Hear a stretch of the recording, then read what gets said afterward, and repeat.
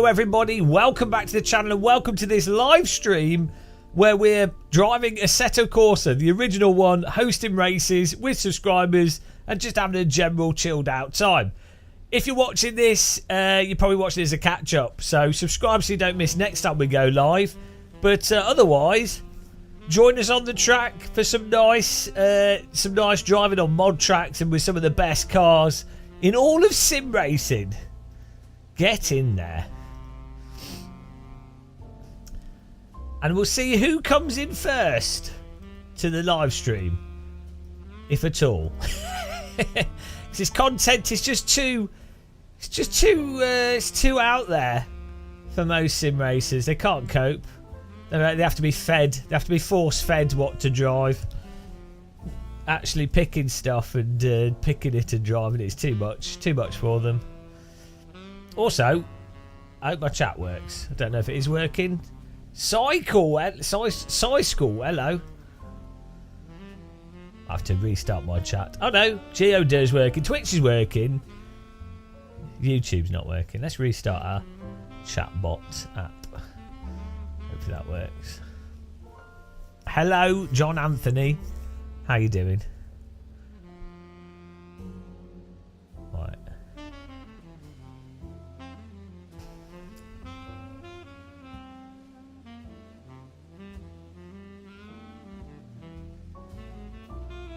Really weird, this chatbot app I've got.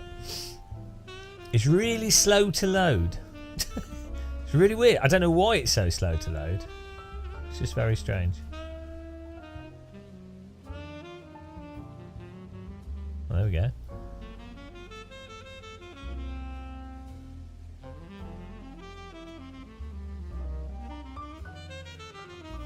Someone type something on YouTube and we'll see if this works. Ah, he's back in the UK. That's all on Twitch. Croissant. Ah, there we go. It worked. It's working. Perfect. Beautiful.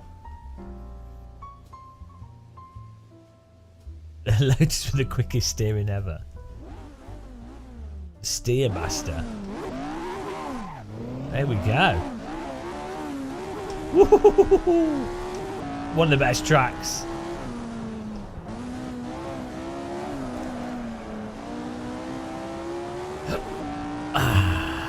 Beautiful.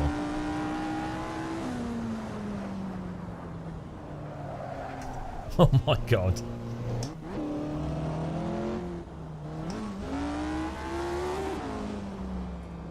I might do some tweaking here. Do a bit of tweaking. How's everyone doing?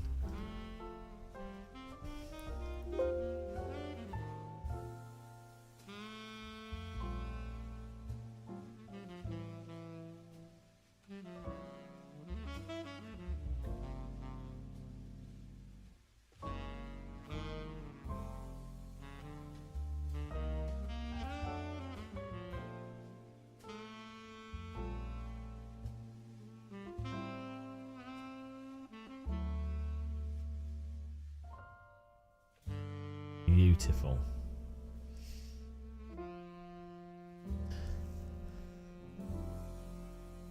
Nothing has changed. ACC and iRacing.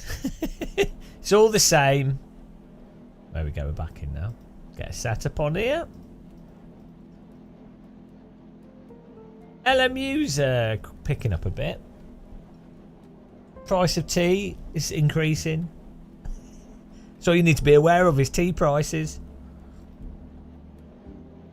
Cheers, everyone. I got some vanilla flavouring in my tea. I don't know if I like it. I thought I'd try it out, and I think I'm regretting it.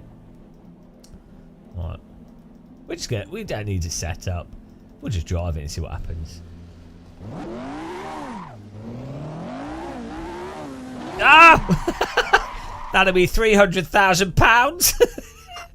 Whoops. Don't worry about that. New suspension installed. We've got a well good. Look at the wheels. We've got a well good team in the garage to fix the car straight away. Vafello, how's it going? Welcome to the zone. The power zone. The good sim zone. The understeer zone. Hello, Joe.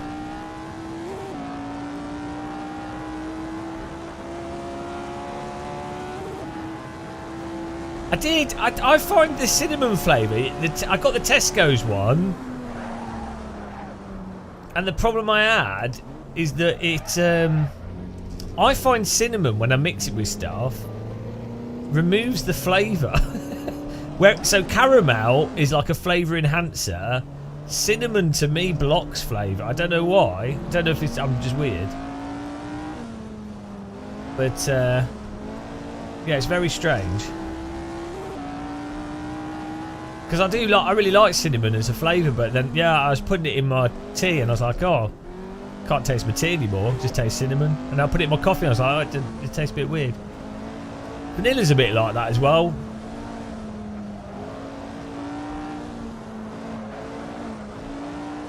Look at this. Real cars. This is what sim racing should be. Cinnamon is overpowering. Like a sumo wrestler's flatulence.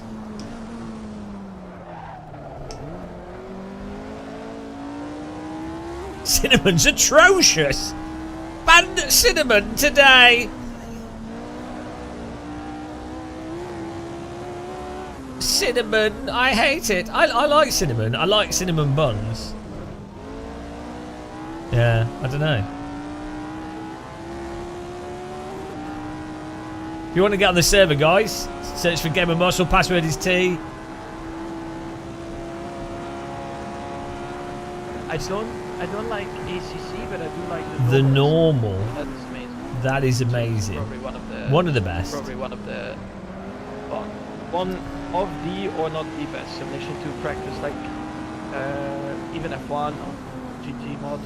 It's really good. Don't listen to him.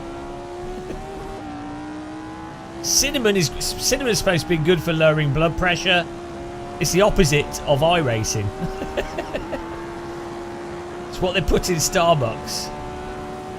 Yeah, Starbucks isn't really coffee though, is it? Let's be honest. I love how Starbucks acts as if it's like good quality when it's complete trash. Trash. Put it in the trash. Trash. Trash can. Garbage. Can't find the server? Yeah, you can. Password is T. Turn the filters off.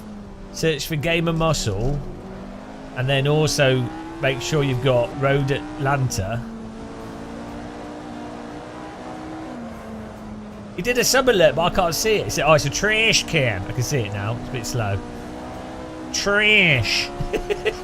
In the trash. Put it in the trash. Starbucks coffee cost is well. No, they're all a bit rubbish. Since I've got my own coffee machine, all the coffee's rubbish, and I just get like coffee beans in a cheapo grinder. But it's ruined me. I don't know how people can justify coffee prices. Like, it just doesn't make sense. If it's like £3-4 or something. It's insane for a coffee. Like, how does that make sense? It's like, how is coffee more expensive than beer? Doesn't make any sense, does it? Get in there, Joe. Get in there. Beautiful. This is a car. What's my lap time? 2:12. That's what time to beat, guys.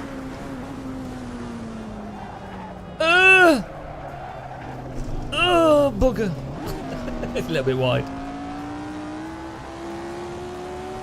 I need to reinstall AC. Kunststoff is in.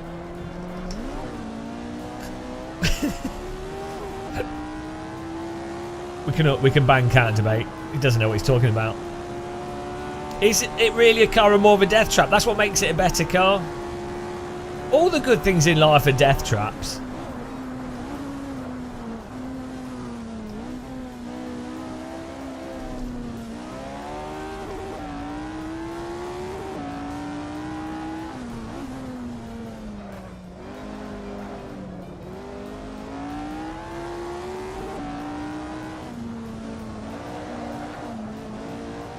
Flying hammers in. The regs are loading. Getting into the matrix.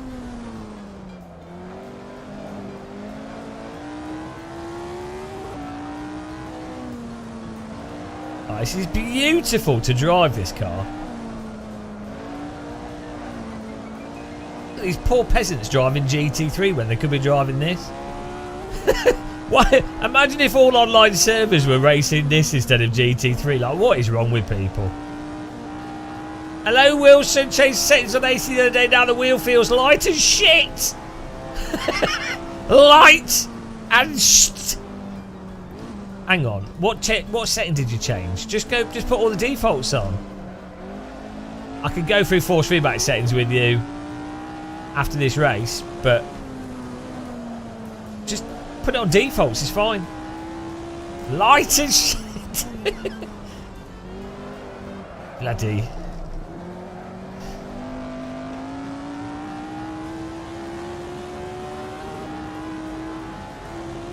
Look at this. We need to improve from a 212 is the best we did. We can't afford to butcher T1.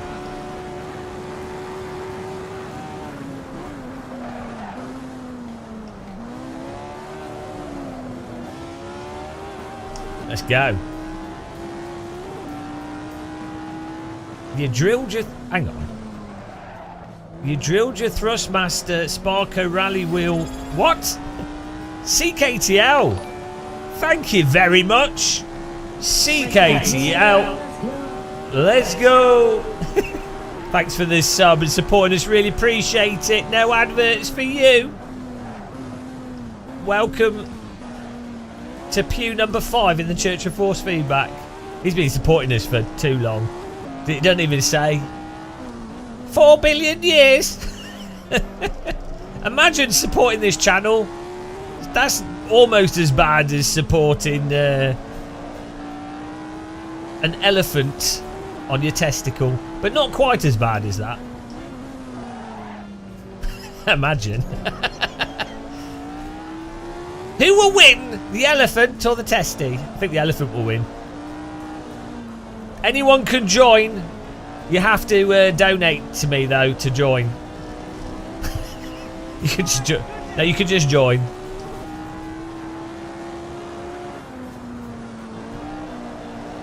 Anyone can join. You have to. Oh no, you have to subscribe to the channel, and you have to click the like button, and you have to repent in the Church of Force Feedback.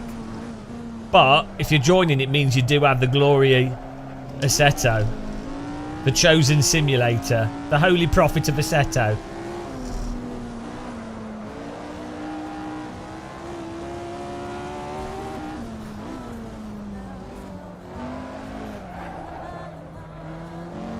Oh, I'm stuck at 212. Oh, it might be a little bit faster. Thank you, thank you. My goodness! Password, they're going to keep asking. If you're a filthy reg and you can help noobs out, so I don't have to say the same thing 400 times. I really appreciate it. This is a car, it's got 4 wheels. And I was led to believe that this is the pinnacle of road safety. And I believe everything I read.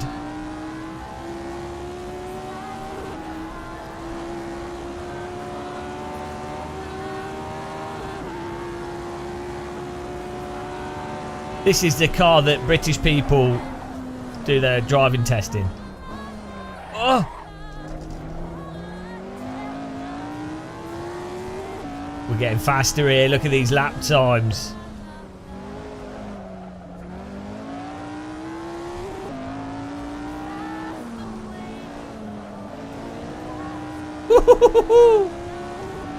Claudio G, how's it going? Welcome to the zone.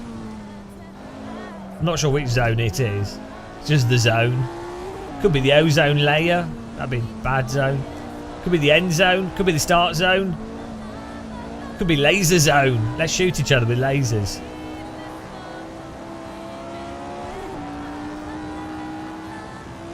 Woo! This car and tracker are a well good combo. The friend zone. Oh, that's a terrible zone to be in. Anybody in chat in the friend zone? Don't be a noob. Don't get friend zoned. Put your cards on the table. And if the table rejects your cards, move on to another table. There's plenty of tables in the world. I know you might be... You might have found an oak table you really like, and you're like, oh god, this table's really nice. But believe me, there's so many tables, IKEA, Pine. You don't have to put all your cards on one table, but you put your cards down.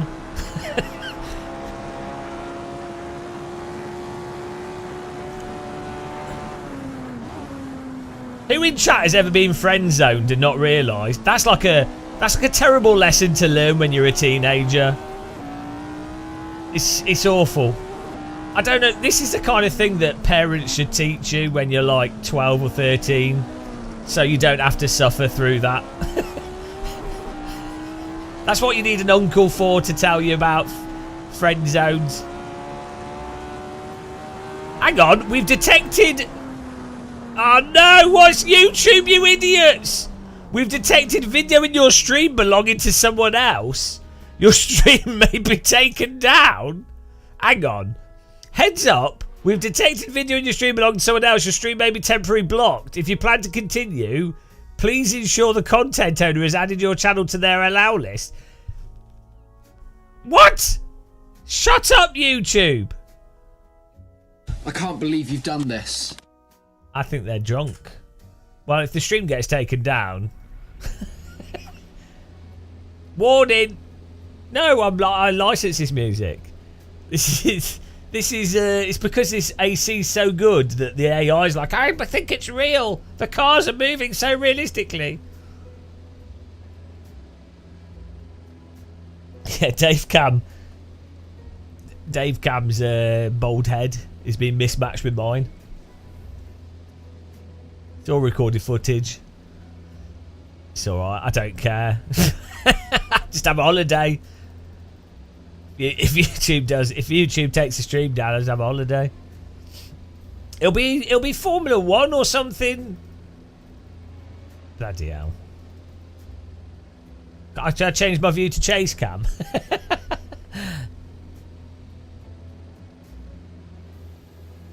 Alright. We'll just keep going. We'll keep going on Twitch if YouTube goes off.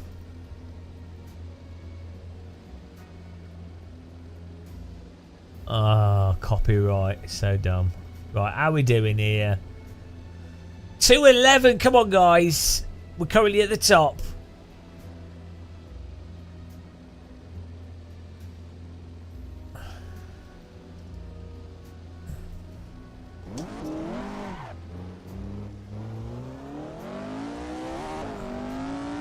Hey up, Euclid. How's it going?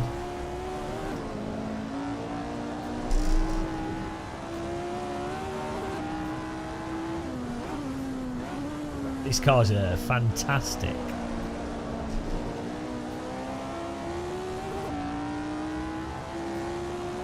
Well, message me on Twitch, guys, if the YouTube stream goes down. But for now, we just ignore it. I don't care. I love companies wasting my time. I'll have to, if it gets taken down, I'll have to 4 vote, 3 vote, not guilty.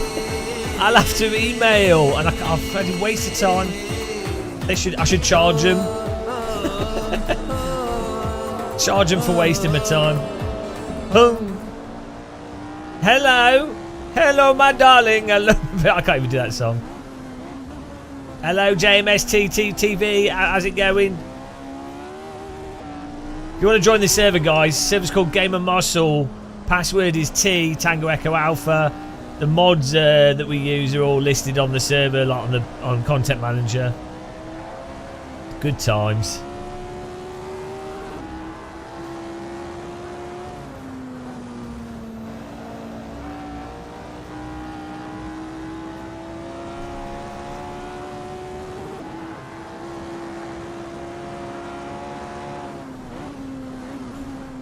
I'm too bad at AC to join. No, you can join if you're bad. We'll give you a free coaching. Thanks for subscribing. We'll give you. We'll help you get better. And I won't even charge. Oh, no charging from me. No charges at all. No charges. Telephone call. Ignore the call. See, I'm getting called in my Formula car. Amazing.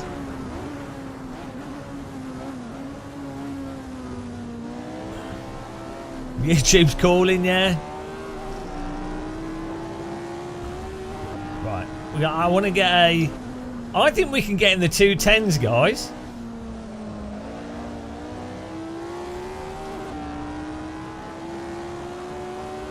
I think this is like... This type of vehicle is peak vehicle. Like, where do you go from this?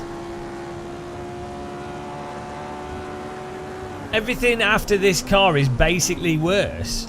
I mean, like, think of the yeah, Thomas. It was Thomas calling because I've got to work. I have to make money. I have to get copyright striked by YouTube. Apparently, I can't just Skype. I have to. We have to live stream for subscribers. Can't just play games and have fun. He says whilst playing games and having fun. I have to make sure the internet is balanced out. There's too much positive content in the sim racing space, so I have to make sure that there's miserable, critical content. You know, we have to we have to keep the balance. Without me, the sim racing space would just be all positivity. Can you imagine? Like, what a terrible thing that would be. It would all be people going, "Oh, look at this new wheel! Oh, look at these new cars! Oh, I love this new game, and I totally love it, not because it's a trend and I'm getting views, but because I genuinely love the intrinsic properties. Ah, look at this new update to iRacing. It's so good, and I'm completely not ignoring the flaws it's had for 10 years because I'm focusing on the positives to monetize an audience. Ah. So I'm the one. I'm the linchpin. I'm like the turbulence in a flight. If there was no turbulence, you wouldn't appreciate your plane. You'd be like, "Oh, wow, it's flying great." I'm the fire in the Formula 1 race. I am the excitement. I'm like the wolf on Gladiators. I'm like the rain on a sunny day. I'm like the asteroid careening through space to kill the dinosaurs, to bring reform to planet Earth.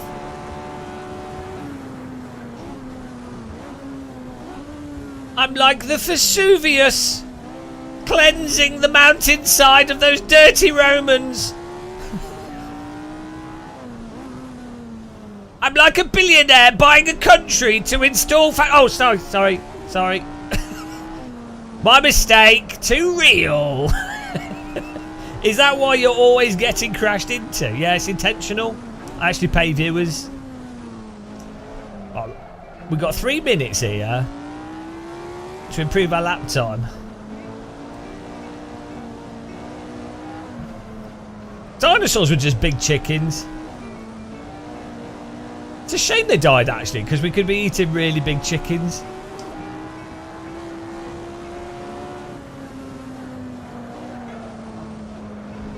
I'm the ends of the toast. I'm the end of the bread. I'm the 2 bookends of the loaf. Like, you might not like them, but they are necessary for the inner bits of the bread to make sense. Otherwise, you'd never have an end. The bread would be never ending. You'd just be confused. You'd be like, "How far am I through my loaf? I don't know. I've not reached the end." Just think, it'd be like loaves would just continue, they'd wrap around the earth indefinitely. Infinity loaf. Sure, starvation will have been cured and hunger will have been ended, but it wouldn't be the same. Icarus, hello. I'm alright, yeah, a bit of a headache. Had some weird insomnia again, but we'll get through it. Pretty used to it now. I didn't get to sleep till like 5 in the morning yesterday. Only had like 4 or 5 hours sleep. But it's alright. To be fair, I spent 2 hours messing around with Automobilista 2 on the Steam Deck. I was like, oh, I'm going to get Automobilista 2 working on the Steam Deck as best possible because I have no life. That's the kind of thing I enjoy doing. Don't know why. I was like, oh, I wonder how good we can get AMS2 to play on the Steam Deck and how good it is. I've actually got it going pretty well. I need to do a video on it, but I don't know if I will. Probably not worth it. Probably not worth my time. Might be useful to some people though, but probably a waste of time. I don't think many people with a Steam Deck are particularly interested in playing Automobilista 2. Heads up, we've detected a video in your stream belonging to someone else. It's not YouTube. Shut up. YouTube it's Road America, I think. It's when we go through the speed arena corner. Does it run well? Yeah, you have to put it on low settings, put anti-aliasing on 2 and force it to be 60 FPS, and then you need some assist, driving assist, otherwise it's really, really hard to play, like the counter steer assist. T is the password. I also found having traction control, like forcing traction control on, was good.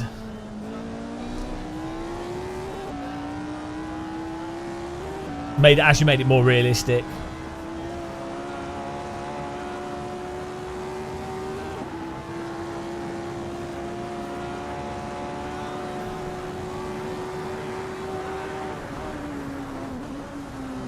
Oh, I've missed it again. Got qualifying over anyway, doesn't matter. Bloody YouTube. I bet it's probably going to not promote the stream now, but oh well. We're on Twitch as well, guys.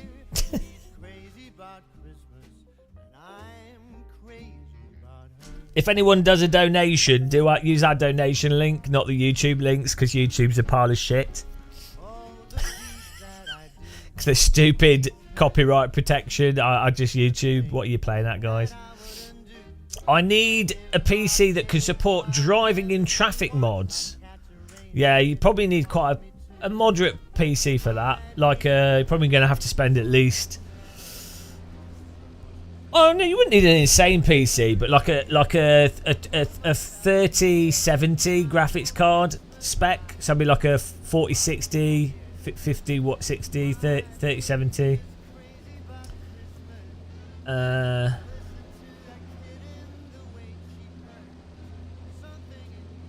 Did you know TC on AC1 is 100? Yeah, the higher the number, the lower the intervention.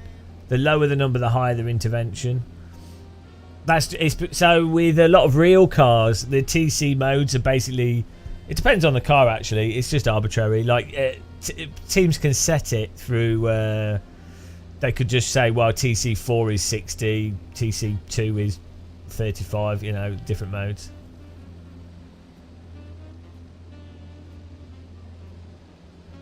But yeah, I don't know, think of it as intervention, higher or lower intervention.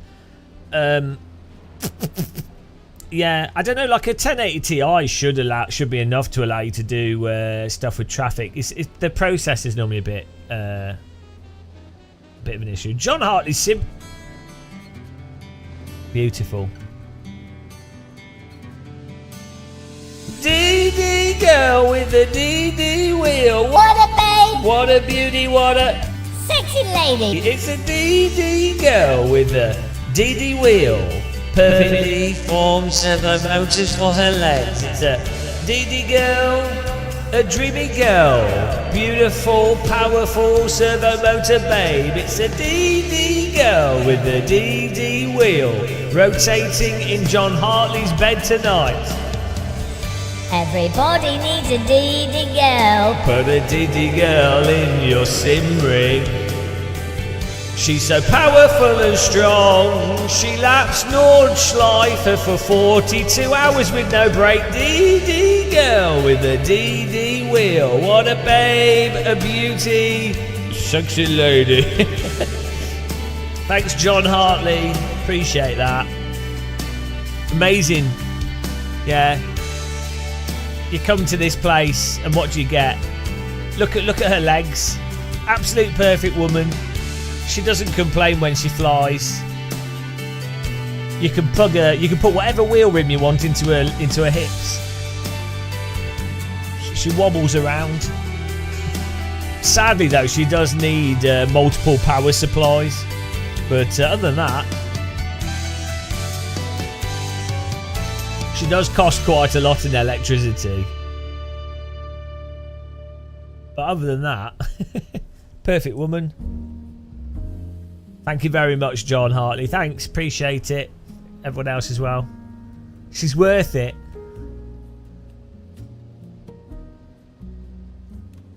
Permanently lubricated bearings, exactly. Fit her with some solar panels. She'd need a large solar panel. Yeah, good job, mate. Good job. She needs a solar farm with a cable. Right, wait time, here we go. 10-minute race. Probably not too much fuel. Welcome to the live stream. I'm going to go to hype level 1. Welcome to the live stream where we get cancelled by YouTube for driving a track. Thank you, Road America. Ah, she's oscillating. Icarus, I did the same settings as your YouTube Mozart Troll, but I still have harsh vibrations over curbs. Turn the in AC. Turn the curb vibrations down. Or do you mean in LMU or something else? You might, if you want less. What sim are you playing? You're talking about LMU. The curbs are like really harsh. You'd have to put more game filter, but then you lose other details. In fairness, a lot of curbs on real tracks are absolutely mental, and you would feel them being very harsh. Oh, so in AC, you probably got you probably have the curb vibration on in the game settings. You can just turn that off. Yeah, if you can get an X3D chip, it's definitely worth it.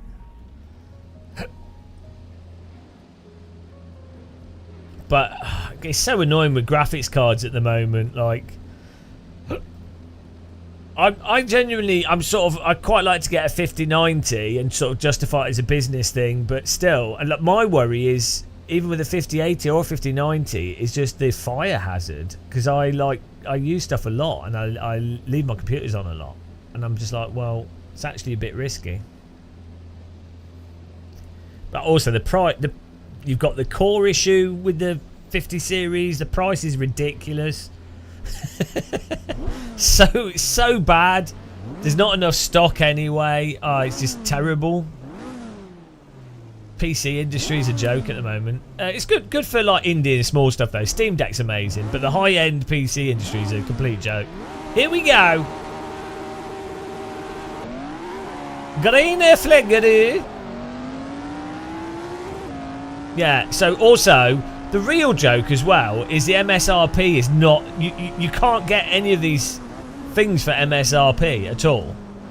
And so if it was sold at MSRP, I don't even know what MSRP stands for. I know it's like retail price, but I don't know what the M stands for. But like, if you could get a 5090 for 2K, fine. But you can't. It's like 3K, which is a joke. If you could get a 5080 for 700 or 800, or you know, fine. I like how this LOD on this model is incorrect, so the guy's just levitating. Manufacturer retail, yeah. Nobody is selling it at those prices, so I don't even see the point in that. And then that's the price that all the reviewers go by. It's like, well, that's not the price. I hate it. I remember when I was a little boy, even with me not having much money when I was 13 or 14, I was really fortunate that I basically inherited a PC. So that was really lucky. That was like £800, which is obviously very lucky. But after that, when I worked at like a McDonald's job, I could upgrade my computer and get bits, and you know, it'd actually be, I could get significant upgrades every like 6 months or a year. You know, and now it's just I mean, I guess at the mid and low end, like stuff like Steam Deck exists now, which is really great. So that there has been like some stuff on the low end that's really, really good. But in terms of like if you're sort of into PC building culture and that, and you know, obviously when I was younger I didn't have the latest CD burners or zip drives and things, and they were too expensive. There was expensive stuff, but in terms of gaming and PC entertainment, it was like, oh sure, there was high-end graphics cards and sound cards, but the mid-end stuff was actually really, really bloody good.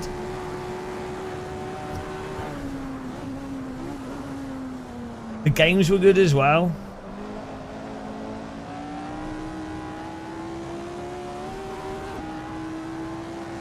What's funny is I was watching a load of like monitor and hardware reviews, and they're doing all this analysis of games, right?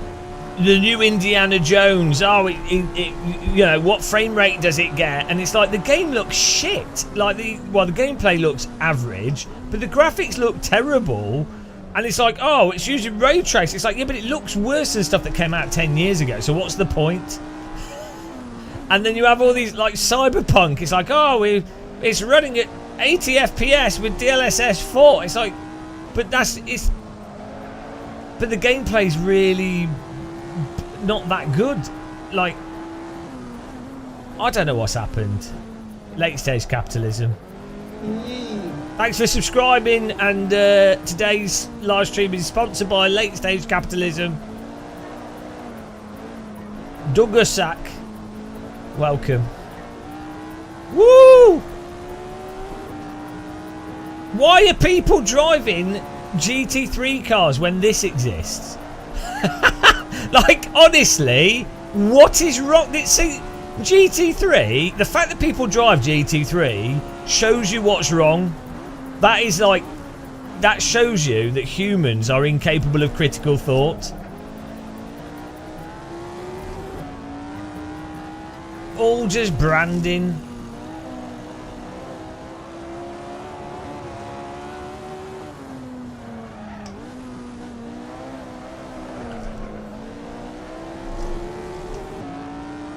It's not close racing, BRT. You're an idiot. It's not racing. You know this. Stop. Why are you being stupid? A convoy of cars that can't overtake because the cars are too big is not good racing. It's the illusion of good racing based around marketing, and there being lots of people in a race because they're all taking part in the same thing but with terrible vehicles. So it's not actually good racing. This is a real common misconception in sim racing. You get this with front wheel drive, people saying this with TCRs. They mistake a convoy of vehicles that aren't actually doing anything as racing. It's not, they're not battling. You're talking bollocks. I've done thousands of GT3 races. Once you get to reasonable pace, there's not much you can do. The cars are too big. You can only fit 2 cars on the track, and there's only one productive line. So basically, the overtake is down the straight, and I've outbroke the other car, and then maybe based on strategy as well. It's absolutely pants compared to a whole bunch of other vehicles. Yeah, but the thing is, cars being close together makes people think it's a good race, when it's not actually racing, it's just a convoy. So not saying that these 60s cars aren't necessarily good racing, but the cars are much better to drive. That's the difference. For good racing, gold of like racecraft, yeah, Formula Ford, MX-5, Radical SR3 is pretty good. F4 can be, maybe not F3 so much. Light narrow cars.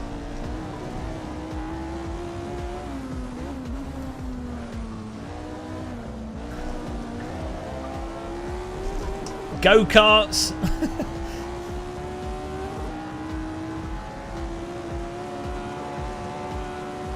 So, BRT, can you apologise to the chat, please? I think... Type 1 in chat, guys, if you agree with me and you think BRT needs to be locked in the Church of Force Feedback cellar once again. I know BRT, he's from the Midlands, so he's got cold lung and it's affected him. I've had the same issue. So, you know. That's it. Off you go, BRT, to the cellar. How dare you promote GT3? We're putting you on the asteroid. You're going on the asteroid. No, you're talking bollocks. Yeah, you can have close racing in any car, but it depends what you mean by racing. You're talking absolute BS. LOIMM. It's like saying you can have close racing in modern Formula 1. Yeah, you can have cars that are close together, but objectively, factually, they're too large and too long and too heavy for the drivers to be able to do certain things with the vehicles. So it's just a fact. You can't even argue it. They are limiting in what the driver can do. So then the conversation can move to, oh, well, it's a different type of racing. Fine, but everything's a different type of racing, so that's an argument from subjectivity and totally pointless thing to say. Off to the asteroid? I'm sorry. I'm sorry. You're not even getting central heating on the asteroid. You're going on the cold side as you go off to deep space. So I hope you've got a thermos with a good cup of tea to keep you warm. How dare you promote GT3 in this chat?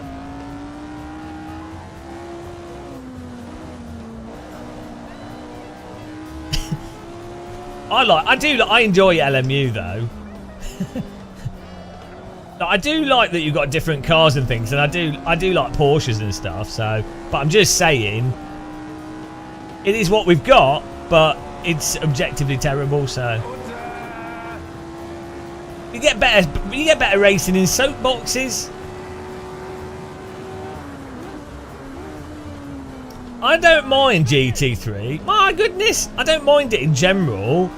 My problem is, I'm saying objectively is so cringe. Yeah, but it's the truth. It is objective. It might be cringe, but it's the truth. So, do you want me to not? I could just say, what do you want me to say? Unobjectively. Oh, I'm going to keep saying it just to make you cringe. Objectively.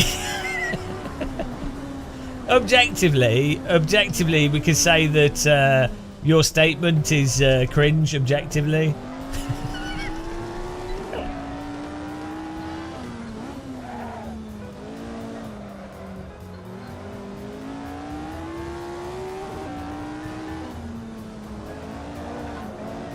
Anti-objectively.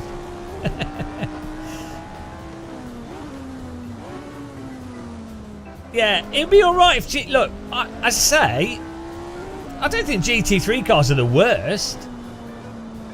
My goodness, I don't think GT3 cars are the worst. But the problem is, it's like a disease. It's like the COVID of sim racing. Everyone has it.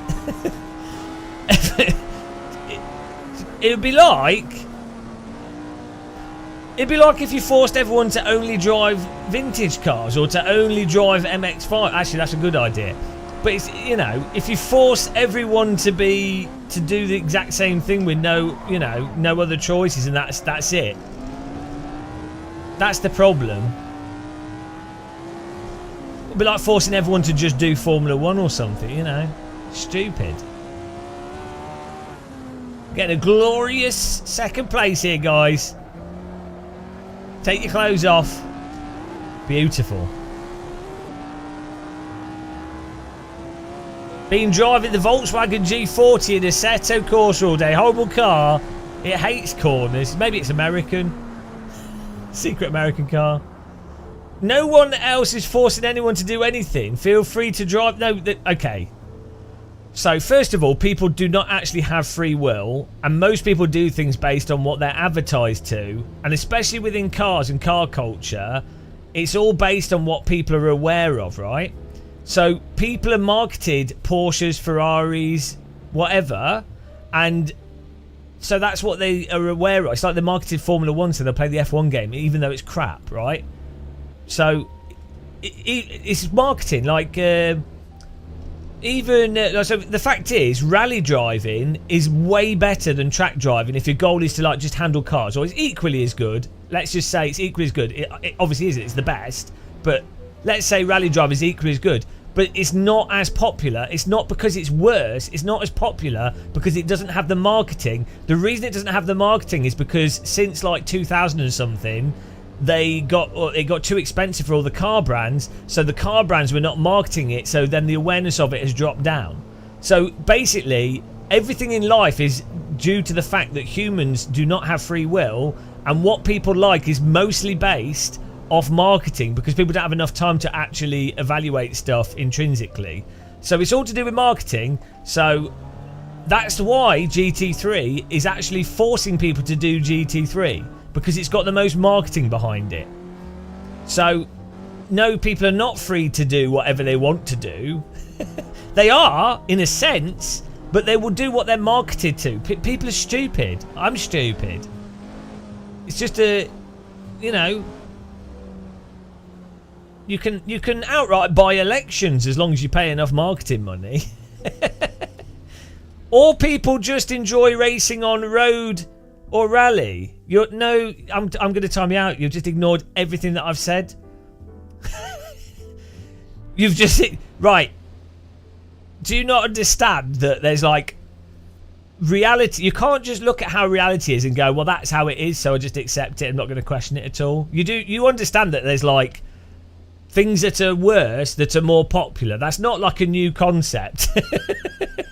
This isn't like me coming up with some like amazing genius viewpoint. Like you'll have noticed there's like pop music that's pretty terrible. People like it. Do they like it because they actually like the music, or was it because the music's being played relentlessly on a radio or something? You know, how much of it's marketing versus intrinsic quality, even within a subjective thing. And I'm not, you can still enjoy stuff, but you have to identify that a lot of what is popular is down to marketing, not the objective qualities of things. And that's why I gave a specific example of rally driving. Rally was popular in the past largely because people knew the car brands, the car companies, and it was marketed. Rally's still actually really insane, even with like the 4 brands or 3 car companies that are in it. The actual driving in modern rally is mental. Like, go and watch the onboards. It's actually insane. Pretty much as compelling as it's always been. It just doesn't have the marketing behind it. Look at video games. The ones that have a lot of people playing them is not necessarily because they are better video games, because they've got a lot of marketing. You do get better and worse things, and you do get good things that do well and bad things that do less well, but you can't ignore the marketing is like 60% of something. As long as something passes a base threshold of quality, the rest of it is marketing. Like stuff has to pass a certain quality level, but after that, it has to be it's marketing that really pushes things to like mass adoption. But this is like that's not I mean, you must be like really young to be confused by that. We're doing another track. Good racing, guys. Fly Gamma with the win. Myself second, Alan third. Well done. We'll do the same car, different track. Taunt landed. Well, no, it's not exactly like out there, is it? The idea that marketing is really powerful. You do dislike Fanatec for the amount they wasted on marketing, but at the same time they popularise sim racing more. Yeah, I think also, like, you look at films, I don't think people realise that like half a film's budget is marketing. So I mean, that kind of indicates to you the power of marketing when it comes to overall sales. And then what ends up being popular. So imagine if you have lots of different cars that do a lot of marketing and brands that people are aware of because they've been marketed for decades. I wonder if that influences whether or not people tend to drive them over the quantitative, objective, intrinsic qualities of the thing.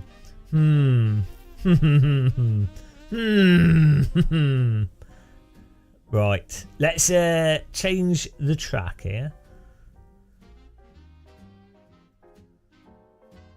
They should just use that marketing money and make good films. The logistical reality is, if someone doesn't hear about something, they can't know about it. So that's a large part of the power of it. Like,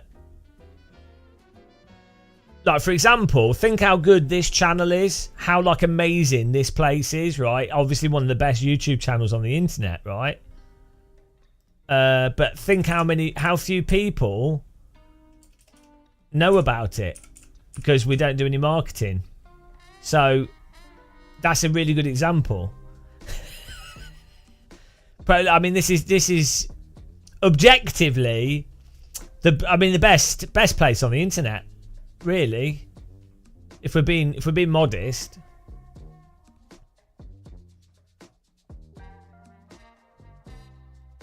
Oh, here we go. It's time for a classic. Are you ready, guys? I'm going to turn the quality time down a bit lower.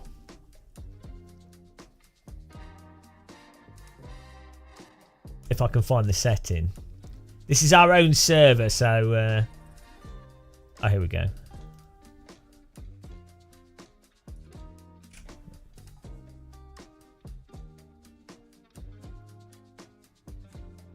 It's up. Oh, value must be... What? Okay. So change the wrong thing like an idiot.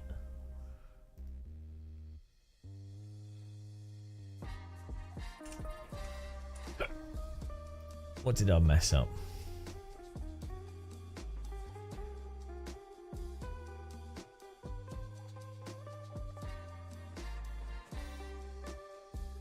Oh, cars. Please hold, ladies and gentlemen.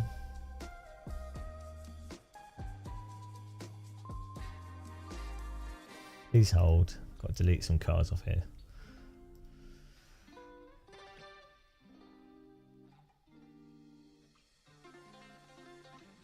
And we'll continue reading the chat. Just gotta...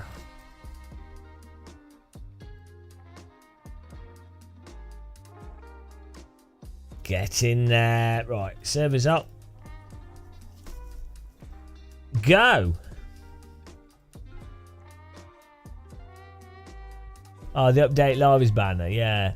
Yeah, I totally knew it was up. Totally knew. Obviously. Oh, it's gone. I know what I'm doing. Don't question me. Let's go. Beautiful.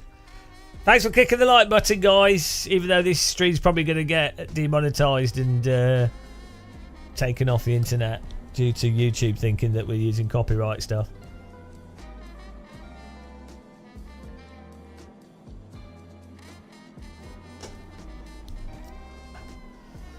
Danny, you're having a good Sunday. Loving your stream. Thank you. That's very nice of you to say.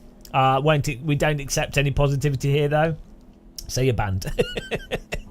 How dare you be positive? Merry Christmas. How dare you be positive? Look at this. This is peak motor vehicle design here. It's a tube with an engine attached to the back of the tube and 4 wheels attached to it. Like, what more do you want from a race car? It's basically like it's just perfect. Absolutely perfect.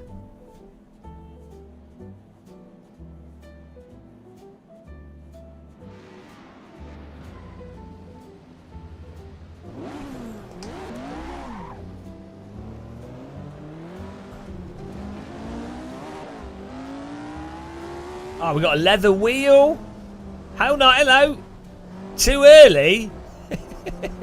What's the time for you? He's in New Zealand, so it'll be like 6 a.m. or something, 5 a.m. They're on the wrong time zone. Oh, look at this.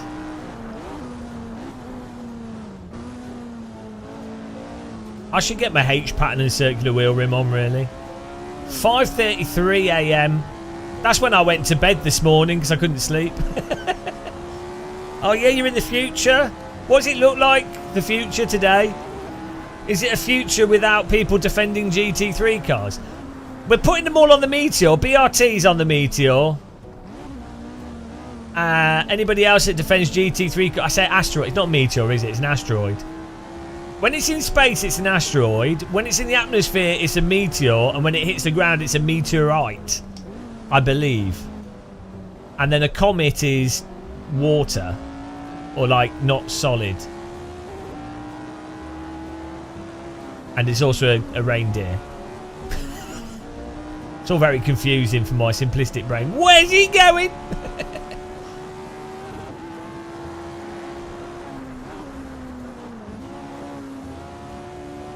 I actually think it'd be good if that asteroid hits the Earth. It'll be well good. I mean, I hope it hits Birmingham. But if it doesn't, imagine just it'd be well fun if it lands in the sea or something. As long as it doesn't kill people, you know, it could land in the middle of like Tunguska or something, in the middle of nowhere. I mean, ideally Birmingham, but after we've evacuated everyone. To be clear, I like the people of Birmingham. I don't want to see people getting vaporised. It's just the place. It's not the people, it's the buildings. I think most people that live in Birmingham or have spent time in Birmingham would agree it would be to the benefit of everyone if it could all be levelled spontaneously and instantaneously. And then it could be rebuilt. They could build HS2 straight through Birmingham. Oh no. No, I don't think they know yet.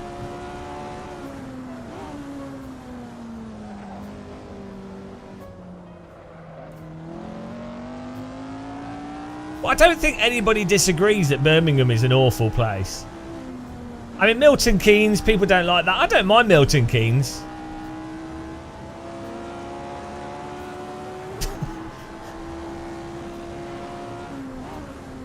Something about, well, I mean, Milton Keynes is a bit creepy, but it makes me feel like I'm on a set for like a dystopian future film, so I quite like that. Milton Keynes has lots of pavement, which is separate from the road, which I quite like.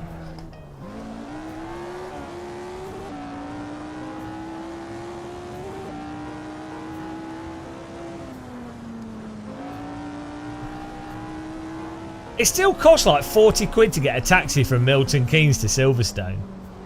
It's actually quite far away.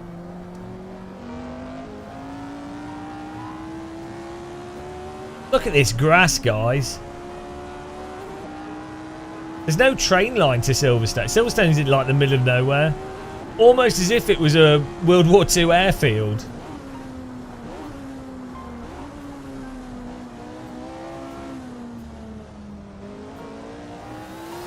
Oh, hello, Evil Beans. Thank you very much for supporting us. Grass is nice. 40, does that say 41 months? He's been at, was that like, I don't know at what point it breaks from people being subscribers too long. Thank you very much. What a mental case. How do people watch this channel and end up going, oh yeah, I'll subscribe to that? Seems like a good idea. Like, how does that happen? What?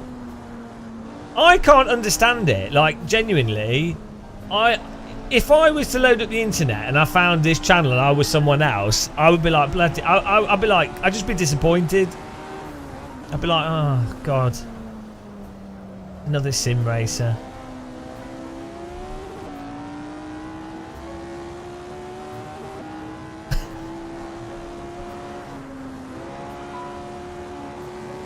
You can subscribe to unsubscribe. That's what all the women do.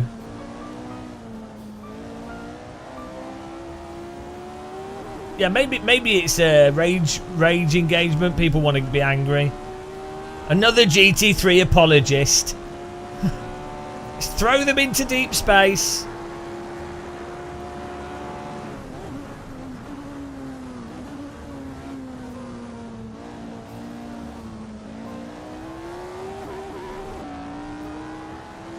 I do have special needs. I like as you probably know, and as many people know, I have got special needs. I can actually say that. I can't be told that I'm being what's it called if you say stuff against disabled people. I genuinely went through special needs education, so I'm immune. Yes. Yeah, I'm objectively special needs. Ableist, yeah. I can, as I have special needs, I can mock special needs. That's how it works, apparently. You can only make jokes about things that have affected you, obviously. That really makes sense. What track is this? This is a track located in impoverished county of Buckinghamshire, where there's very poor people. Oh no, wait a minute. This is where there's ridiculous landowners and royalty that inherited land property through doing nothing. Pretty British, to be honest. What makes my needs more special than yours? I mean, just better looking. The special needs. I don't know.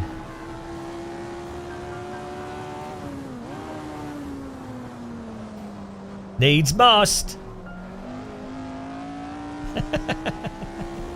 My special need is the need for high quality force feedback. If I don't have that, it's my trigger.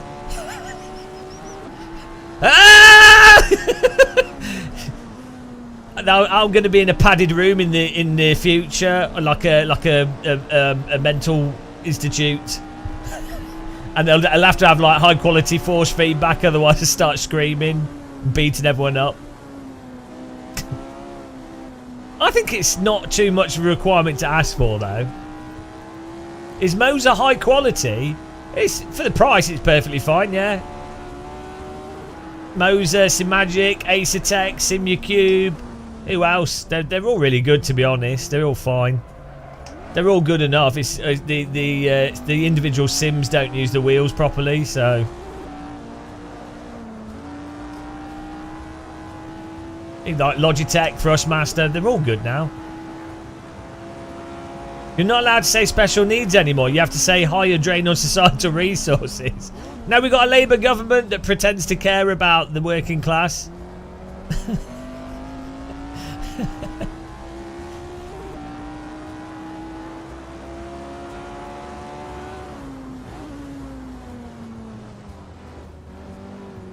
Alright.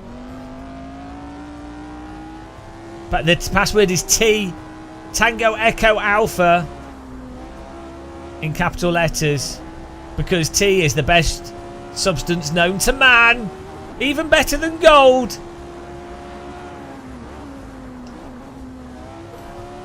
I mean, tea is really good. I drink like 6 cups of tea a day. Bollard! Objectively, it's objectively the best. And subjectively. It's both subjectively objective. What's he doing in the grass? Can we fix this LOD issue? It's a shader patch thing. I don't know how. Lipton tea's all right. It's not too bad. How do we get? Someone in chat probably knows how to fix this LOD thing. Like I know you can tweak the LOD settings, but I don't know why they're messed up on this car. What pedals am I using? Wow. Funny you should mention that.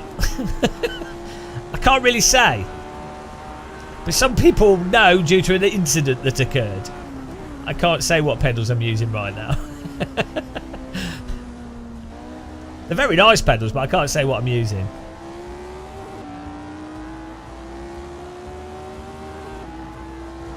Yeah, I've really got into Yorkshire tea, to be honest. Just the bog standard Yorkshire tea. I really like it. It's quite a nice soft tea. I used to like Twinings, but yeah, I mean, lots of teas are good, to be honest. But for me, Yorkshire hits the spot as like a very good generic cup of tea with a bit of milk in it. All right, Joe, thanks for joining us. Have a nice rest of your day.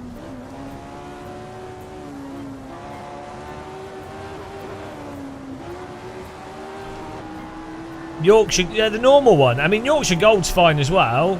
I'm not quite sure what the difference is, to be honest. I mean, the Yorkshire Gold tastes more, a little bit stronger, a little bit darker. It's probably got more black tea in it, or like a slightly stronger flavour, maybe. Maybe it's less. Some tea bags have quite a lot of the sort of tea dust. They're less filtered, if that makes sense. But I mean, it doesn't really matter. I mean, to be honest, all tea's good. I'm not well. PG Tips is crap.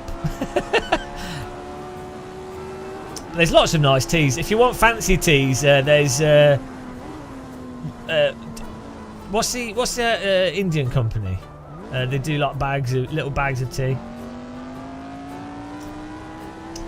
Green, well, that's a different type of tea. CKTL. Green tea's nice.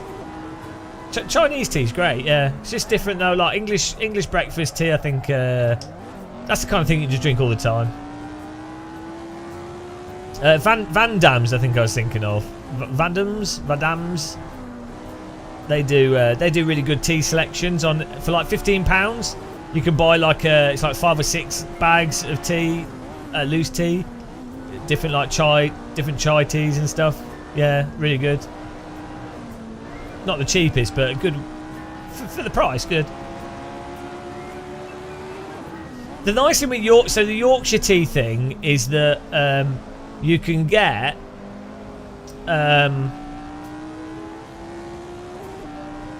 like a big box of Yorkshire teas, like £5, and that's enough tea for a month. So they don't individually wrap the tea. So the nice thing with Twinings is they put you get like what 50 tea bags in a foil.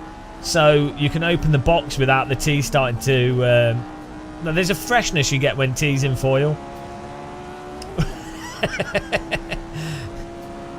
Yeah, iced tea's nice, but it's better if you get it without... There's too much sugar in a lot of the iced tea. So making it yourself's a lot better. Bit of lemon. Americans put too much sugar in everything. I don't know what's wrong with them.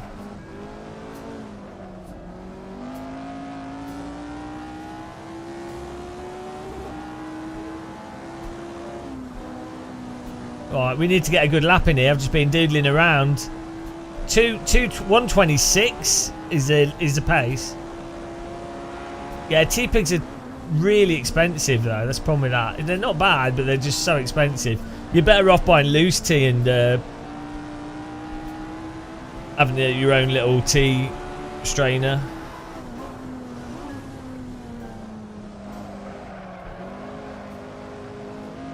Right, let's try and get a good lap in here. I'm going to concentrate. It has to be super smooth.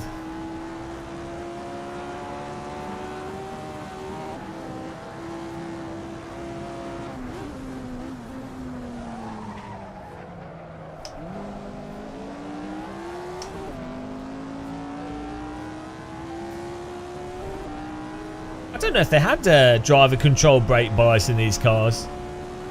I guess they could have done, but I don't think they did.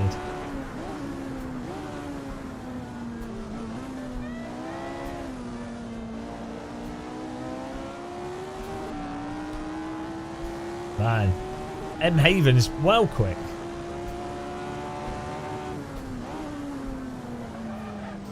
What you really notice on these tracks is that these tracks are really good for practicing apexing and also really helping you understand how much time you get from apexing versus not apexing. Like being off the apex a small amount with these cars, you'll see how much time you lose. even when it feels like you're going quite quick.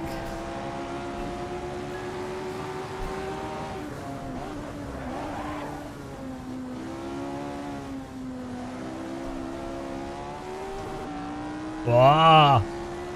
Hang on. Have you guys got a setup? If you've got a setup, share it. Share it. I'm not normally this far off the pace. Like I'm happy to be off the pace, but this feels like setup. This feels like some shenanigans going on here.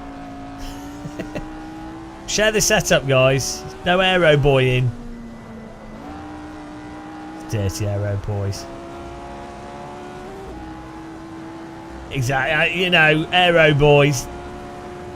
You have to watch out for them. They're always lurking. I can see myself being at least a second and a half off the pace though due to my terrible driving.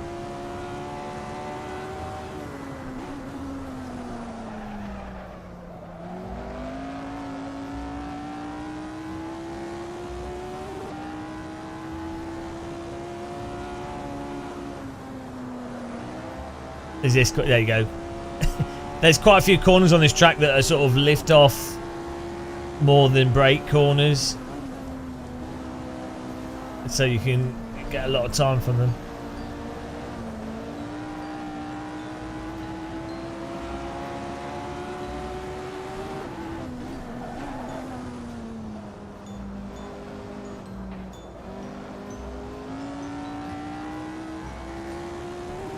Yeah, well, the Formula Wheel's not exactly good for this. This car isn't really the type of car to be driven in it with a GT3 rim. But I quite like this wheel rim, so that's why I'm using it. What's the price? Exactly, yeah. What's up, JarQ? He said you can't join. I don't know why. Oh, service full. Join the next one. I had to. This track's only got like 19 pit boxes. Race is only 10 minutes. I know. I'm not using my H pattern. I'm being lazy.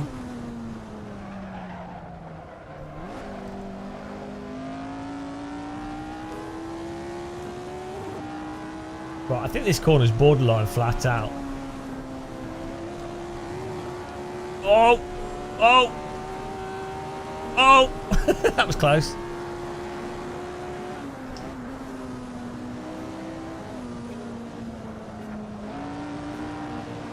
Do we get what? We're going to get one more lap in here.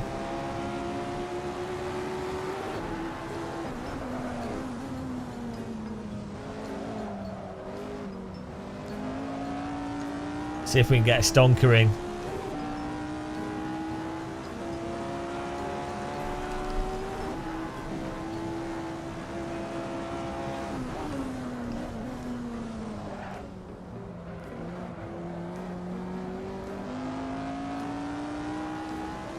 Active. Woo!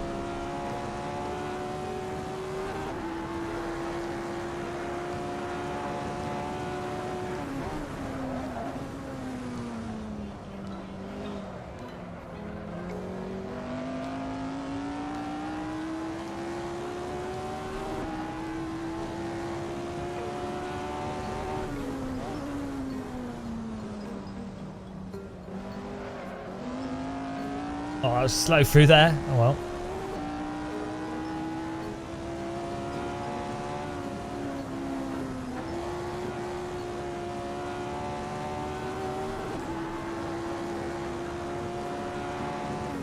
Ah!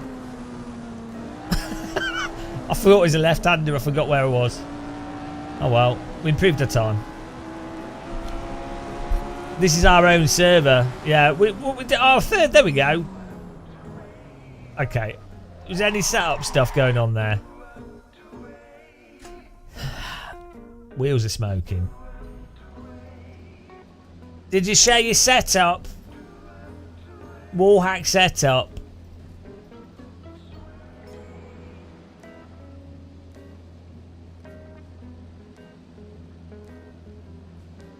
I feel like I could have done a 26.9. I don't know about a 26.3.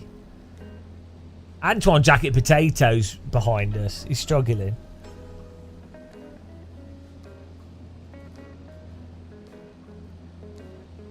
Ah, beautiful. Hit the like button on YouTube, guys. If you don't go outside and you enjoy real race cars. Non-game players. I miss driving. Do you host? Oh, I answered that. Our server's always up. And then we like to do racing with subs in this. AC is just so good for the handling. And this content that you've got in this is incredible. So many different cars and tracks. What tow set is the best? I don't know.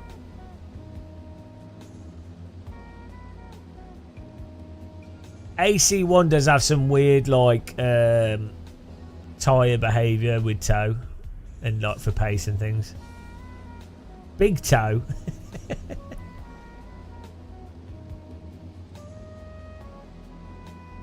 You finally managed to catch a racing with sub session. Well done, congratulations. It's all downhill from now.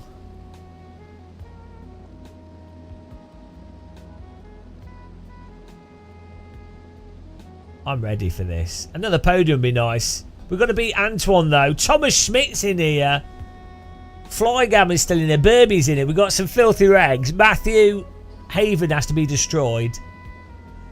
At the moment, yeah, this is as good as it gets for raw driving and like force feedback and just general tracks and everything. Like this, obviously the curbing could be better, the netcode could be better, and the aspects of the handling are a little bit simplistic. But there's nothing else that comes close to AC at the moment for raw driving.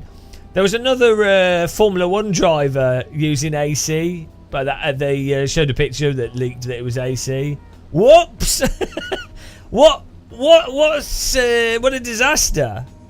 Imagine real world Formula 1 drivers happening to use AC to practice. That's weird. Oh, they must be clueless. Given that it's such an arcade simcade title as well. Oh dear. You do have to wonder, what's the point of doing like monstrously new complex physics and all this stuff if current Formula 1 drivers are happy enough to use the old original AC as a training tool? I don't like ACC, but I do like. Wouldn't that be an indication to Kunos to maybe focus on other features? Probably one of the. Oh well, what do I know? I'm an idiot. To practice like even F1 or GT mods. It's really good. The car you're driving is a joke. Well, it's fun to drive. Skywheel were playing a video game. The car has nice force feedback. It's fun to drive. Yeah, it doesn't matter. It doesn't matter. It's fun to drive. Playing a video game. It's got nice depth to it. I don't think I'm ever going to drive one of these in real life. This could be Wreckfest for all I care. We're having fun. That's all that matters. Go. Although, I mean, Wreckfest is really good, so take it easy into T1, guys. I like that this car LOD flashes on and off. To me, that adds to the immersion.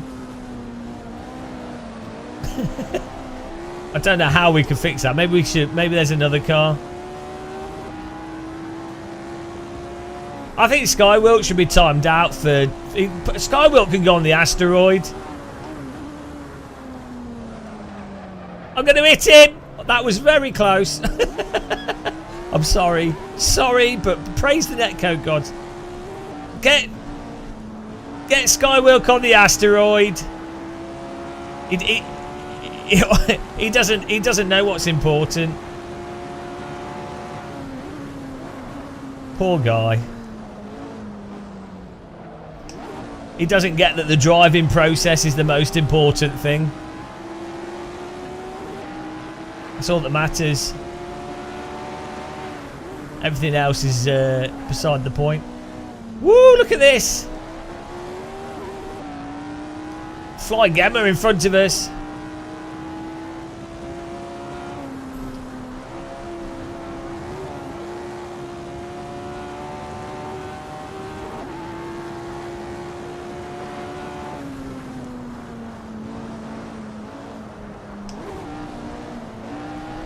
Oh, bollard! Would absolutely vandalise the track.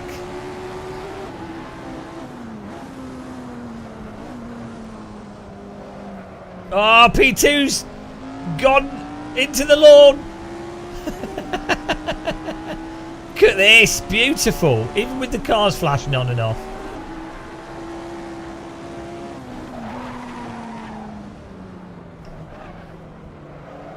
Absolute lock-up dive bomb on the inside.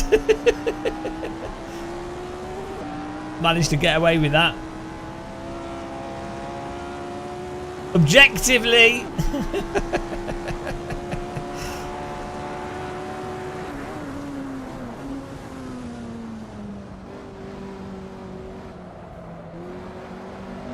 Ooh! Hello, Gerald. Pizza. Hello.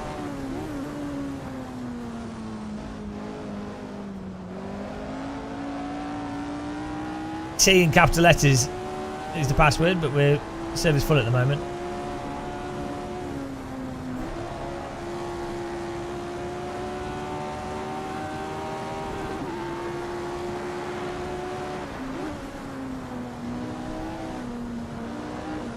Ah!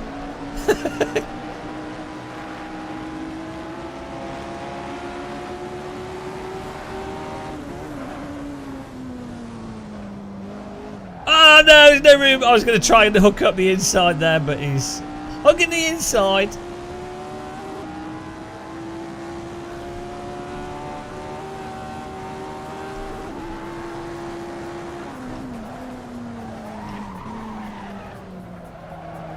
Oh!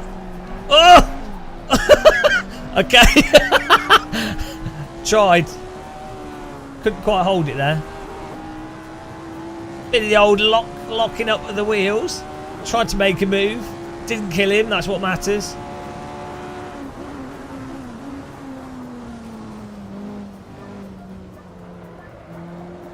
We've got good music for this car.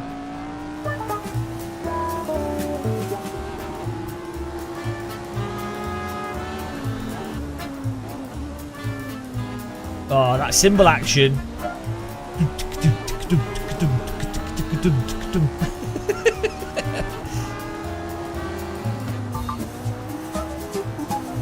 This is like a 1960s production. Hello and welcome to 1960s action-packed race. Archibald McFlobberdings leading the way. It's been an incredible drive so far. Lord Duke Archibald sadly lost half his family in World War I. Is demonstrating sheer talent and control. Should watch like 1960s video reels of motorsport. It's really funny.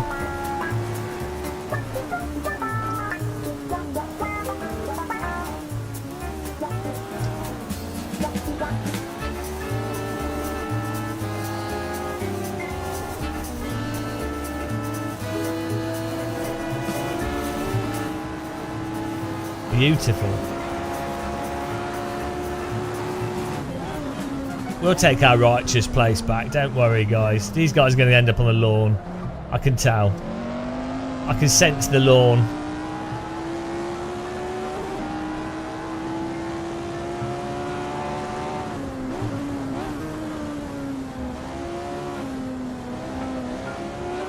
Watch this. About to see a move. Fasten your seatbelts for a move.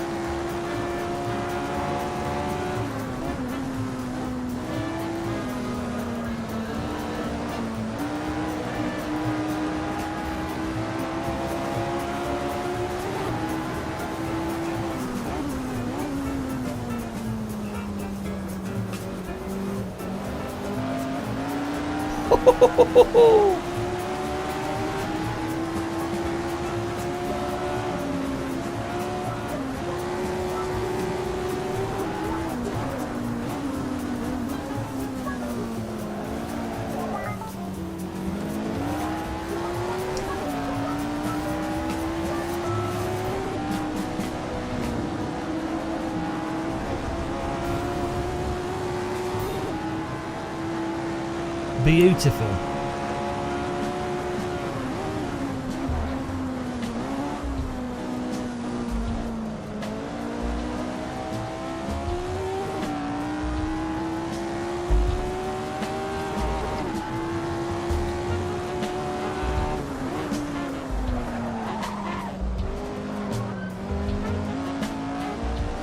Oh, he was well slow out of that.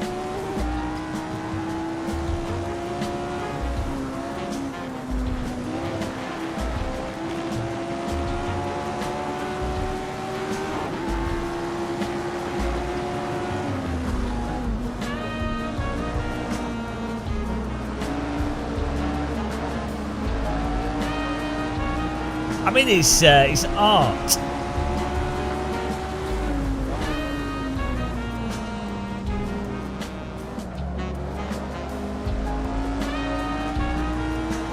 I'm cheating. I mean, don't tell the scrutineers, but I installed highly responsive sequential shifters in my 1960s car. Nobody needs to know about it.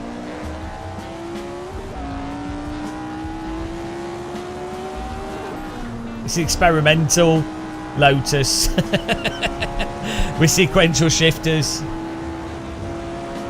I say, I believe he might be cheating. It looks like the car in 4th place has installed some kind of MacGuffin. Surely that's against the rules. Oh, he's come back.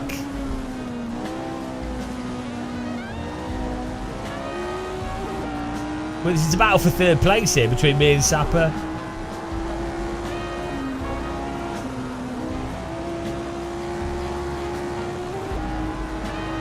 Well, everyone was drunk in the 60s. They were just happy to have survived World War II. They were like, I didn't die! Yes, let's now kill ourselves in a car.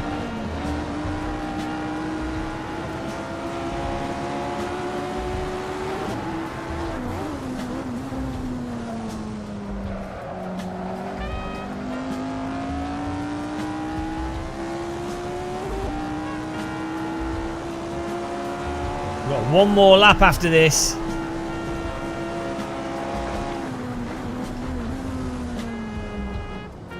To make this authentic, we should actually do multi-class.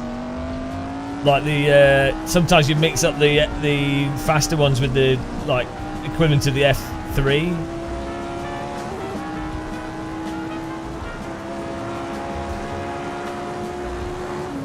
Yeah, I've never done a Murray Walker. I got a cease and desist from his family. They were like, we don't appreciate it. His family phoned me up and they said, You need to stop doing the Murray Walker voice. It's highly offensive. Oh, why are you still doing it? It's dark reading. I got with final corner. They all talk like that. It's actually a speech impediment that the whole family has. At the inside! No! We got 5th place.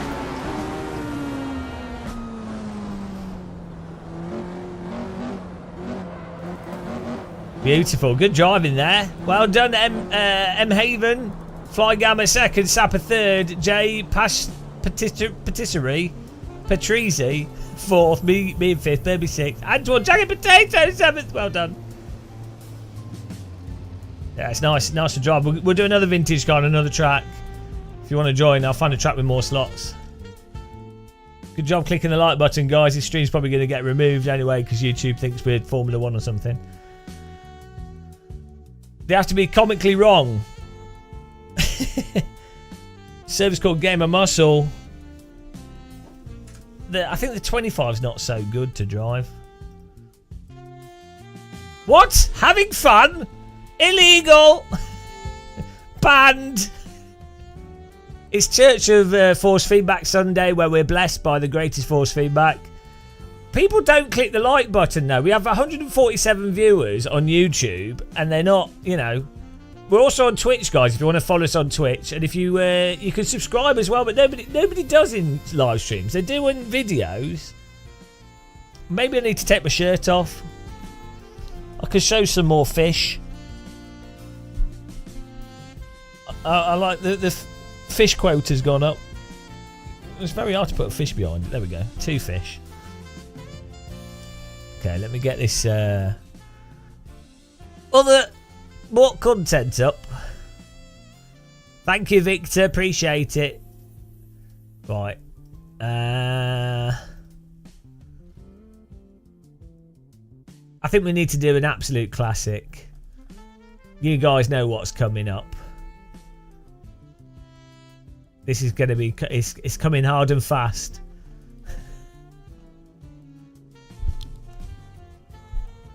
Okay, I'll just use the same bloody server setting there. We'll edit this one.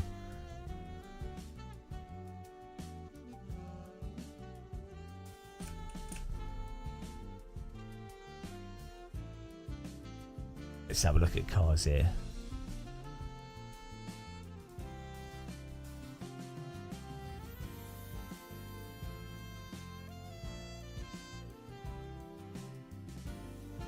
But yeah, there's the 25. There's the Maserati. Kind of like what R Factor 2 has some like F3 cars that are really good. Vintage F3. We've got the Ferrari 312 67. Let's do that one. There we go. I don't think we normally drive that. I don't think that has the LOD issue.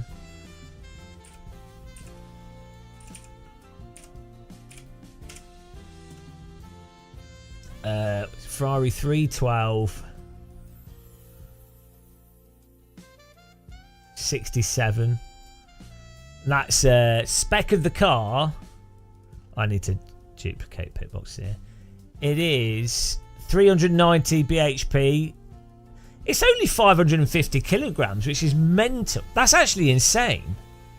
Isn't a Radical SR3 is 700 kilograms, right? So that's like a modern car, which is mostly, I guess that's metal and then glass fibre with some carbon fibre, but mostly glass fibre. But it's pretty crazy to think that 400 horsepower car is that can't be right. 550 kilograms, 1.4 kilograms per horsepower. I'm adding some more slots to the server here. Okay.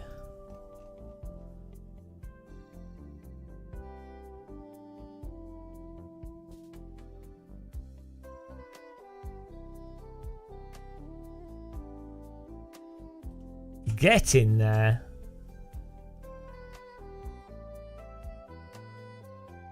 Okay, server's up.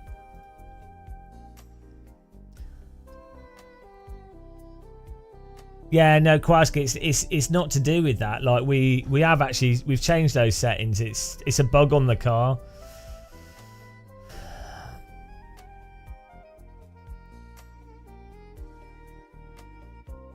There you go, server's up now.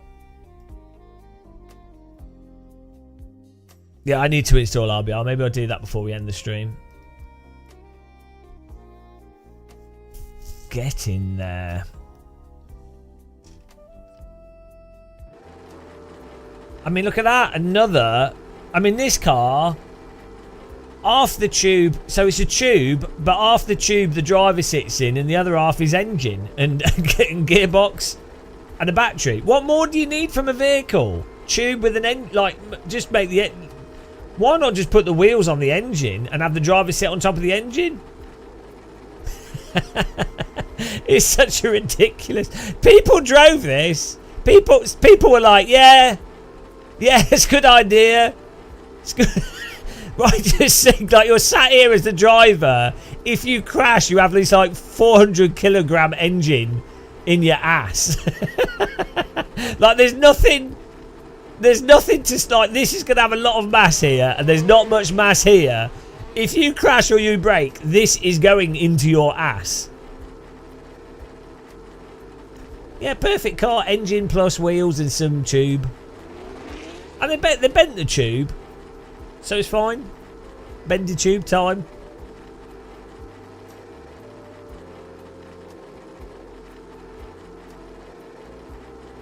Downforce is the driver's stomach. Hang on. We've got a setup that was uploaded on the 24/07/18 called Gamer Muscle has wagon wheels for arms.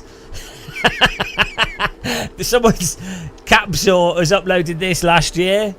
I'm being stalked in AC setups.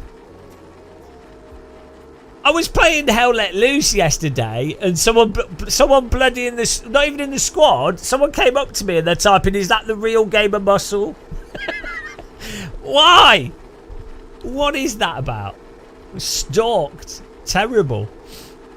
Right, here we go. Wagon wheel arm setup. Easy win, I think. The normal Gamer Muscle. Oh, where's CSP2? When did I need to update my... I've not updated this for ages. I need to update on my other computer as well, actually. Oh, look at this. Beautiful.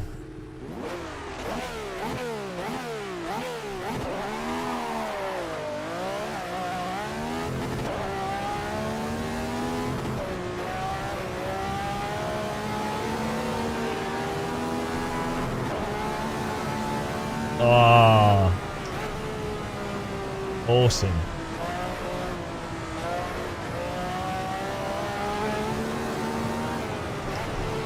Oh! Yeah, I've got to be careful on the downshift there.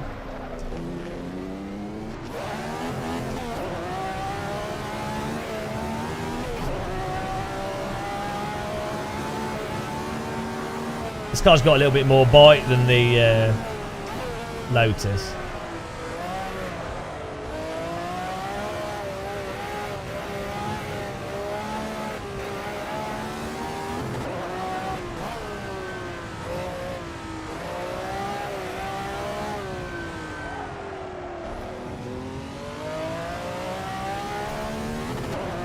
How much fuel have we got? I didn't check. Oh, 19 litres.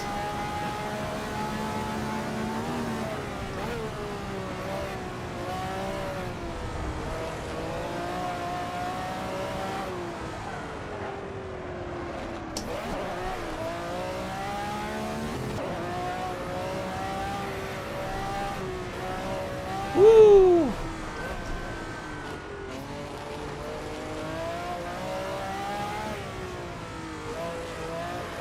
Can't beat a bit of Germany. Who's voted in the German election? It is, for those of you that don't know, it's German election day today.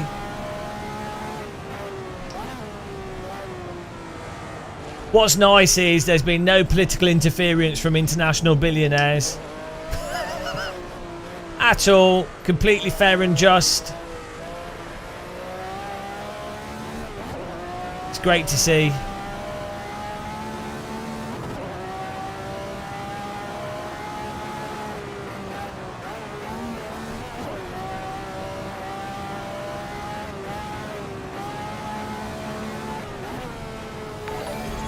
Oh, hello!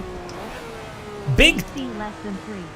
Thank you, Big Tabs, subscribed on Twitch. No adverts for you. Really appreciate the support. Thank you.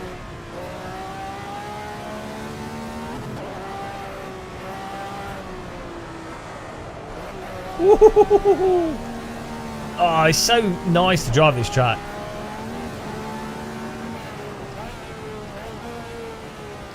Imagine mixing AC and Wreckfest. Would be such a good combo if you could have Wreckfest netcode damage,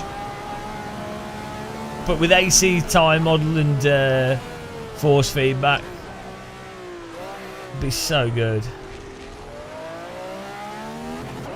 Or even like BeamNG damage. Well, Wreckfest actually has better netcode and stuff than BeamNG. Voting on a Sunday. It's weird actually because Germany's quite... parts of Germany are quite religious. like Catholic and stuff. So you'd have thought that it'd be like a day where they're not allowed to, but like southern Germany, like Bavaria, I think has quite a lot of Catholics. They're not allowed to do nothing on Sunday. Woo! Sensible drive here. It is work to vote though, isn't it? Oh, bloody yeah. Well, that's great. That's good luck. But we need a bit rear brake bias. Straight into the wall. Understeer of death.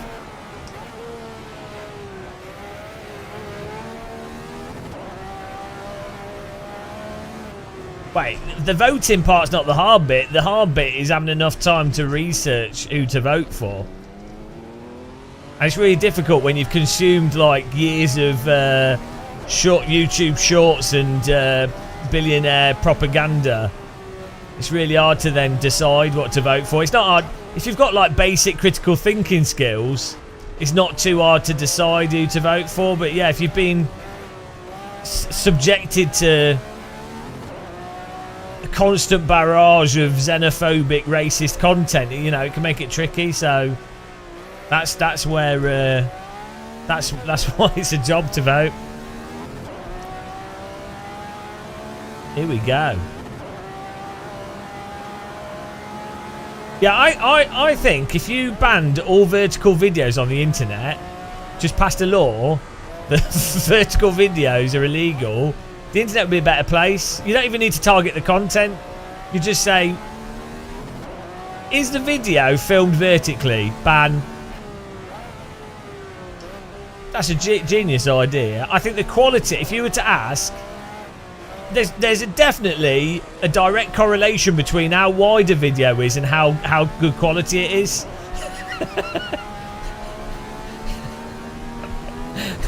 Which is really weird. You wouldn't expect it, but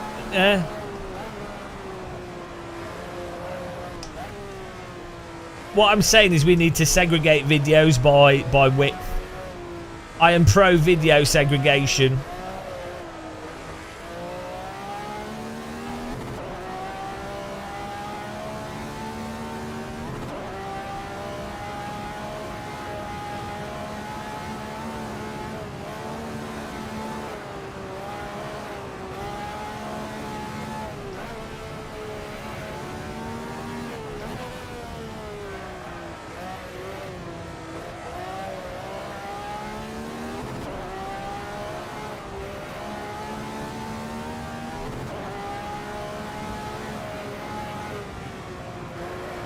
Oh, the rears! Too much rear brake bias and the rears go. Be careful. Yeah, you really cannot put... So the whole thing is, if a video has good content, 1 minute will be too short. Like you'll want a longer video if it's genuinely good, right? And the fact is, anything that's a minute it will just be crap. Like it will be equivalent of a video, like a GIF, but with the pretense that it's not. 3 minutes, I think, is enough. Like I think, yeah, three minutes is enough for you to make a single point. It's like Twitter, isn't it? Like. The problem with Twitter is it's good for posting announcements of going, oh, I'm going to be at this date, or books come out, here's a picture of something, that with a description of it. That is fine. Like it's not, but it's okay.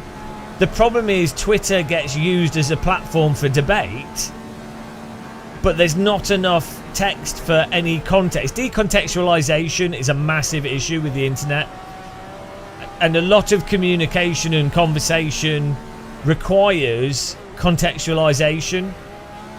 And the problem is corporations make money out of clicks and obviously rage and engagement. And decontextualization and the confusion that comes from decontextualization causes a lot of rage and counterproductive clicking. But that's more views. So that's why... That's a big reason why the internet turned into crap. Like, whereas forums you would have some decontextualization in forums like BBS forums and stuff, but you would have a ledger and a history, and you could post relatively long posts if you wanted to. So it'd still be terrible, but at least it was generally contextualized, and also contextualized to a forum. So it would be like a dog owners forum or a computer forum, whereas Twitter or a lot of these things are, or TikToks or Instagram Shorts, they're all going to everybody. So the other thing is, people would search for stuff in the past, so you would only end up on the computer forum with the argument about which Intel, AMD or whatever, if you were looking for the computer forum stuff. Whereas now, the stuff's short, decontextualized, and then put into the faces of everybody. So it's like the worst the worst communications, or like it's intentional as well. Intentionally terrible for the sake of profiteering. Thank you for subscribing. On that note, thank you for supporting me, someone who makes money out of the terrible internet. I'll be careful, Clear Vision, because I almost broke my wrist on this track. This corner coming up here is the wrist breaker. I got my finger caught in my steering wheel. It was not good.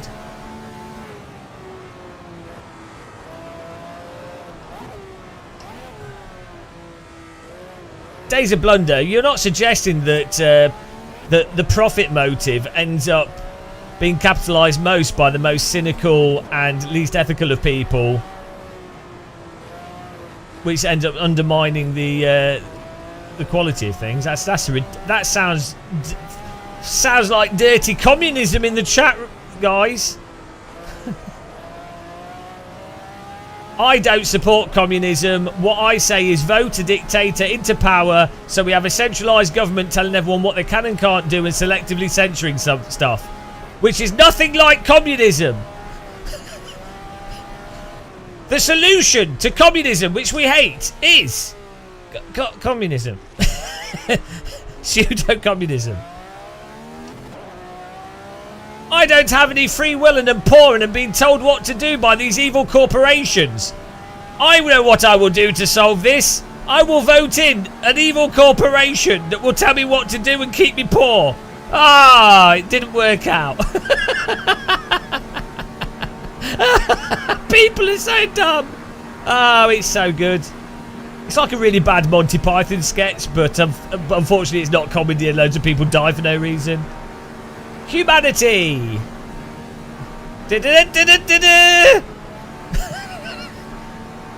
Well done, humanity.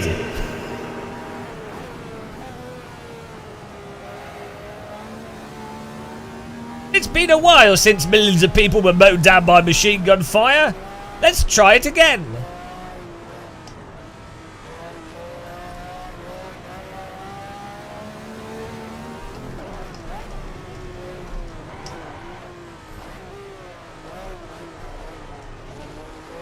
As a proud supporter of senseless human suffering, I'm excited to see what happens. Think of all the good films that are going to come out of today's wars and politics. We're going to get some well good entertainment if you happen to survive the wars and the politics. But like, for those of you that don't get murdered or like destroyed, it's going to be well entertaining. That's what people forget. People always focus on the negatives.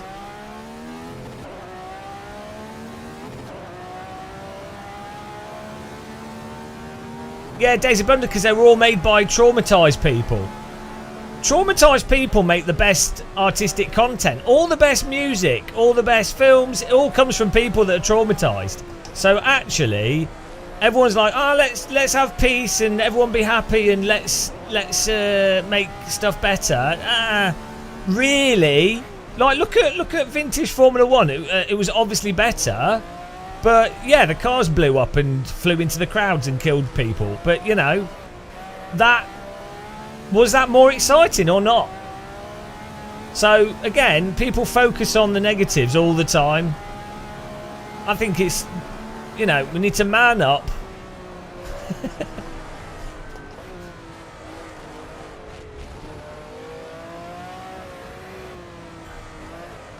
Oh, look at this.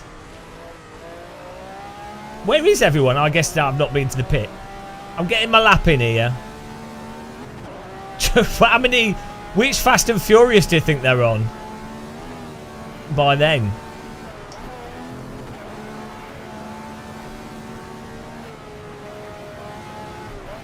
They'll have to rebrand it to Slow and Tedious.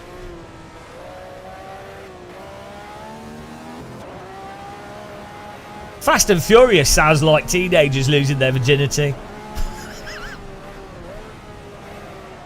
Whoa! Let's go.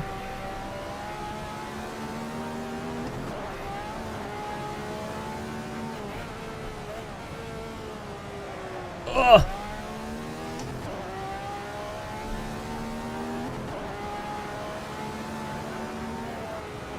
You got to be committed, otherwise you lose time. But if you're too committed, you end up with a fence post in your face. Oh, you can brake.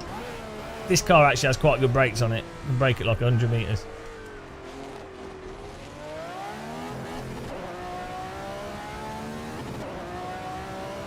Yeah, methanol fires are pretty good. Who doesn't like an invisible fire? Invisible Fire, that's a good band name. That's like a 90s electro pop band. We are Invisible Fire.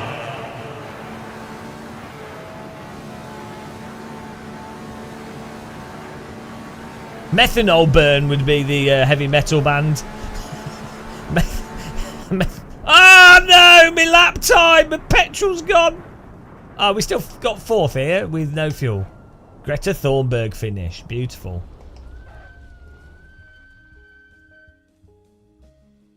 Methanol fires being invisible is a myth. They just edited the flames out for TV so people wouldn't be horrified by the burning people. No, they actually edited it out for comedic effect. Here's my impression of a Simrig methanol fire. You ready?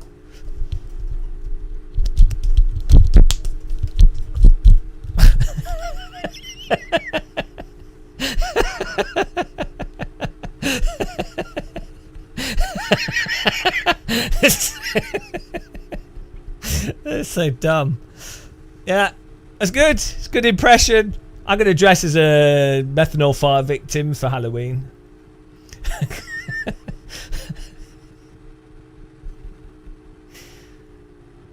You could save so much money in action films if you like imply that every explosion is a methanol explosion. You could just like play the sound effect and have some like debris, but you know. Yeah, CK, tell you just need bandages for the scene afterwards. Victor Leopold. Yeah, sure. Brain rot, short form social media is awful, but political messaging, even in traditional media, has long ago moved from long form interview discourse to soundbite. Yeah, but they've always had soundbites have always been a thing, haven't they? But yeah, it's got worse because yeah, politicians realise that actually it's not really. It's just being disingenuous, isn't it? They're not really trying to have a conversation. They realise that actually you just need to use media as a propaganda outlet, and so all that matters is the subtext and a specific catchy phrase that you say over and over again. Because people watching stuff, it's just education.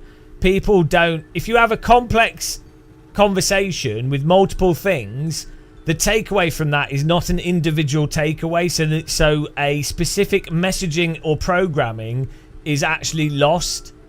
So unfortunately, politicians learnt that like boardroom meetings are completely pointless, and realised that actually you need to, if you're trying to do messaging, you need one specific point per interaction. You can only have a singular point because people only have mental capacity, generally speaking, to understand one single point per interaction. So yeah, just saying come up with a catchy phrase that on the face of it sounds inherently true, and then just repeat it. So like magic money tree, strong and stable, unelectable. Ideally, the fewer words, like the closer it is to a YouTube title, the more effective it is, and also the more implied, the more implied the subtext of the messaging is better, because you can't argue. You can't directly argue an implied subtext, because if you do, the other person can just pretend that wasn't the subtext, that they were actually dog whistling. So that's why that's yeah, you can't eat a sandwich. And also subtextual communication is much more powerful, because a lot of people that don't really critically think about stuff, they will absorb the subtextual communication and apply it to the rest of their thinking. Without them, they don't even, it's even harder to be critical about something that you don't realize is the actual message. Thanks for subscribing, John Mullen. So if someone said, we should well, if you say a specific thing, like local councils need more funding to repair the roads, or potholes need to be done. If you say a specific thing, you can question that. But if you imply that the roads are a certain way because of something else, but you don't say directly, you can't argue it. You'll just be like, oh yeah, I know the roads are bad, so I agree with this person because they've identified that the roads are bad, but they haven't even offered a solution or said anything. So unfortunately, without more education on this, like the thing is, the stuff I'm saying now should be the type of stuff that is said all the time on the news, or like mainstream media, or other YouTubers should bring it up more often, but they don't. That's the unfortunate thing, like, because that's the only way that you would fight against it, is to make people aware of very simple critical thinking skills. Talking Names, welcome. Thanks for following the channel. Welcome to everyone on Twitch. We will win. We ain't winning nothing. Just here for the ride, though. Just try and enjoy it whilst you can. It's all temporary anyway. John Rambo, can I explain AC tyre model in a simple way? I don't even know what you mean by that question. What, do you mean how it feels, or like the experience of it, or what do you mean? Like I can't explain the technical part of it. Yeah. I would watch SRG Barry rant about politics. The mechanics? Oh, I don't know. I'm not a physics programmer.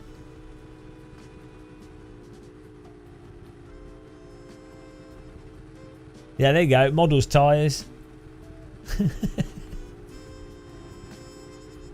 It feels good. Yeah, no, it's easy to drive.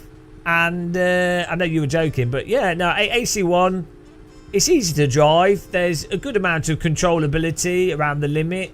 Tyres don't just turn off. Maybe it's arguably too forgiving, and arguably not snappy in some ways as real tyres, but also less snappy in other ways. But it's you can feel what the car's doing. It's controllable. Forget what's realistic. As a video game, so a good video game design is normally, outside of realism, let a player have good control over something, and explain why the thing is happening how it happens, and why the character moves around. Give the player good control of that, but then also you can vary that control. It doesn't have to be like infinitely controllable. There's still like constraints, but you need like a. So like the analogy I like to use is like with platformers. Like if you play a good platformer game, they will have like a character will have like a degree of momentum to it. Like it will have an acceleration, it'll have a deacceleration, and you can jump. Sometimes you have a double jump, and the point of a double jump isn't just that you can jump twice. It's that if you miss the first part of the jump, or you're not going to make it, you can jump again. But it also means that yeah, sure, that's great for newer players, but more advanced players can then use it to reach higher things. But the acceleration and deacceleration thing of a 2D character, if a character takes too long to deaccelerate relative to the platform size, it's going to be very hard for a player to not accidentally slide off a platform and be precise. But if a character instantly stops, then there's no calculation that the player has to do for the momentum of the character. So this is the thing with a driving game, you want a reasonable amount of control that's described to the player through the force feedback as to what's happening, why it's happening. Could pedals control it, wheel controls it, and then it can still be quite narrow in terms of what you can get away with, but it just needs to be described in a logical and consistent way. Which that's how real cars end up working, generally speaking, because they need to be safe to drive.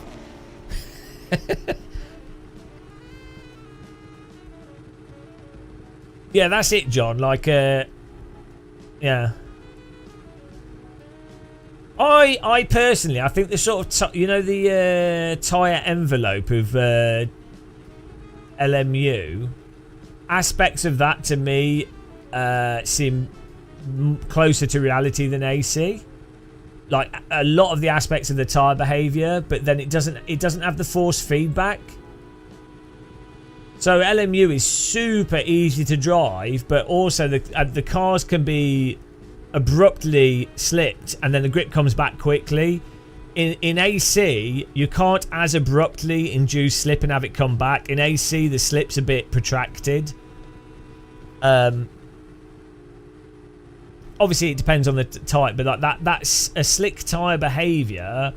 The car's like quite progressive and in the groove, but you can induce like an abrupt like four-wheel slip, right? It's still controllable, but you can induce it and it comes back very quickly.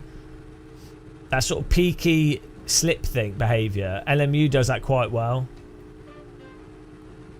Yeah, there is still some there's still some slip slide stuff, but they've dialed it down a lot.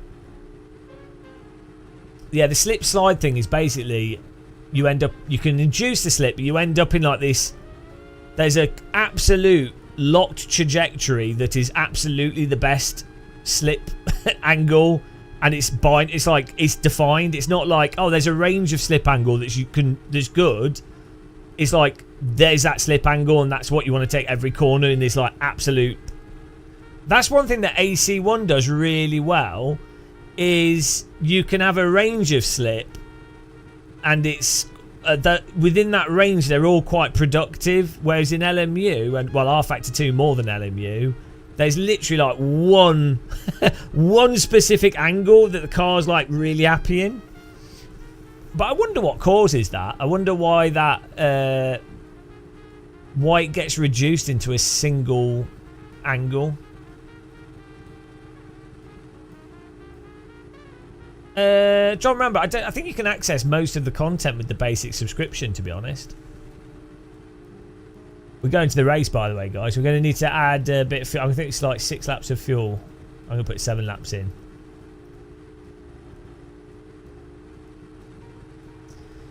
It is interesting, the certain behaviours that you find emerging in different simulators.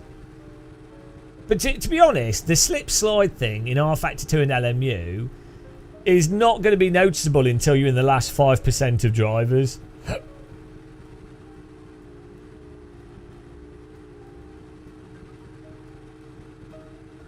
Yeah, most of the rookie stuff. I need to test it out, Alan. I need to actually see exactly what you get so I can do a video explaining it. They've got the on the 20. I don't know what the date. I don't know what the. They've got the new GT3 stuff coming out soon. I don't know if the date's been announced. Have they announced the date publicly for the new cars?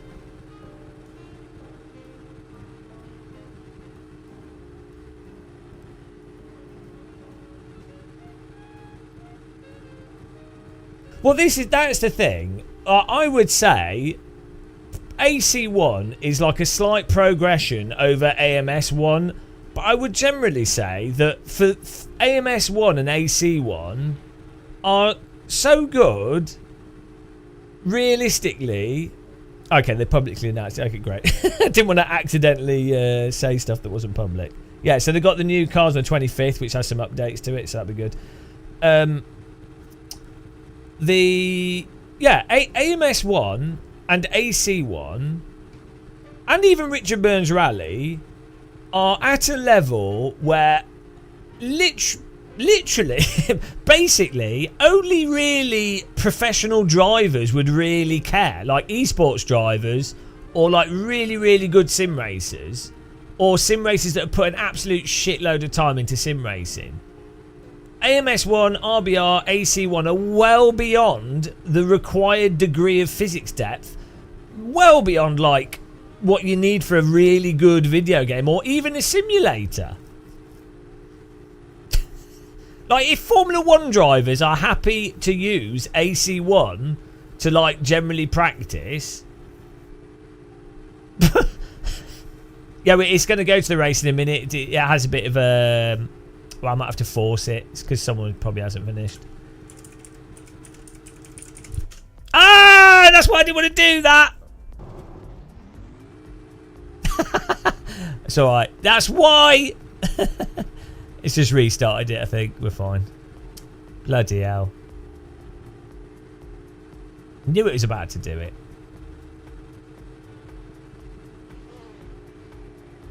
Well, that's it, Victor. Yeah. Be a range of control at the limit that doesn't punish you for lap time and actually encourages you to be there with force feedback for that. That is like the thing. Yeah, R Factor Pro isn't one thing. R Factor Pro is just it's basically R Factor 1, and then teams do their own tire models or their own development inside of it. So R Factor Pro doesn't mean anything. That's like me just saying, doesn't the cinema industry use Unreal Engine? It's like, well, yeah, they do a lot of their own stuff with it. Here we go. Hello, Glitch in the Matrix.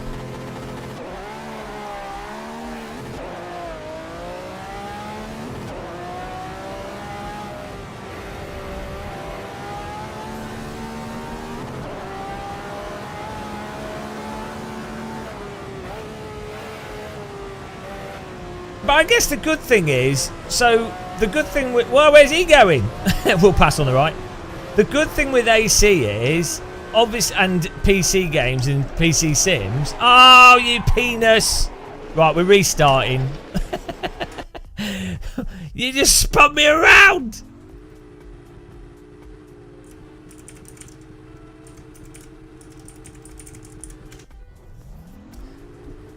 Yeah, the good thing with Sims is they keep existing. Unlike console games, which get impossible to access,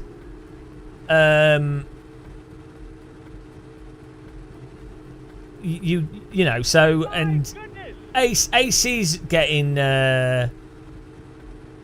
developed all the time, so there's a good chance that Ilya could make it so that the suspension was improved in AC1, and that, I mean, some parts of it being modded to stop the curbing thing, and then there's so much content, but the thing is, it's just not a convenient. It won't be as convenient as a out of the box game, but.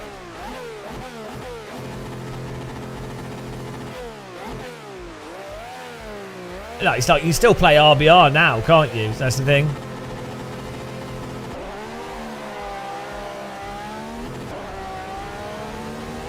Yeah, the problem with Live for Speed is more, I think it's the track models. The netcode's not so good. I mean, it was at the time, but compared to stuff now, its netcode is way worse than R Factor, even R Factor 1 and AC and stuff. But from a driving feel perspective, Live for Speed is let down quite a bit by the track mesh quality, because they're very low poly, so you don't get a lot of the one of the big things that AC and iRacing and the sort of laser scanned and high detailed tracks bring is that the sort of subtle bumps and undulations actually help make the cars drive a bit more active. and also adds a lot more texture and feel to what's going on.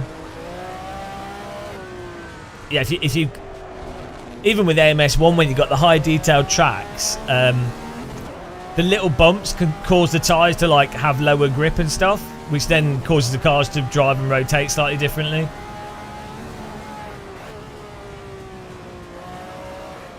I say little bumps, not that like tiny bumps will just be ignored by the physics, I imagine, but you know what I mean.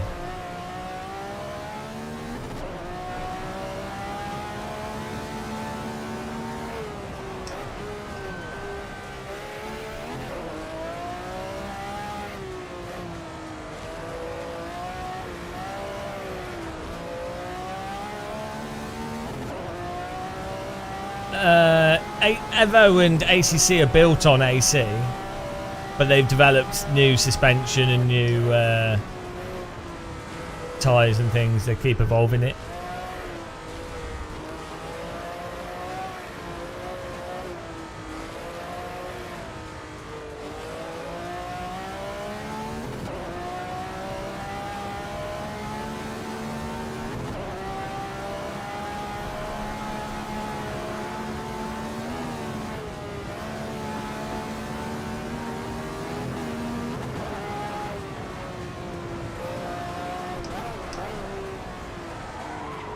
Ow!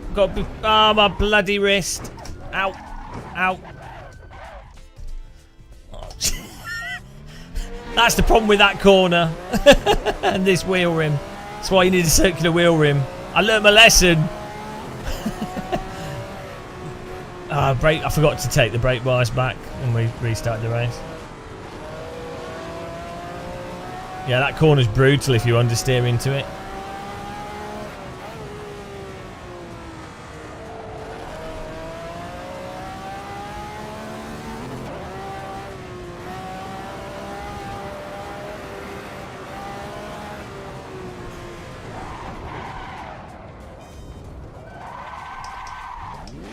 .360 no scope. Thomas! I did brake there. I think it caught him off. Oh, what is wrong with people? Right, we're restarting. We're going to restart again. Guys, if you don't know the brake point, you have to brake earlier.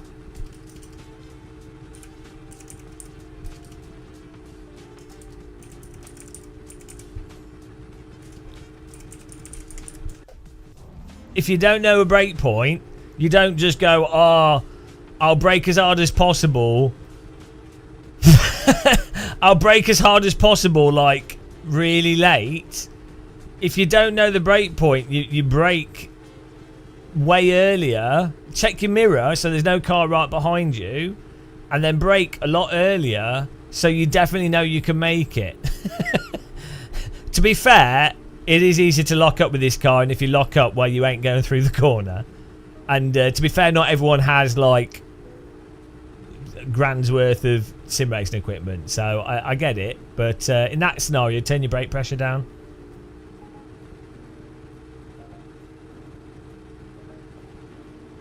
Yeah, it wasn't for you, Thomas, necessarily.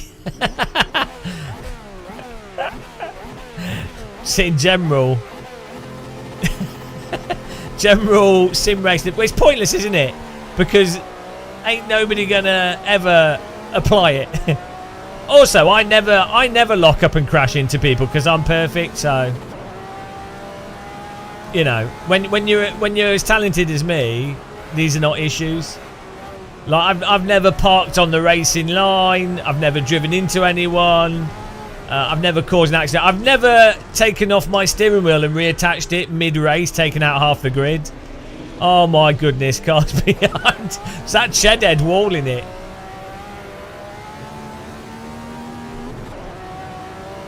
Yeah, like, I've never done anything wrong.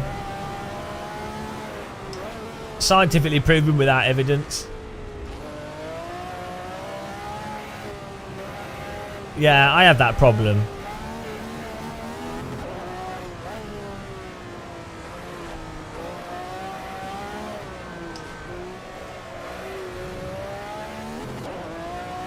No, you can't, because the race is taking part.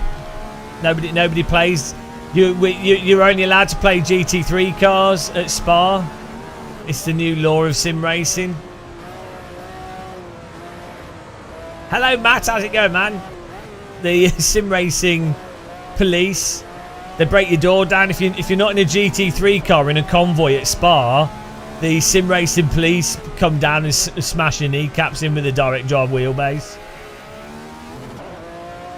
Yeah, this is some like weird. Oh, who was that? You arse! How do you hit me there? Jesus Christ! Bloody hell! We'd both be dead if this was real. We'd both be dead now. I hope you're happy. We'd both be in an inferno, and there wouldn't even be a hospital. There wouldn't even be an ambulance. We'd both just be dead. We'd be burning in our cockpits. We need to bring some methanol. You need to have like a little methanol flamethrower in your sim rig to make it realistic. That'll make people think twice. Methanol to the face. Fresh breath. Methanol breath.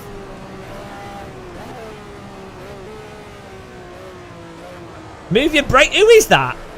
Ecstatic. Move your brake bars backwards. You're understeering. If you're better off having a further brake bias back, and then when you brake rather than understeering, you'll oversteering and you won't hit the wall, and you can brake later. I think that's what's going on. At least that's what happens to me with this car.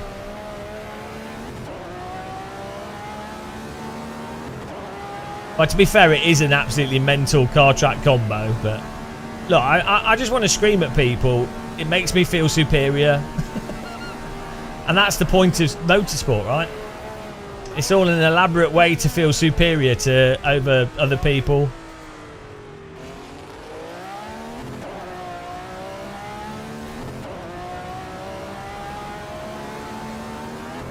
Can someone Google if 1960s cars had driver adjustable brake bias in the cockpit? That's true. It is, yeah, Shumi. So the thing is, this is like a really out-of-date old game where basically it was designed around low-end equipment, so you can enjoy playing it with like a G25 or really high-end equipment. And another really stupid thing with this game is that you can just download any car and track off the internet. And another really bad thing with this is that it uses older graphics engines, so it means that if you have like a £100, £200 graphics card, you can still get really good frame rates. Or if you've got a faster graphics card, you can play it in VR at really high resolutions and high frame rates. So that's the problem with these. It's a new sarcasm video, guys. Why AC outdated? The problem with AC. The biggest problem with the Assetto. Yes, sarcasm video unlocked. Thank you, guys. Thank you. See, live streaming is well good. It gives me the ideas for tedious videos that no one wants to watch. I always get the best sarcasm ideas whilst live streaming. Hang on, what did he say for the brake bias? I missed that. Someone typed. Could you change it?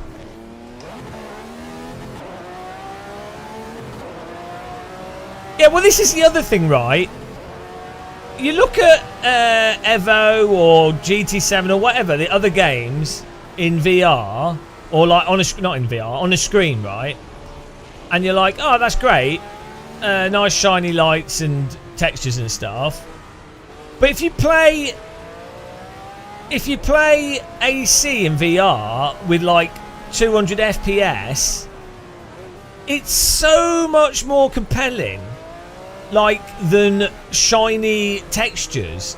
It's really weird. Like, okay, I get it that from a business perspective, screenshots and videos are what people will see, and they'll be like, oh, that looks really nice and modern and great graphics, and that, and you know, a lot of people don't have VR headsets, so they don't understand how powerful VR is. But it's kind of funny, given that we know VR exists and you can use it, and it's objectively, if your goal was better graphics, like you're like, why are you playing a game? Immersion and graphics. That's not why I play games, but if that's what your goal is, VR is a billion times more realistic and photoreal than better shaders running at 100 FPS, 70 FPS.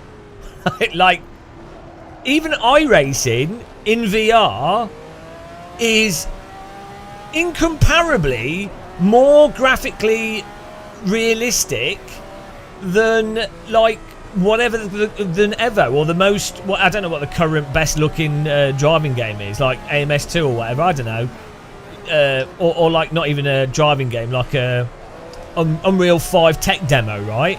A 2D Unreal 5 tech demo looks worse from a realistic graphic immersion perspective of photorealism than iRacing in VR. But for some reason, due to like people being, I don't know if they're just stupid or they can't separate things contextually, or they're locked into single contextual thinking. For some reason, that's just ignored. It should be like everyone should be ripping the shit out of these games that are like, what's the point of the photoreal graphics? It's to be photoreal, right? It's realism. That's the point. Well, VR does that better. Isn't that the point? Like, I don't know how you can ignore that. It's exactly like ignoring the force feedback. It's exactly the same sort of thing. It's like, you've got a DD wheel. You're playing a video game that you're trying... The reason you're playing a driving sim, partly with expensive equipment, is to feel what's going on. Is to be immersed in it. Is to actually, you know, the richness of the experience is the allure of a sim in many ways. Like, most people aren't actually using it to actually practice for a real car. It's the richness of immersion and depth and, you know, force feedback wheel, feel what's happening. Well, why do the games not use the force feedback wheel? It's exactly the same as the graphics are not using VR. And people can... It's contextual... I must have a name, like limited contextual thinking. Like, people are selectively... They can only think about stuff in a specific contextual framework and will ignore the much more pertinent components because it's not the sort of way that they're normally used to thinking about something. It's so weird to me. I don't know, maybe if you're more dyslexic, it's your normal way of seeing reality and perceiving reality is everything being connected. Whereas if you're less sort of dyslexic in mindset, maybe your norm is that you actually do think of stuff very contextually limited. And so to those people, that's more normal, but it's fucking stupid. So I'm sorry. Because it's just like reality is so interconnected. Just if you don't have dyslexia or you can't think like that, just take some mushrooms or something or do LSD. By the way, that was a joke. I'm not recommending people take Class A drugs. But do you know what I mean? It's obvious that reality is interconnected, and all these, like, we humans create completely arbitrary contextual groupings that are completely made up.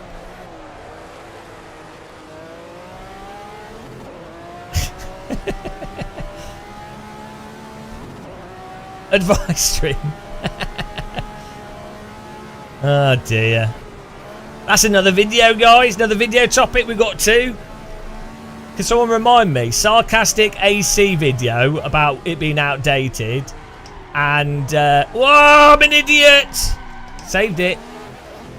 And limited contextual thinking and graphics. Two videos. Remind me, please. Because I'll forget.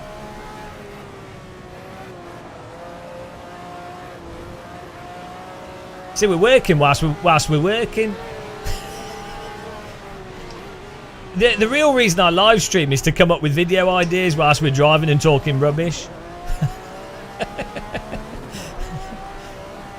When is your brain most productive? Ah, you know, when driving through German countryside in a 60s Formula car. Really helps me relax and concentrate. Oh yes, that's totally normal. Oh, he's A-bailed it.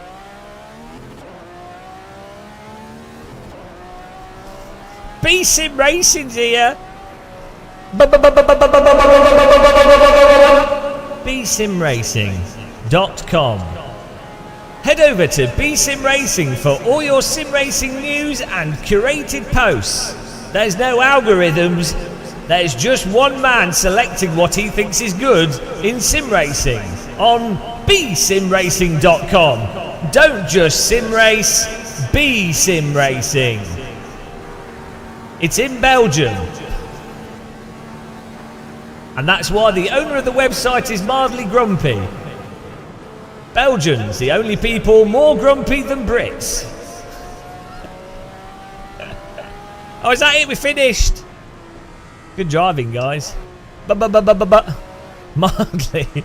Belgians are actually pretty much on a parity with the Brits for grumpiness. But yeah, check out the website, guys. It's nice. He does actually just select, you know, if there's like a significant update to AC, LMU, iRacing or whatever. So if you didn't want to like have to keep browsing YouTube and watching clickbait shit YouTube videos that I would make, you can go on BSim and if it's like an actual pertinent story, like even stuff that's a bit out there, like new games and things, he will post it. So it's quite good. I go on BSim Racing to see if I've missed anything. Don't tell it though. Well done, Sapper.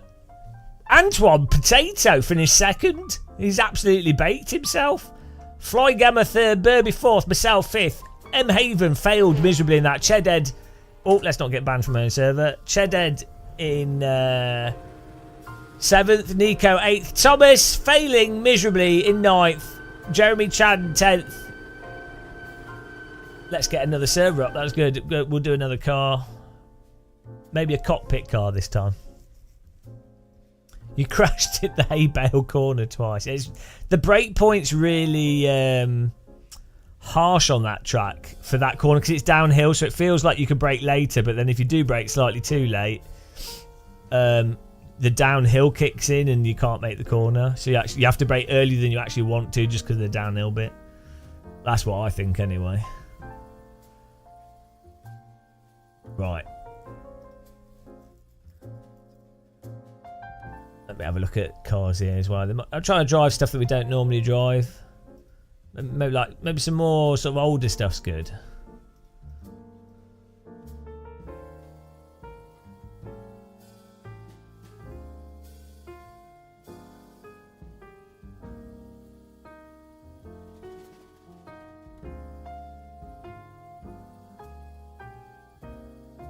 The old Escort's a bit weird in AC.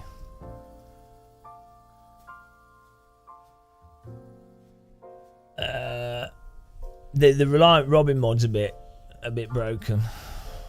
You start your stream in 2 hours. Oh yeah, I don't know if we'll still be streaming, but might do. What was a good? Oh, I know what we can drive. Here we go. Here we go.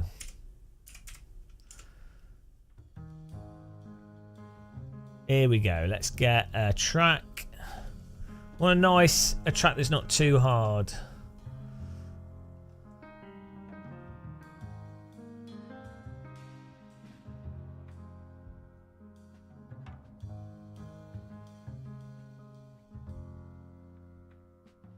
Oh, here we go. 20. We'll have 24 slots on this. Let's get in there quickly.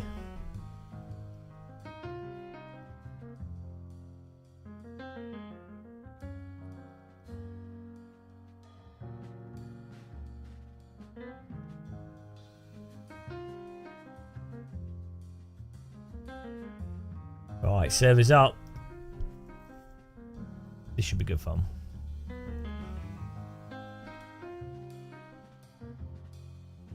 All right, thanks, John.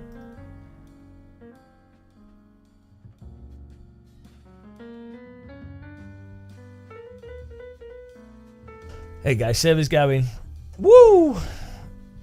If you're watching on YouTube, click the like button. It's my jazz music, Shumi. You don't. How dare you? This is me. I recorded this before the live stream. I was playing the piano and the drums at the same time. I'm that good. Do you hate jazz music? It's because you're probably like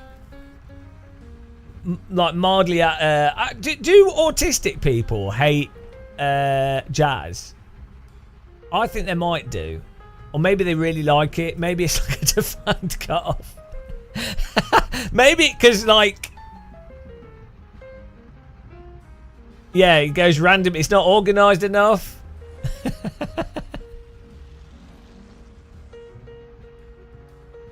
There are drums. Are you deaf?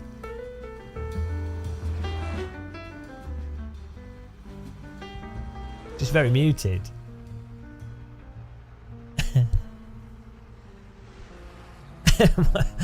Yeah, my sister hates jazz music, and it's really funny.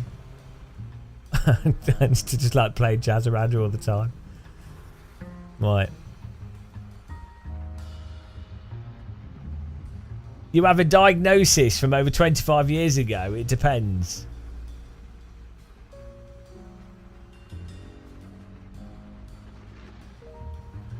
Yeah, I don't. It doesn't bother me. Like things that I don't like. Garage, not the place you park your car, but the music genre.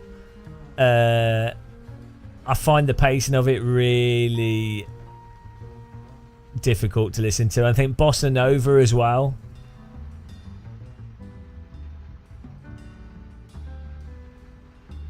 There's certain beats that really wind me up.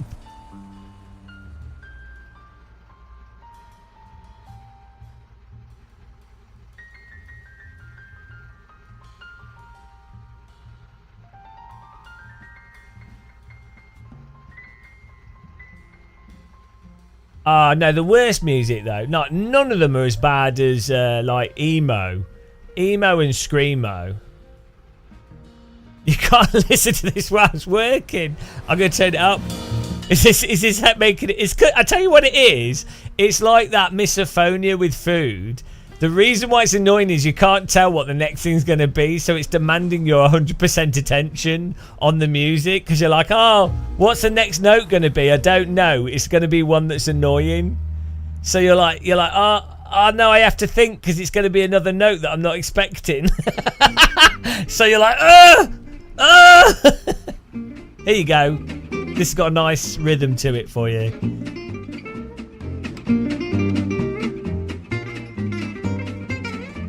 This is like, this is animation music.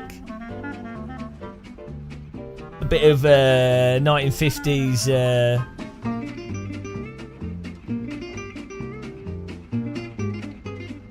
What is this? Like not jive. Swing music, 1950. You say swing or fusion jazz? I don't know. I'm totally out of the loop on my old music genres.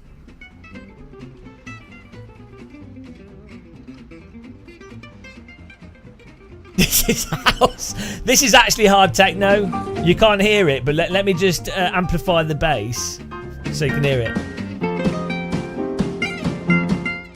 Just gotta EQ it.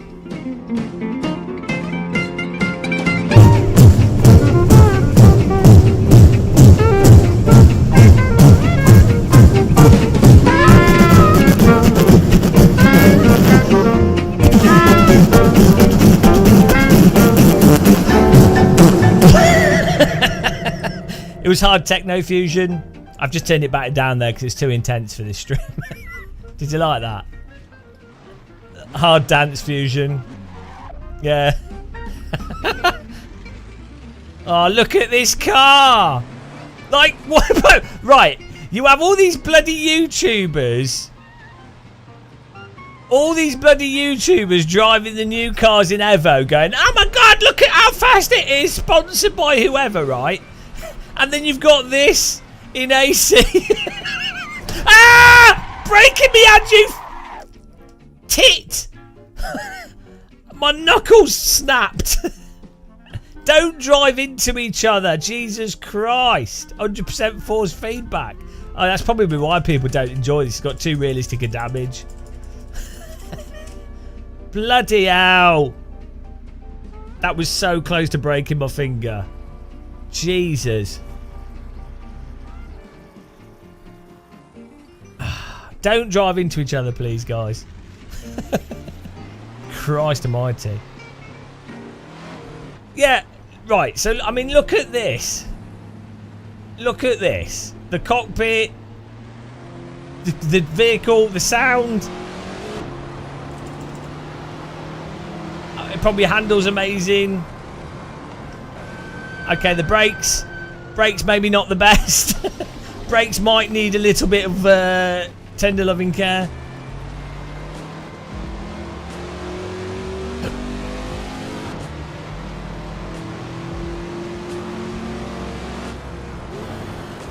Bloody hell, the brakes are the worst brakes known to man. But that's part of the fun.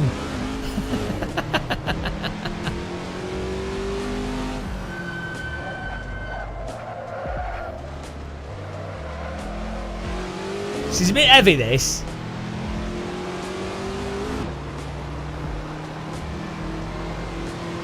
We might need to adjust some, tighten up the setup a bit. Oh, bloody hell, the brakes are mental. It's like it doesn't want to turn or slow down and then it suddenly locks. Right, here we go. Here we go. We have to lean it in with that broken finger. Okay, suspension, we need to tweak the setup.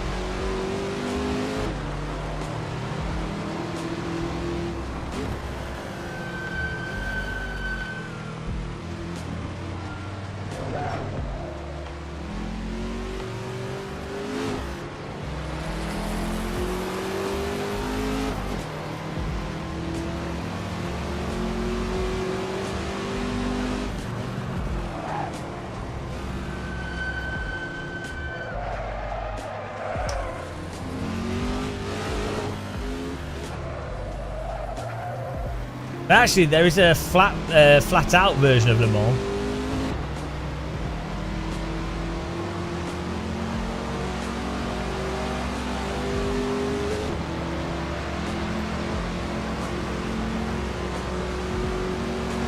The 60s layout is mental, yeah.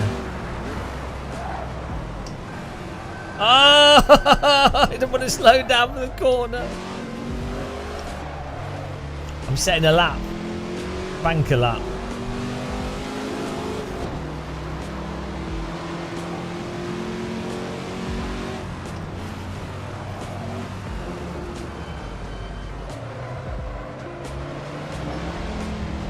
Oh, what are you doing? Stay on the left if you're slow.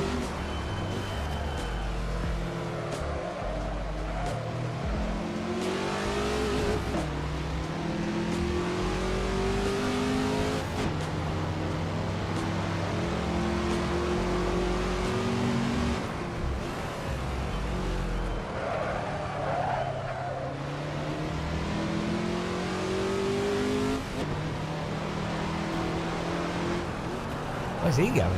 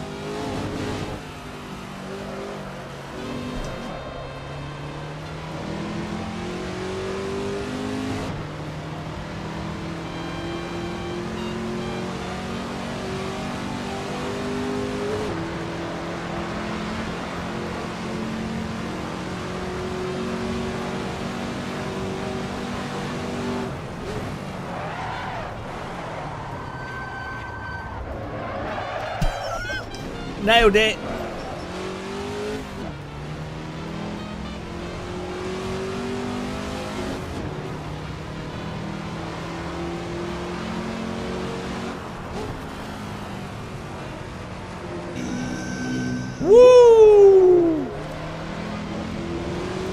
I need a cup of tea.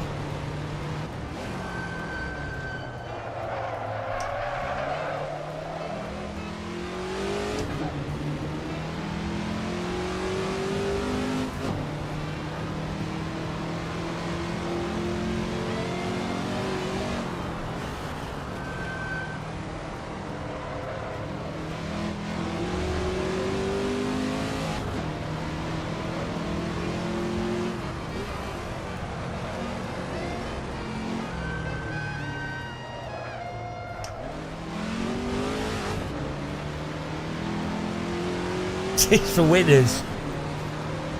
Wow. Seventh place is a win. You're forgetting the importance of the Holy Seven.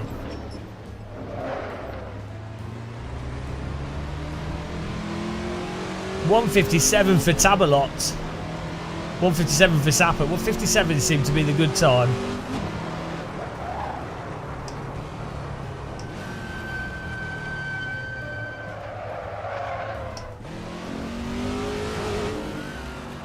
Where's he going?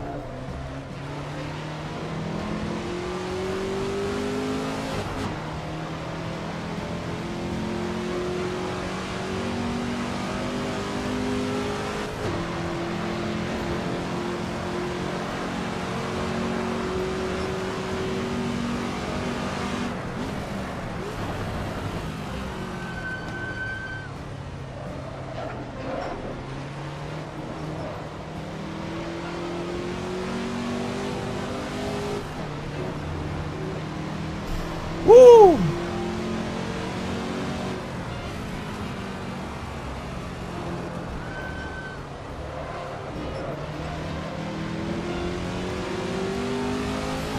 This car sounds like an aeroplane.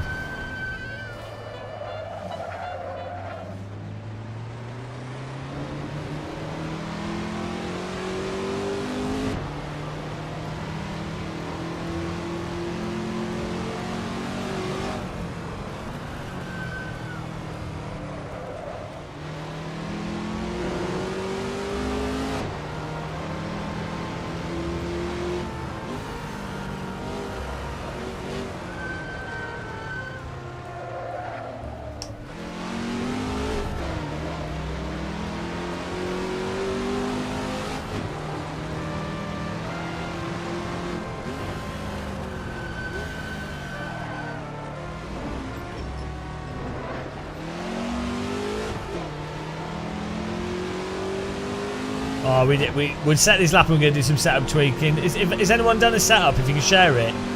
Tighter suspension on these cars in AC makes them a hell of a lot easier to drive. Ah, bugger. We need some setup.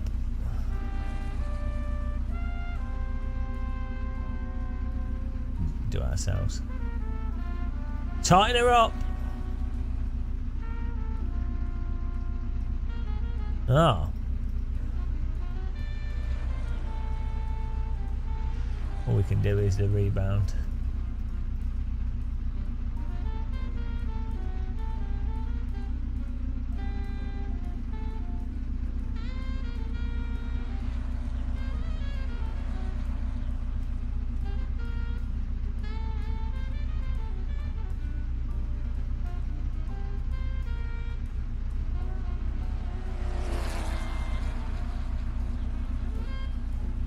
I know. I mean, it'd be too convenient though, wouldn't it? Do we not have a diff on this? Oh, we do. No. No, we don't.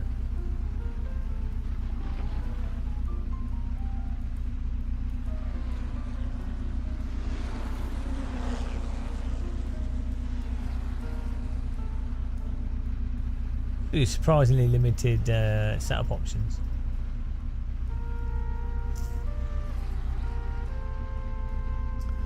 Why don't developers have? Because so one is that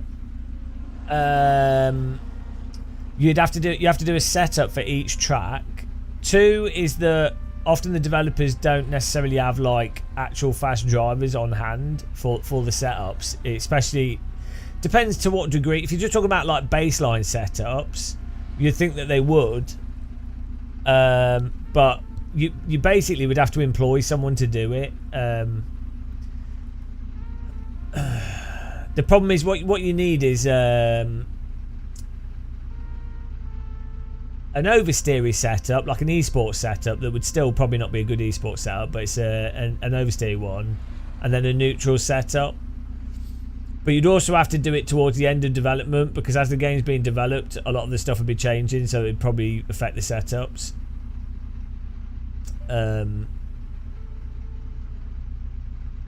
But then every time they update certain parts, if you're talking about like actual competitive esports setups, every time they do updates to the game, the setup has to be changed.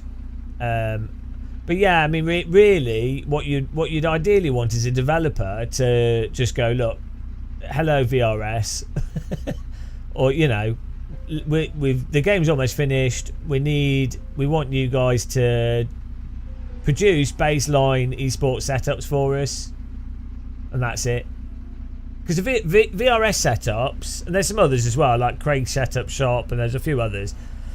Basically, as long as they're within like 5/10 of, or even 7/10 of pace, that's good enough. But then the other problem is, you have setups for like the basic downforce, basic geometry, suspension, you know, for basic pace. But then you might want to do quite different stuff if you're running a lot of fuel, you're doing a longer race. But yeah, a lot of people aren't doing longer races. So ideally as a developer, you'd want them to go to someone like VRS, and for them to then have good baseline setups for sprint racing, because those are the type of people doing sprint races that just want an okay setup to drive straight away.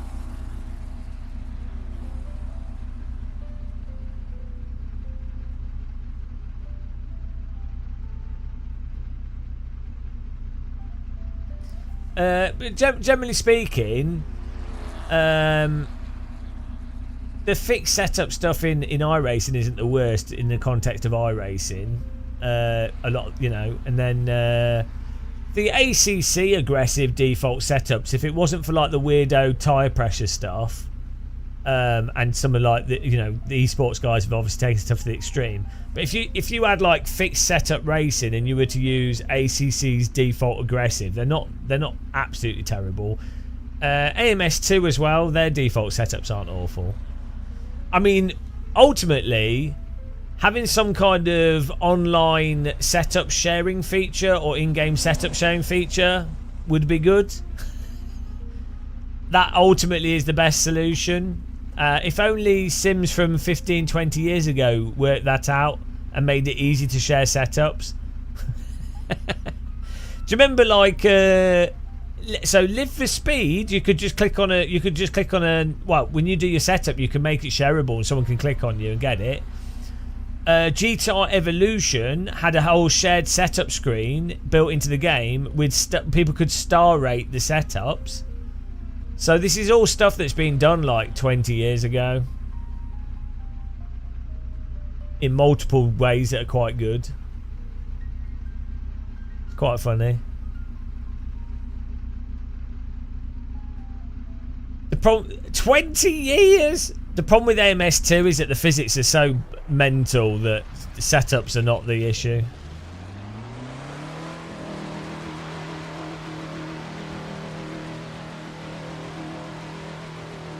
That's another disadvantage of more complex physics engines. It means they're more prone to having bizarro setup exploit things.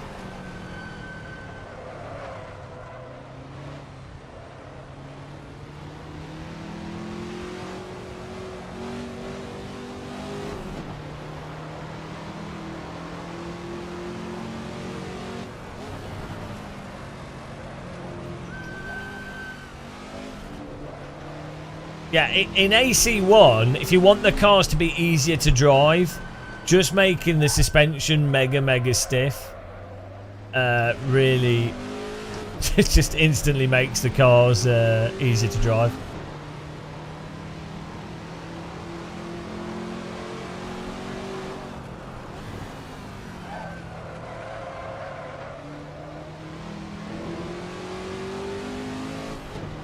Well, Live for Speed, even the cars take into account the weight of the driver, and you can fill the car with passengers, and you can change the weight distribution of the vehicle by putting passengers in different seats.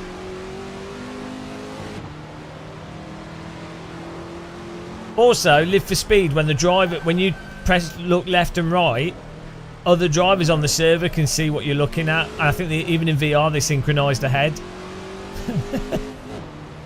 It's all been done. It's 20 years. 20 years. It's all been done, guys.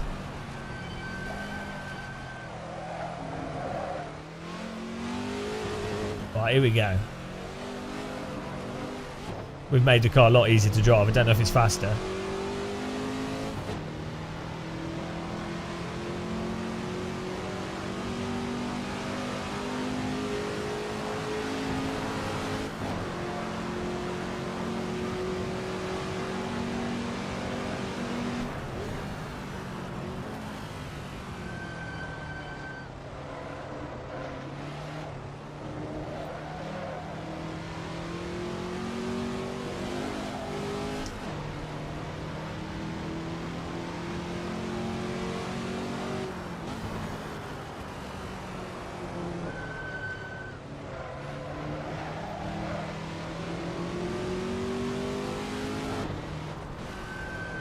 I think with AC1, a lot of the car setup stuff is just the manufacturer defaults.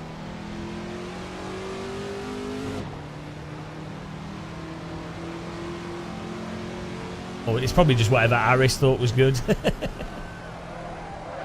Ah, no.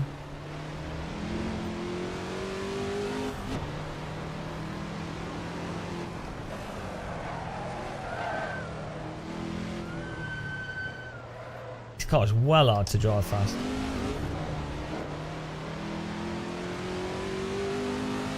Vito, you never ask a live streamer how long they're streaming for. It's like asking the asteroid where it's going to hit.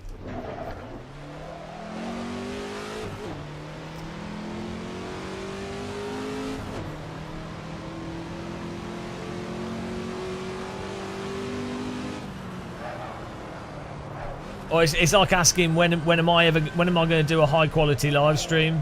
Do you know what I mean? Probably never. Thanks for subscribing, Marcus. Welcome.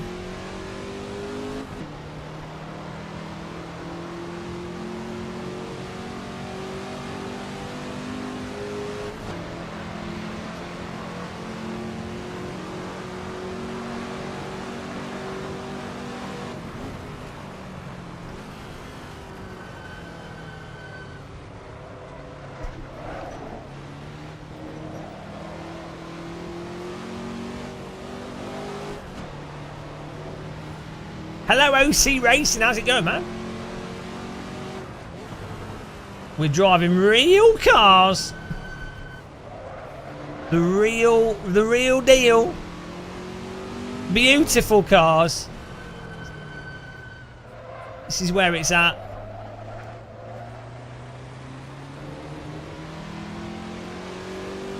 Guys, check out OC Racing's YouTuber channel.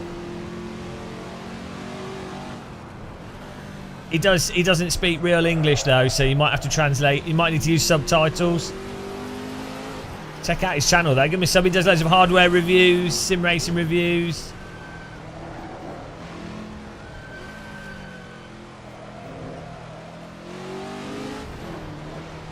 Yeah, I like this track. He's a dirty T hater. Ban him.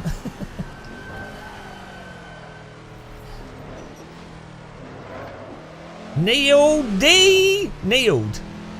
Or Neil D. Thank you for subscribing. Welcome.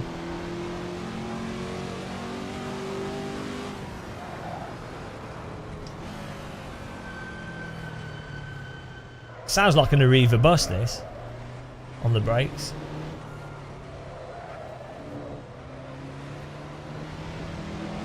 Right. Everyone's faster than me with this. I suck at old cars.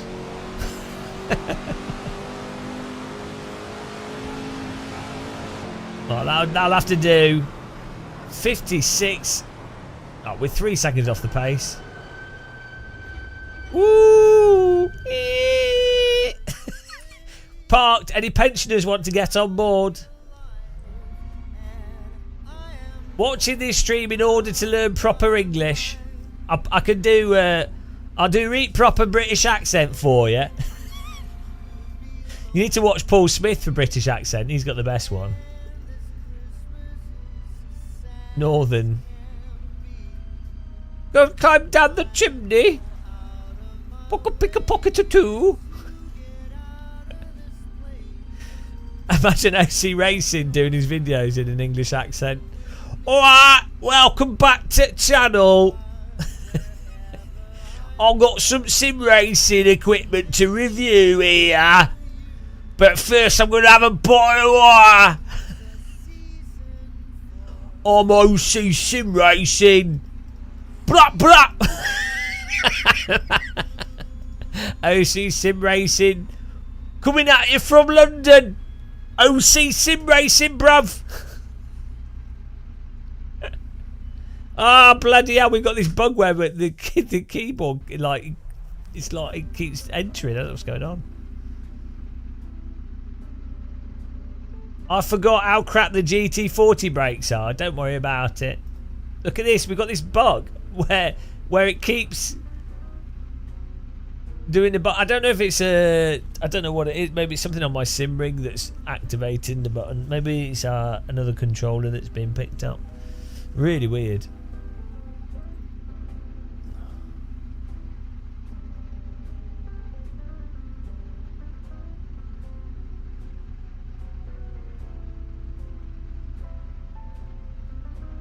Could be our joystick or something. Never heard someone be as dedicated to bottle water. Kimi Raikkonen's just very thirsty, and he's actually just asking people for water, but they don't understand because his accent is too strong. It's really sad. But I'm ready. Why don't they do cars like this? To be fair, this car doesn't have any USB ports, which is a bit of a downside. Like, is it a real car? I mean, even a Formula E's got a USB port on it.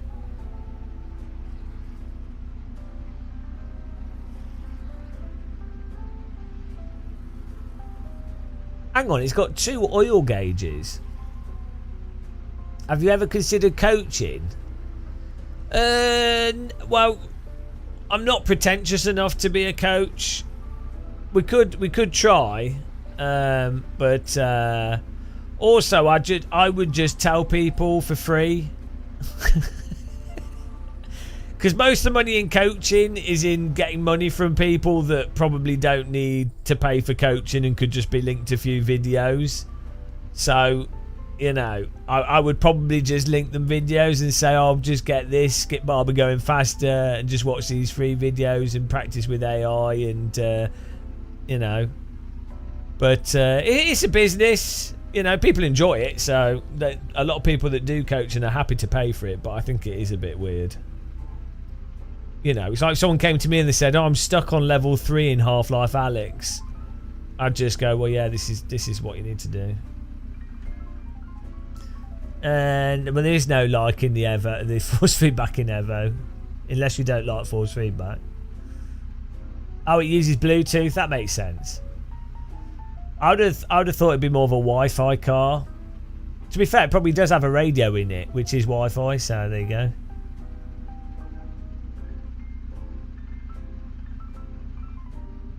Woo! I'm ready. Is that a fuel mixture knob here? It's like an aeroplane.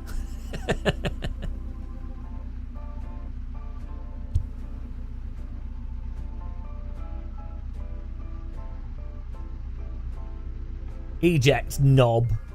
Zandung. Right, here we go.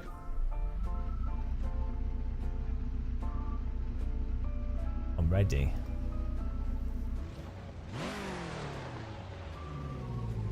I can send you a few laps then of me driving, and you can tell me what. Well, you can just watch videos of like people driving laps, and you can see, then compare what you're doing to what they're doing.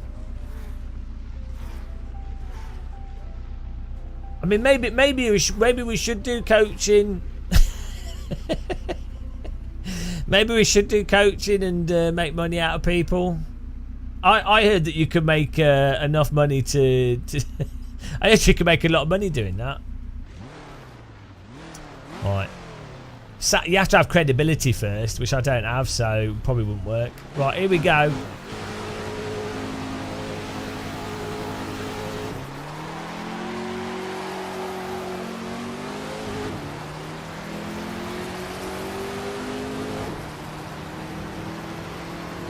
Yeah, I can teach people how to fiddle with menus for hours on end.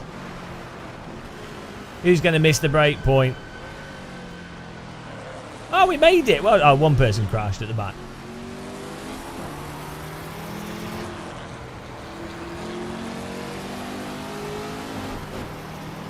Yeah, but you don't want too much honesty's bad.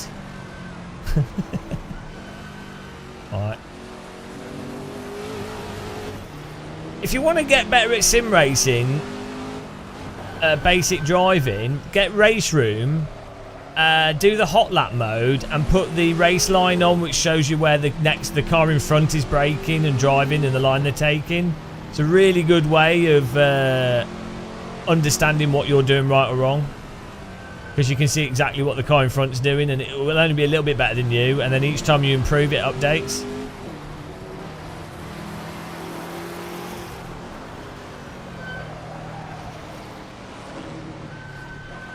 Look at this, nice close driving here. Woo!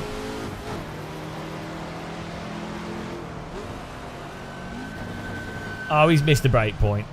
No, he's not. He's just sent it. How did he get that to stick? That's ridiculous. Brake hacks.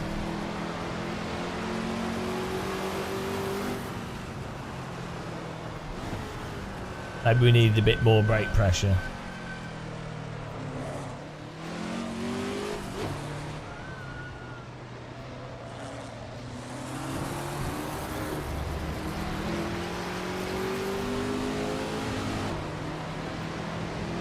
Oh my goodness. Need a bit more space than that.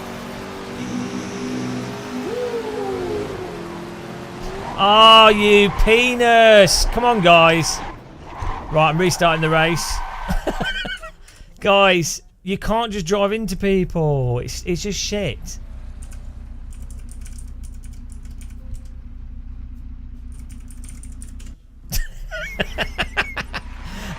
It's kind of like, you can't just put your car.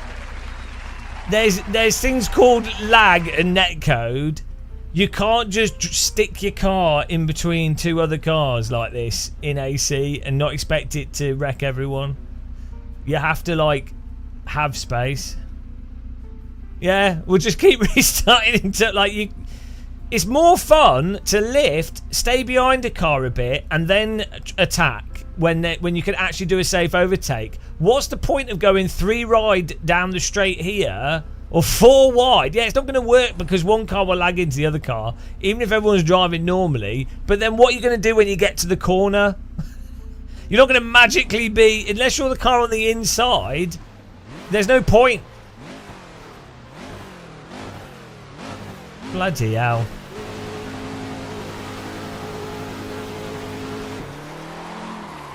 It's going to be more fun for you and everyone if you, like, still drive like aggressive, but like take your shots at the right place. You know, there's no point doing 4 wide when you've got a tight corner coming up. I mean, especially with cars like this as well. Like, there's no, with like a MX-5 it might be okay, or like a smaller car, but I mean, there's side by side, but then there's sticking your car... Oh, he's going to hit me and I can't do anything. No, alright. Sticking your car in between 3 other cars. It's just, unless you had like a really good run, is just really dumb. There you go, that's a bit of coaching for you guys.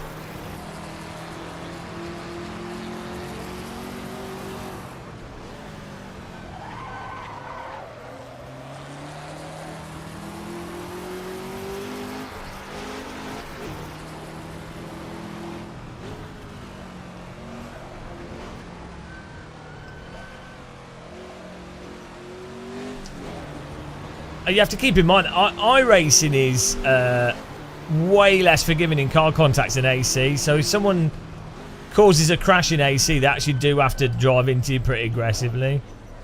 This is pretty funny because R-Factor 2 is even more forgiving than AC.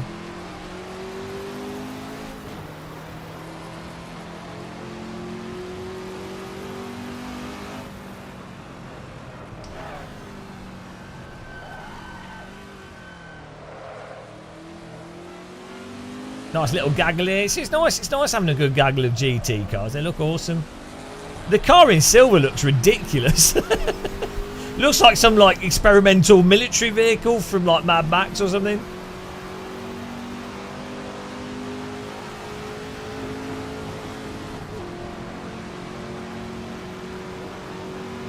I just use the basic game overlays and sometimes I use CMRT. We've already done a video. If you just Google best Assetto Corsa apps, there's also like 4 billion videos out there.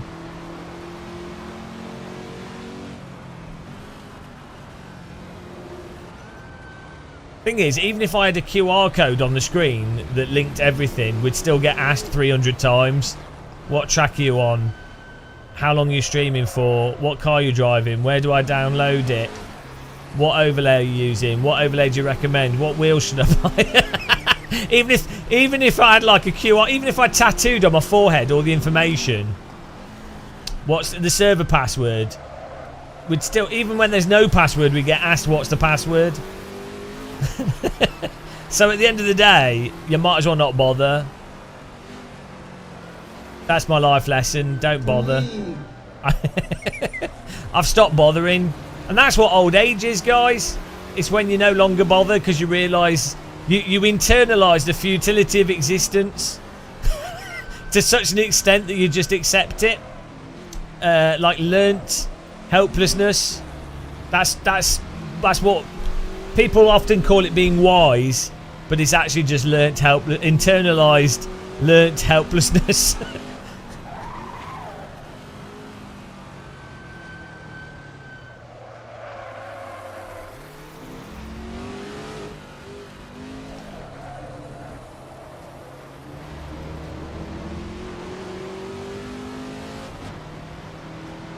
I should defend the inside, but it's too late. It would have been a reactive block. Nice move. Nice driving from the car behind there. I should have gone to the left, but it would have been a completely reactive block if I'd have moved over. Ah, they've missed the break point. Nice driving, followed by moronic driving.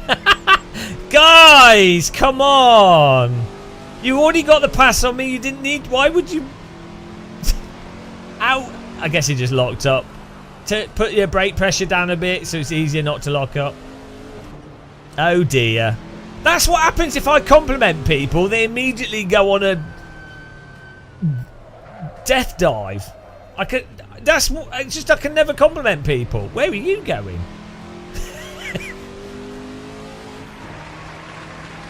This is why teachers should never say well done or give out gold stars, because that is what happens. Teachers should only give out punishment. No carrots, just stick.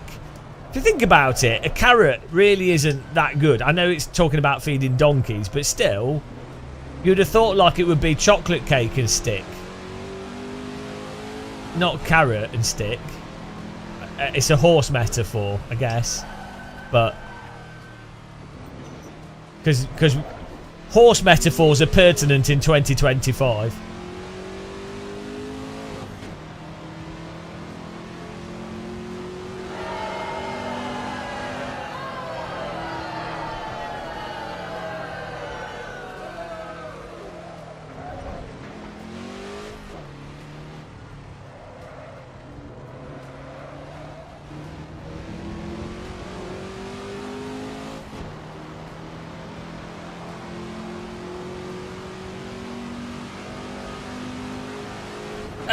Now, Elon just realised he could buy a country and successfully did. Fair play to him. Fair play. I mean, you can't really, you know... I don't know why people are so upset. Like, what's happened in America is just the inevitable result of what's been the progress of capitalism. So I don't know why people are surprised. It's, you know... If you put your country up for sale and it gets sold, why be surprised? No, we're following suit. Yeah, exactly. If you're going to complain, inherit some wealth yourself, and then use that wealth to buy businesses, and then get those people in businesses to do work for you, and run those businesses into the ground.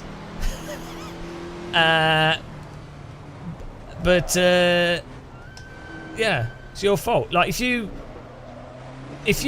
weren't smart enough to be born into wealth, well, idiot. Can't complain. Born poor, can't complain.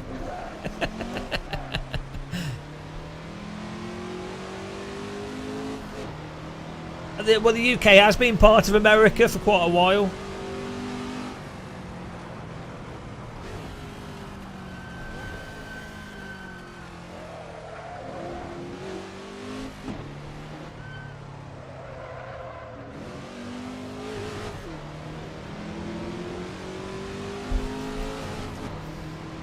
Here we go.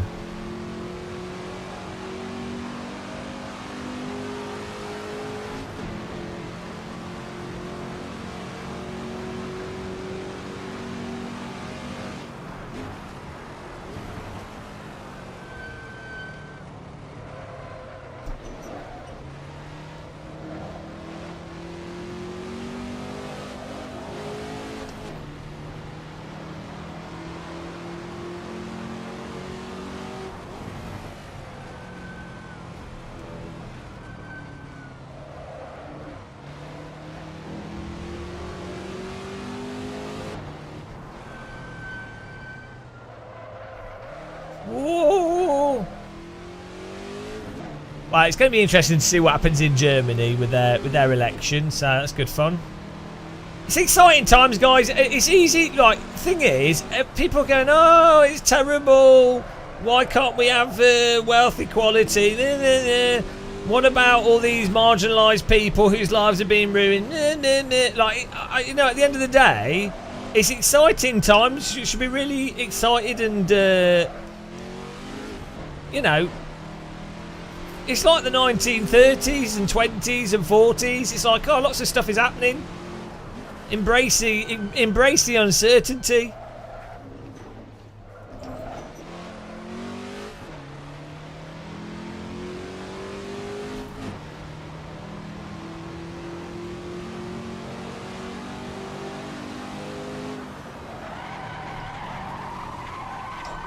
Whoa!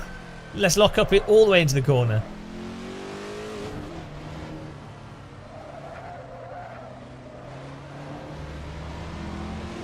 How can we coax the asteroid to land on my face? I'm maybe if it's made out of maybe if the asteroid's made out of ferromagnetic material, I could maybe the servo motor will attract it. Amazing. I welcome it. I will fight it. It'll be like one of those YouTuber battles. Game of Muscle versus Asteroid. We've got my trampoline, the international trampoline to save us, so it's fine. Well, that was the thing. What happened was in the 20s is that there was a lot of financial stability, and humanity came together and realised that we're all basically of the same value, and that resources need to be distributed accordingly based off evidence. And as you remember, in the 20s, everyone got together and made sure that the resources were shared appropriately, and then everyone lived happily ever after. That was what was great about the 20s, because otherwise you could have had massive disparity of wealth and marginalised people that then become radicalised and then end up supporting the worst components of humanity that leads to the needless death of millions of people, and that would be terrible. But fortunately, in the 20s, humans learnt from that, and in the 2020s, again, humans have learnt from these things. That's because we're evolved as a species, and thanks to learning how to write and keep records of things, we can apply lessons from the past to the future so that we don't have needless suffering. That is why I love humans, and that's why I think as a species we will be successful and colonise the entire universe. And on that note, we've just finished in 5th place. Beautiful. Have I thought of doing a subathon? Every day for me is a subathon. Why would I pick a specific thing to do a subathon? We're always subathoning. My sarcasm meter just went berserk. Well done, Tabalot. Oh, hang on, we need to go to pits here. Well done, Tabalot. In first, Thomas came glorious. Second, Nico in beautiful bronze-plated throne. Unfortunately, there's a giant phallus on his throne, but it's bronze. In third place, Burby fourth, myself fifth, Sapper sixth. Holy, beautiful, religious experience seventh. F Spirit, well done. That's the top 7.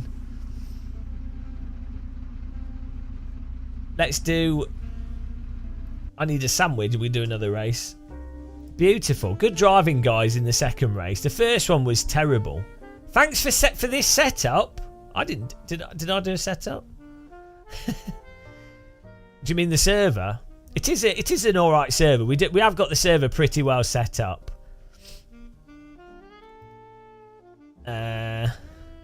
This combo, yeah, it's good. It's nice. This car. It's a bad car, but it's fun. We need something. I think we should do we'll do an MX-5 now, like a nice chilled MX-5, a little bit easier. And we should do. Let's do.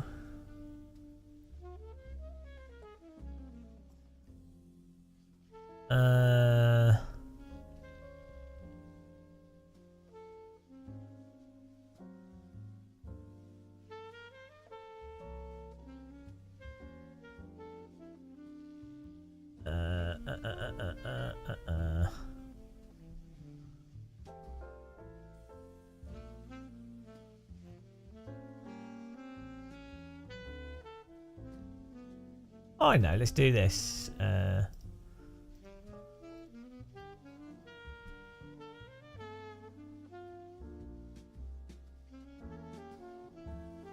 we go. Let's get the server back up here. I need to 24 slots on this. Beautiful. People give you subs which add to your overall timer. Yeah, no, I part of me feels it's a bit like it's a bit kind of manipulative. It feels like I'm not against people doing it. Like, people should do whatever they want to do. So I'm not having to go at other streamers doing it. But I feel like I can see how it could be fun. But like, you might, I don't know. Because we already do like 12-hour live streams and already do stupid shit. So it wouldn't even be like a, it wouldn't even be like a big thing. Do you know what I mean? it's just kind of like, yeah, I don't know.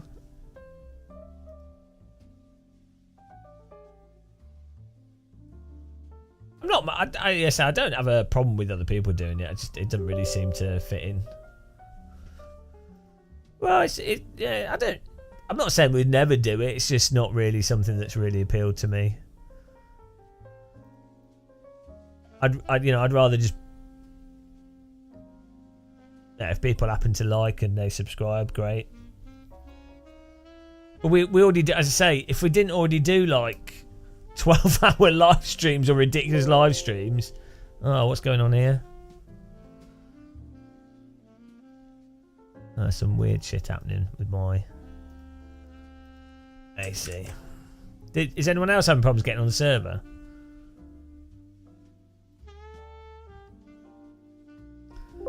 I think I need to. This computer needs reformatting. Well, I mean, streaming already is e-busking in a way. I just, oh yeah, something messed up with the car. Is it working for you guys, or is it broken for everyone? Some like bug. That's weird.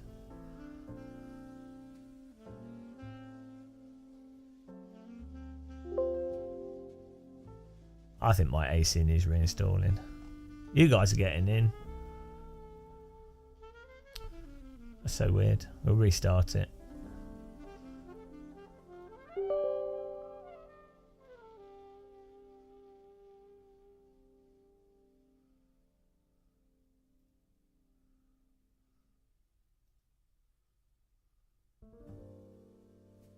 Yeah, I think my AC's just messed up.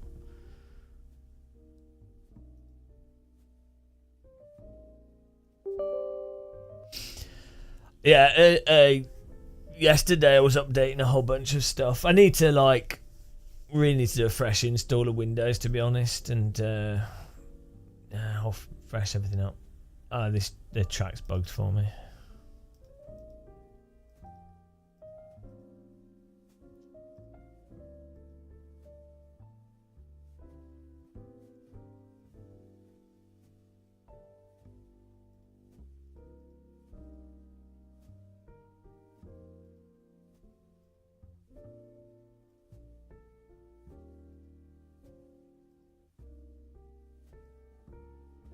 It's messed up.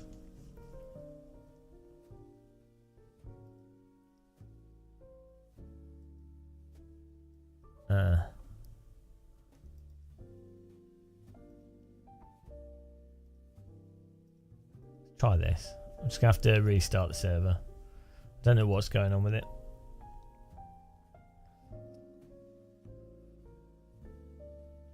The thought of reinstalling Content Manager gives. Well, it's not too bad actually. I've installed it a few times. Yeah, look, this is.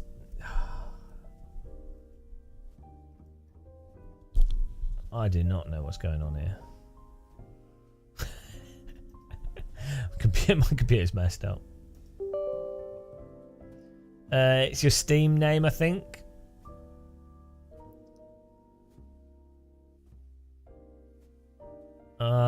This is not working for me. I need to reinstall AC probably. I'll try a different track, see if that fixes this issue.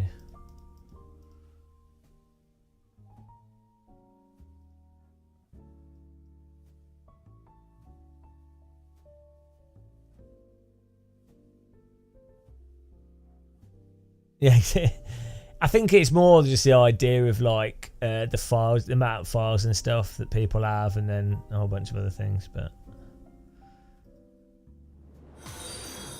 the pace car is out of control. There we go. That's weird. But yeah, I know I need to, because I have obviously we have quite a few computers, like laptops and PCs and a network. So for me, it's a total pain in the arse to update everything. And then also with this streaming, we have a streaming computer that does the capture, so that's good. That's all separate. But with this gaming PC, We obviously have all the different drivers for all the different equipment and all that stuff. So that's the thing with the sim rig, is reinstalling a sim rig. There's stuff that you take for granted that you've forgotten, like joy to key type things, or like random programs, or like, you know, stuff there's kind of obscure programs that you've installed and they work really well and you've forgotten about them because you've never tweaked or changed them for years, and then you reinstall your PC or go to Windows 11 and it turns out that one piece of software that's vital for something you use no longer works, and you're just like, wow. Or you can't get the file easily, so then you have to spend an hour looking for where to get it, and that, you know. Or you end up with like a new random issue that takes like a few hours to troubleshoot, or you've just lost a random mod that was really good that's not easy to find, you know. So it's that kind of stuff, I think, is the or you might have happened to have done settings in Shader Patch or Content Pure or some other game. You might have just happened to have done some like settings that a year ago you spent an hour fiddling with settings and you got it dialed in absolutely perfectly, and so you forgot about it. and then you do the Windows install and it's like, shit, and then you have to go through that whole tedious process, which is basically an average Game of Muscle live stream process. It's all right if you're live streaming because at least you're getting paid to do it, but if you only have, most people who have, if you've got like kids especially, or you know you're sort of 20 to 40 or something, 20 to 35, you might not have that much free time in between work and stuff, so you really don't want to spend your free time doing that kind of stuff. So, but yeah, no, I definitely need to reinstall this computer. My thing used to be, from my experience, reinstalling basically now, like once a year. Like if you have a ghost, ideally, but if you wanted to keep a computer to be like absolutely as sharp as possible, reformatting or ghosting once every 6 months to a year. But thing is, I looked into it, researched this. So the old thing was that the idea is that, you know, computers get slower over time because you install lots of stuff to them, and the idea is that Windows is what's it called, the registry and stuff ends up getting just filled with shit and stuff. But someone actually properly researched it and tested it, and there's no actual reason why the computer should be slower over time. Like there wasn't actually a real functional reason. Like if you're going to install the same amount of programs in both scenarios. But definitely is a case, like Windows especially, not so much with Linux. And Apple's Linux based as well. Yeah, it's the government slowing it down, yeah. Exactly, Rich. You definitely, yeah. So there's the window, categorically, like, okay, I don't have data for this. My anecdotal experience, so this is probably just anecdote, well, it is anecdotal, but Windows updates obviously F the computer, whereas if you do a fresh install and it'll be the latest version of Windows, it's better than if you had an old install and update. I mean, if anything, it's going to save you space for a fact, because the old updates get stuck on the computer, and then all the old versions of drivers and stuff get stuck on the computer. So purely from a space perspective, might not really matter for SSDs too much, but yeah, that was a thing, Rolo, but we don't have that issue anymore with SSDs. They don't have the same problems. But yeah, you still have it. Exactly, yeah. Whereas with Linux always feels as snappy as it always. I've a direct experience of this, of computers I've used in offices and stuff. Computers like really old Apples that I know people have had from like 2000s, and they've had them for like 20 years without updating them, or like probably not 20 years, like 10 years, and they're exactly the same.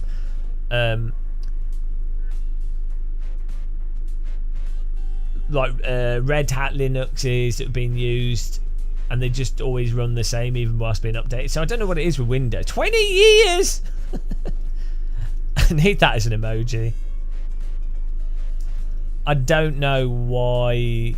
I don't know what the Linux thing is. I don't know what Windows is doing to be so cumbersome. It was the same with the Xbox. That was Windows CE. If you had an Xbox One, the first Xbox, not the new Xbox One, but the original, the first Xbox, it would get slower over time. And if you did a hardware reset, same with the Xbox 360, they would work better. So there's something with Windows. Yeah, fresh install of Windows XP was the best. Nothing beat a fresh Windows XP install with the black theme pre-done. Hang on, why does it say servers unavailable? Am I in it? Oh, what's going on here? Okay, it's messed up. The server's running because people are on it. I think I've got some like weird issues, guys.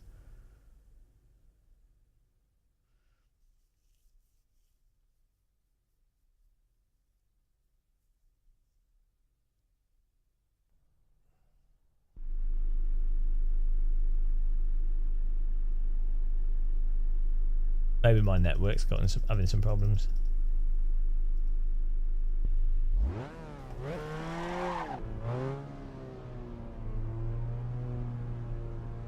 Oh yeah, no, don't get me wrong, I hate iMacs. All the my dad has one, and also I had to use one when I was in an office. The needless shit with so there's some stuff on Macs that's really good, like the automatic backupping, and if you've got an iPhone and an iPad and the way that all the stuff goes together, that's really good, right? I mean, you can do that all on Windows and other Linuxes with other stuff, but for a noob, it's quite nice.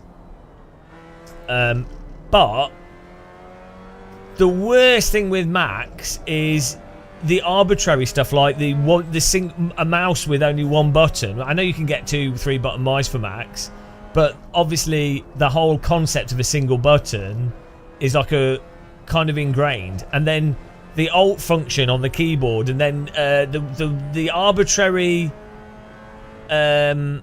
positioning of the X button for it to just be different. Or like there's a whole bunch of stuff that's just slower and worse, and like it's just Apple being Apple, because there's versions of Linux that don't have these things. So it's not like, oh, I love Windows and everything should be Windows. There's stuff in Windows that's shit as well for the same reasons. Like Microsoft put in their new user interface, hiding options behind options, and then having different user interface styles that make any sense at all. Or you're having to click through 5 things to get to one option that used to be on a right click for no reason at all. So Microsoft does the same stupid shit, but Apple like absolutely takes the cake for completely arbitrary Apple stuff that's not easier, but they won't change because it's Apple. It's so annoying when you try and do stuff on an Apple and you're just like, what? Why is this so convoluted and not intuitive as well? Which is ironic, because the big point of Apple is it being intuitive is like a big selling point. Uhtred under 10. 41. Okay. 41 months. Thank you very much. Off to the gulag. Really appreciate the support, you idiots. You idiot! What a failure. What a cognitive failure.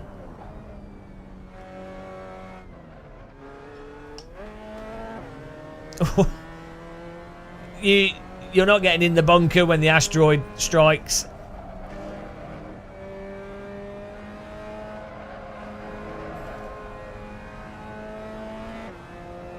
Yeah, I mean PCs. As I was saying earlier, it's such a shame with the 50 series GPUs. Like, I'm happy to actually spend a lot of money on a graphics card because it's for work as well. So like, I'm not as price sensitive.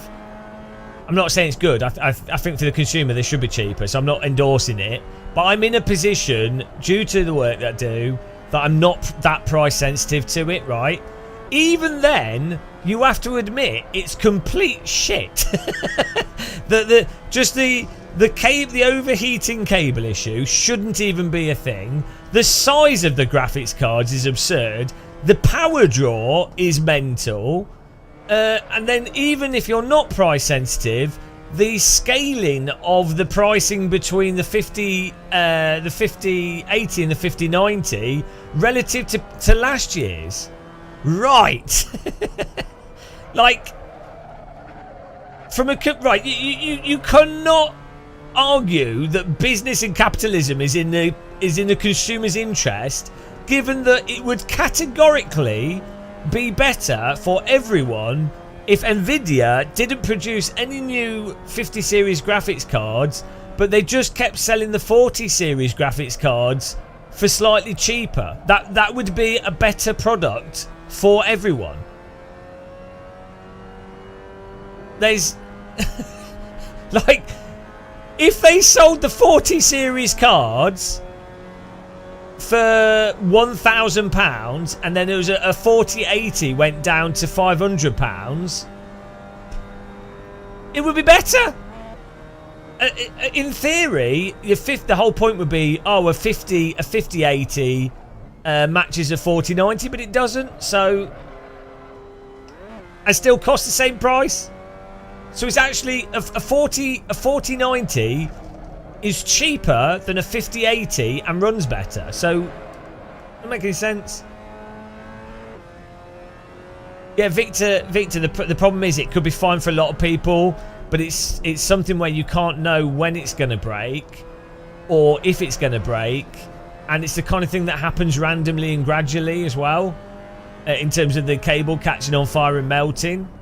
So you'd have to keep checking, which is such a ridiculous idea that you've got. It's a fundamental design flaw in the cables that there's no sensing of if it's overheating, and the cable design itself is ridiculous. Like, they should just use a different type of cable and connector. Who are they selling the cards to? People that aren't priced. So what's happened is exactly the same in the sim racing space. There's been a division between your average consumer and then your consumer that has a lot of disposable income, right, the higher end. And even within the middle consumer, they've either been priced out of industries or they've skewed upwards. So you basically, in the past, companies would go, right, we need to make a product as cheap as possible and as good as possible to sell to as many people as possible, because that would be better than trying to sell to fewer people for a higher price. But what's happened now is it makes more sense to do higher price products that you sell fewer of to people that will fight over those products. You make less products, you get more sales. So it's less of a burden. It's easier to make money that way. And there's also more there's more consumer demand than products can be made, like in the gaming space, which normally what would offset that would be competition, but Nvidia don't have any competition, so that's how they can basically keep the prices really high. For sure, if AMD had a comparable graphics card to a 4090, Nvidia would have to release a cheaper graphics card or produce or compromise their AI to not lose out market share. Yeah, obviously AI is the focus, but the thing is, the gaming part of Nvidia is still a very profitable business. So And I think they do use, there's like different fabs and stuff that produce the graphics cards, so it's not like it's a de facto stealing. It's not that it can, that AI totally takes up all their resources. Like that's overstated. Like, don't get me wrong, obviously their priority is AI, but a lot of people underplay the size of the graphics processing industry, and like that's still quite a relevant, highly profitable business for Nvidia. So they do still care about the GPU. It's not necessarily gaming, but it's still you know, because a lot of things use Nvidia GPUs in industry as well, outside of AI. Why would they sell it off? Doesn't make any sense.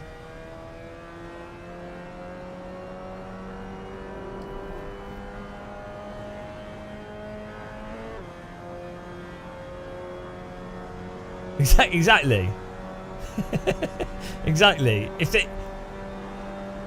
If they didn't care, they would just do it cheaper, or like competitive price. But yeah, they obviously just max out the pricing.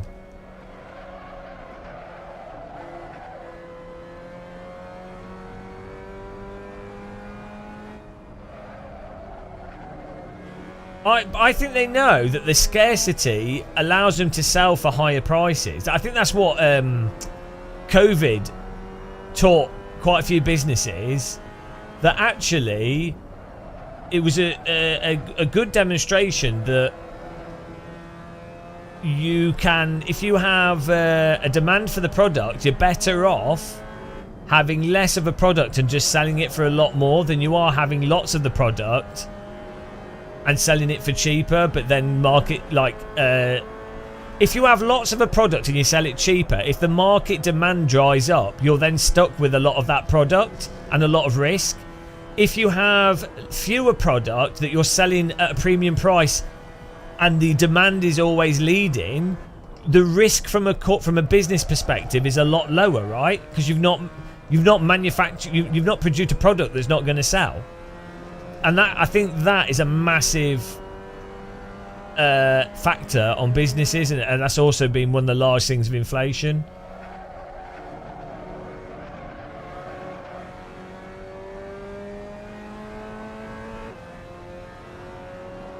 Yeah, well, Bitcoin and crypto showed that there was a demand, like people would just buy graphics cards for coin mining, yeah.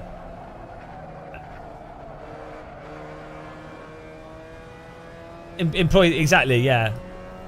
Yeah, that strategy only works where there's limited competition, but that's unfortunately the case with graphics card.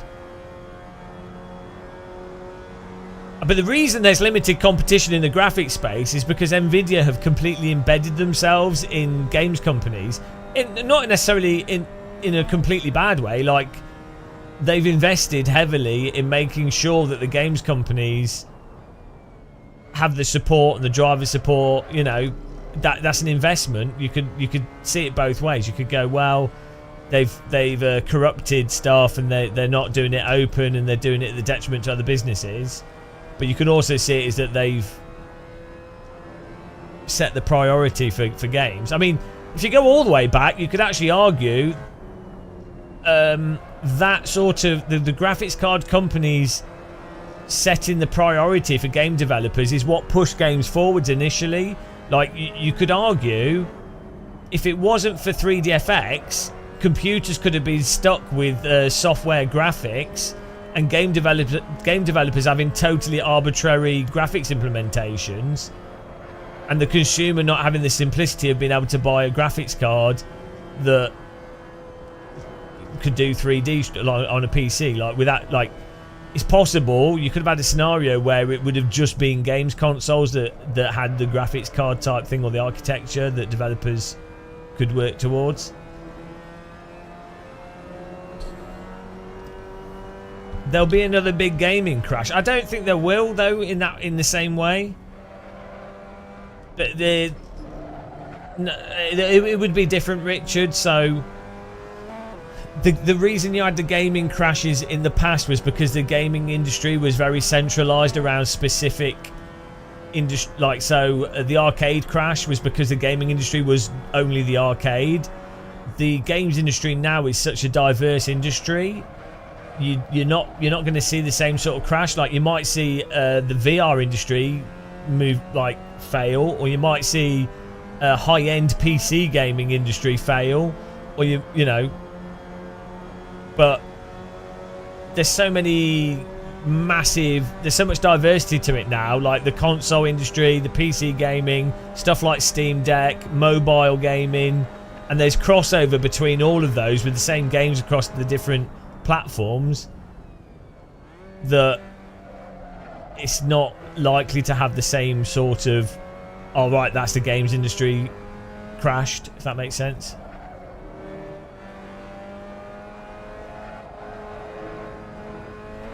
Yeah, the AAA games might suck, but they're still selling very well.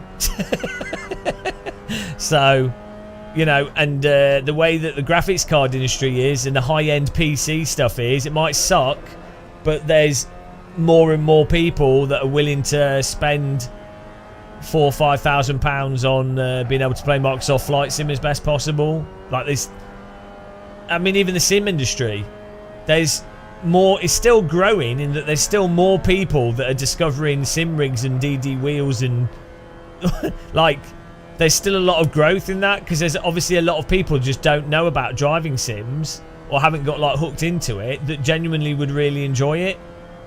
Like, just think of sim racing as a general hobby. It's better than a lot of hobbies. Like, it's more accessible, it's generally more affordable than like rock climbing, archery, skiing. So as a general hobby that a lot of people could buy into, like a lot of people would be quite happy to spend £1,000 on a DD wheel to slap on a desk and then get a graphics card to play driving sims on their computer. Or even, there's even people that come from consoles buying a PC just for sim racing, because it's enough of a compelling activity. So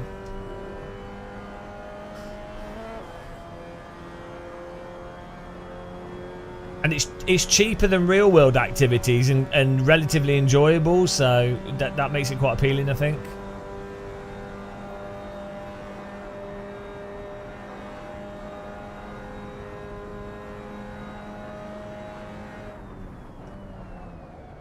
And then the inevitable thing that happens with PC games is, let's say you buy a PC because you enjoyed driving stuff, and you're like, oh, I've seen a driver use it, I like driving games, you play games on your console, you like GT or whatever, and you're like, oh, okay, so you get a PC, you got a wheel, then you're like, oh, well, I might as well play Flight Sim as well, so I'll buy that. Oh, the VR headset would be cool with it, so I'll get that, you know, and that's how you get sucked into it. Before you know it, you're a bold idiot making YouTube videos and your life's ruined. That's how it works. That's how they get you.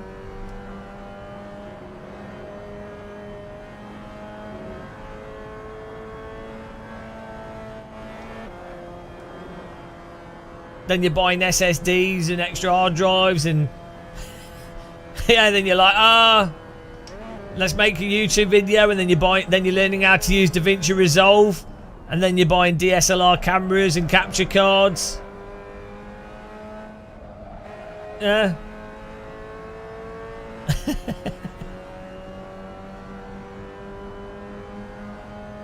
And then you buy a train sim and you die of old age. Predictable path. Just say no.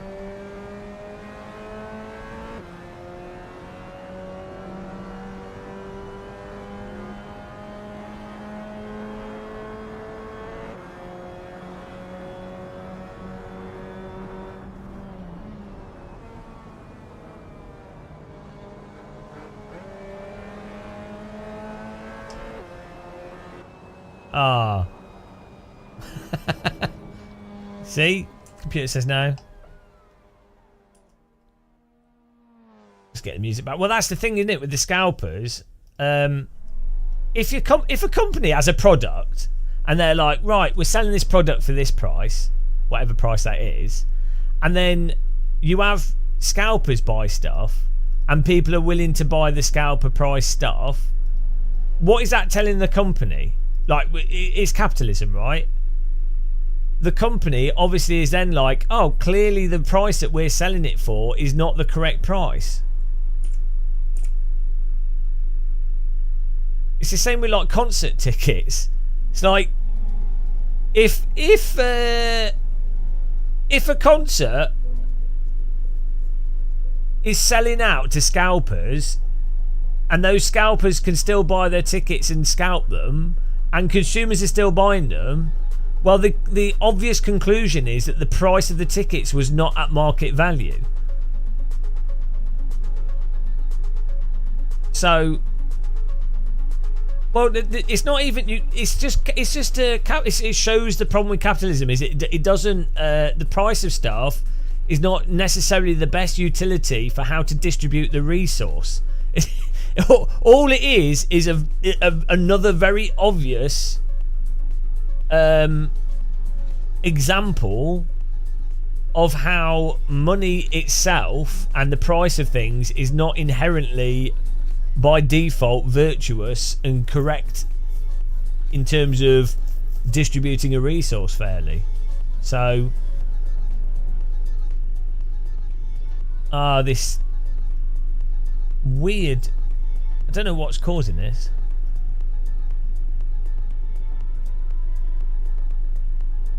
Maybe it's I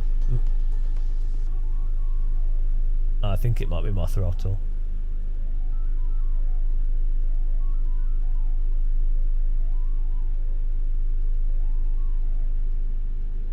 Something's pressing. I think I've got. I think there's a short on my HOTAS.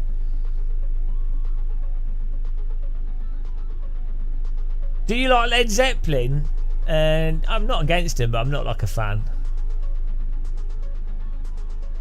No, it's my. There's a short on one of my devices. I need to sort this USB thing out.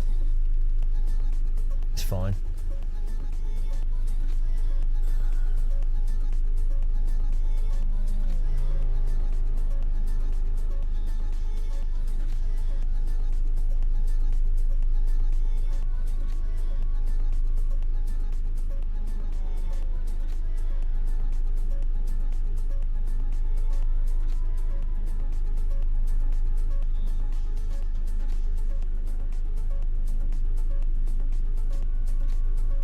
Woo! Oh, hello! Phantom Racer, 41 months. I mean, this is not... sub is for you. 41 months. Think about what you... If you'd invested that money in Bitcoin, you could have bought a real car. You actually could have bought a real car.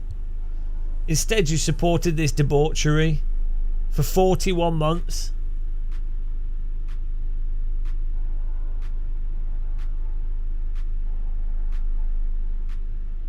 Thank you very much. Off to the gulag for Phantom Racer. Yeah, could have bought some Nvidia stock so you could afford a new GPU. Alright, you still wouldn't be able to get one though because they're not in stock.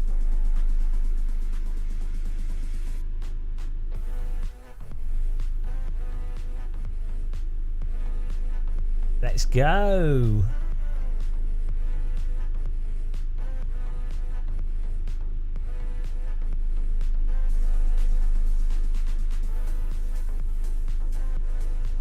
The boomers can't type. Boomer ban.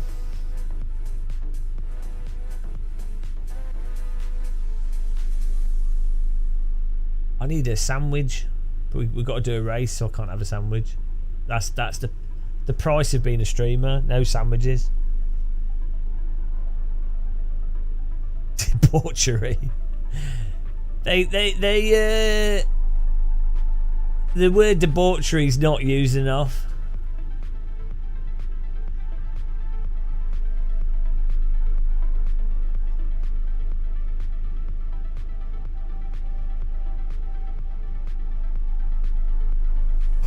Woo! Vito, you've turned into a boomer now. Crash Monday, hello. I just got into sim racing a few weeks ago and tried stiffer suspension when it was mentioned on stream, and it seems I should have tried setups earlier. How's it going?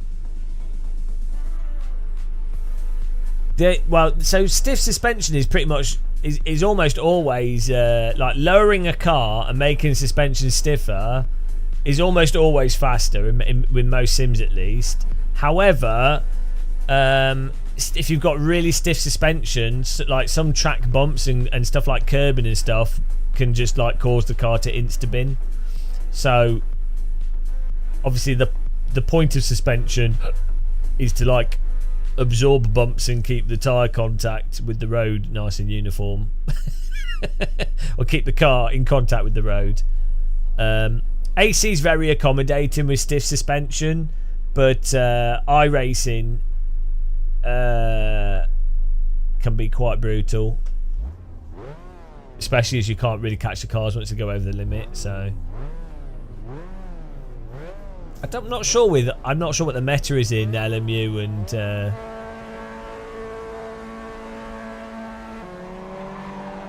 suspension with that.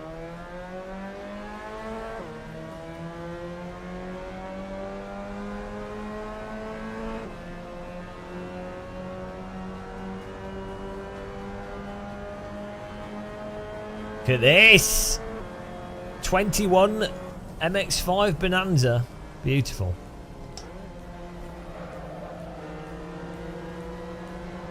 I think these cars look awesome.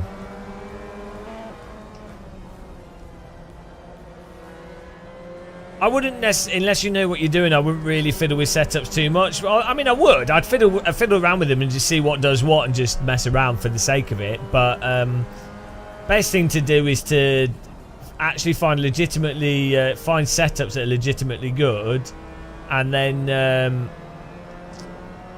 see what makes them good and why they're faster, and understand that. And there are lots of guides explaining car setups as well. So the nice thing with AC1 is that you can feel through the force feedback the changes that you make to the car, whereas other sims you can't feel it through the force feedback to really know what it's done. You just have to drive and road test.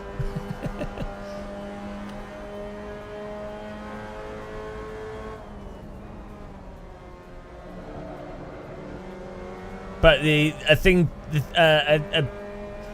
do get a lot of people messing around with setup when they're like 2-3 seconds off the pace, and they're doing setup to try and be faster.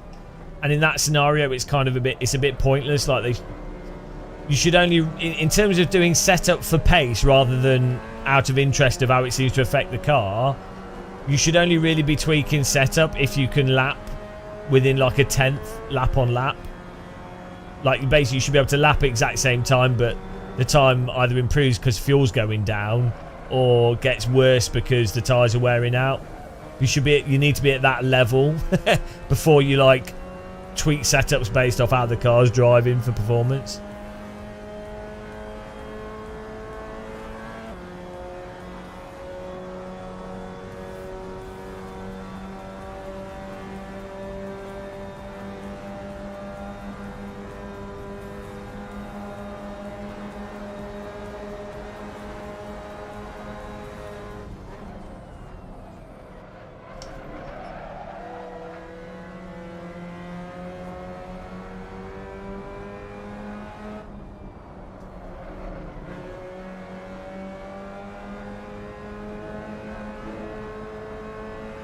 I think the MX-5 is just a fun, slow race car. Nice and easy, really accommodating. This is what people should be driving instead of... Based off the skill of most people online, MX-5 would be much better than GT3. Also, tends to produce much more interesting racing.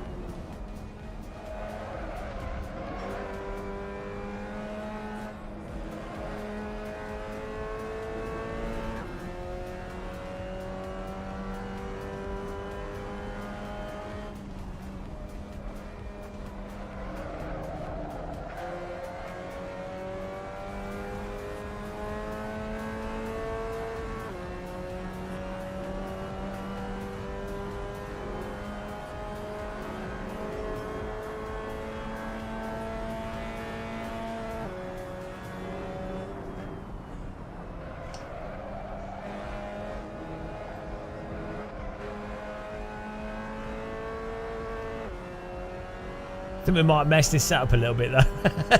We seem to be a bit slow on the straights. Oh well.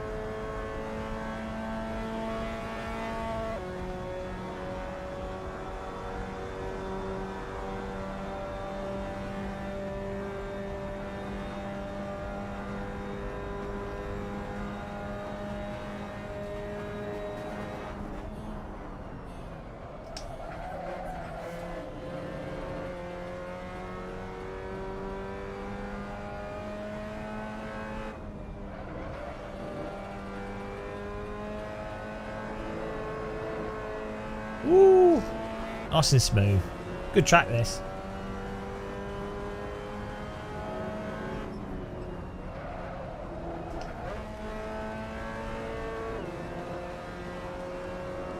Non-existent. Yeah, I don't know what you're talking about.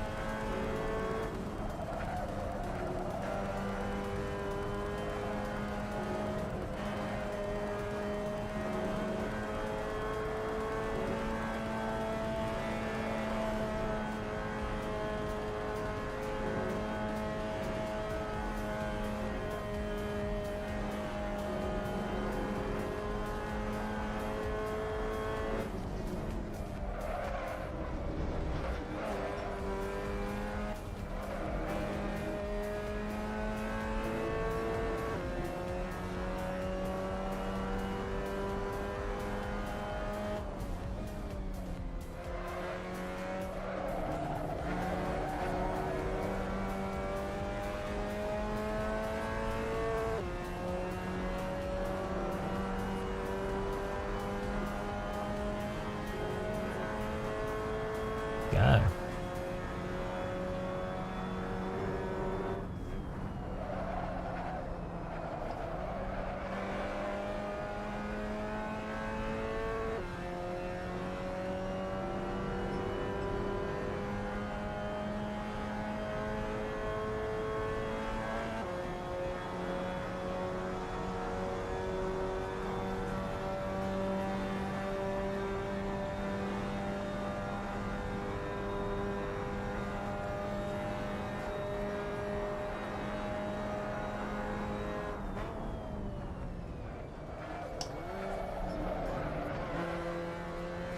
Trying to close up the gap here.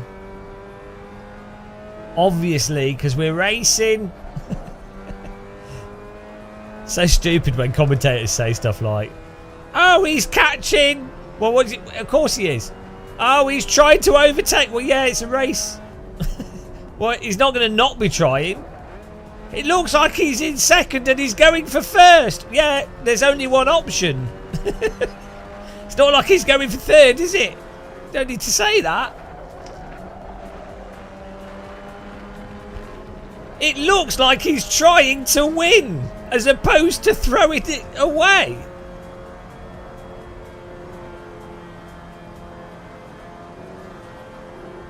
It's like commentators go, shot on goal. It's like, well, yeah, no, it wasn't. They're all trying to shoot. When they're shooting, they're not shooting to miss, are they? It's that, you know, it might be if it's a shot, if they kick the ball towards the goal, it is a shot on. It's not a shot anywhere else. Otherwise, you'd call it a pass, right? Or a cross or a clearance.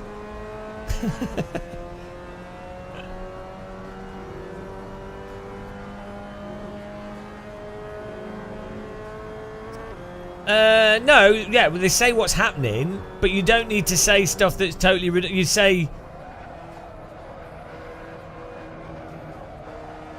You say what's happening. You'd say,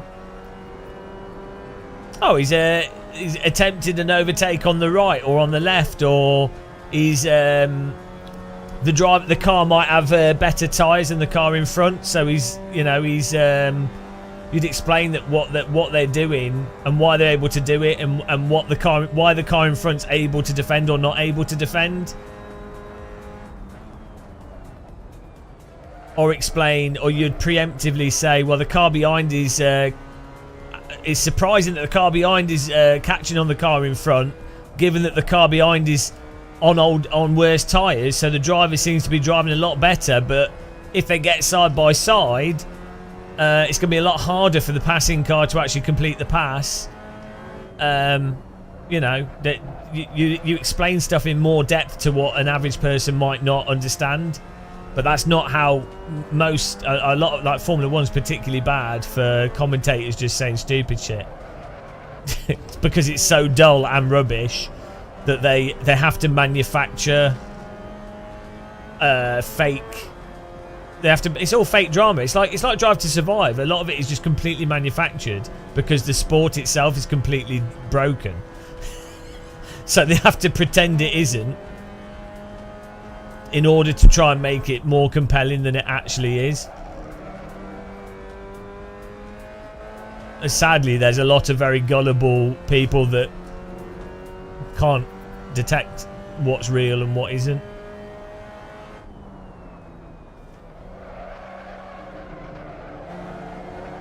Also, there's a big problem that you can have commentators that are genuinely excited when things are good. But the problem is if you're forced as a commentator to always be excited about every single race because, well, that country wants their race to be represented well, even when it's a shit race. Well, the problem is that if you're always exactly the same level of hype and excitement for everything, even when it's objectively shit, well, you've got no credibility for when you are genuinely excited, so there's no way to know. It's what happens with YouTubers. If they are always excited about every game update and everything, they've lost all credibility, because obviously not everything is, you know, some things are better or worse, so you can't actually be, you can be like, oh, this is cool, this is interesting still, but you know, you would have to be like one of the most basic dull people to exist if everything was like super mind-blowing. Because it just, everything isn't super mind-blowing. Even if you were a pretty simple person, you know, so you're gonna have different interests, and some things will like stand out and some things won't. Like you would have to be like the most plain, boring, dull person for everything to be like a 10 on excitement. Do you know what I mean? Like, if you're being authentic, like what's the statistical probability for your brain to be wired such that everything is a 10? What's it like having a galaxy brain? It's terrible. I've foreseen the future, and that is a future where the asteroid doesn't hit Birmingham, and that's really made me sad. I predicted the trajectory. I took a look at a photo of the asteroid, and my brain subconsciously went, no contact with Birmingham. And then I was like, oh no, I wish all the excitement's gone. Those clouds look nice. Good racing there. Tabalot, Tibalot, M. Heaven, Cheded, Burby, Sapper, Nico, Clint, Flygabber, myself, and Sleepy top 10. Right, I need to get some food, but we do another race. I'll set the server up. And I need to work out what's causing this random button behaviour. I think it is my home task, because I know it's got a short. Let's see if I can unplug it now.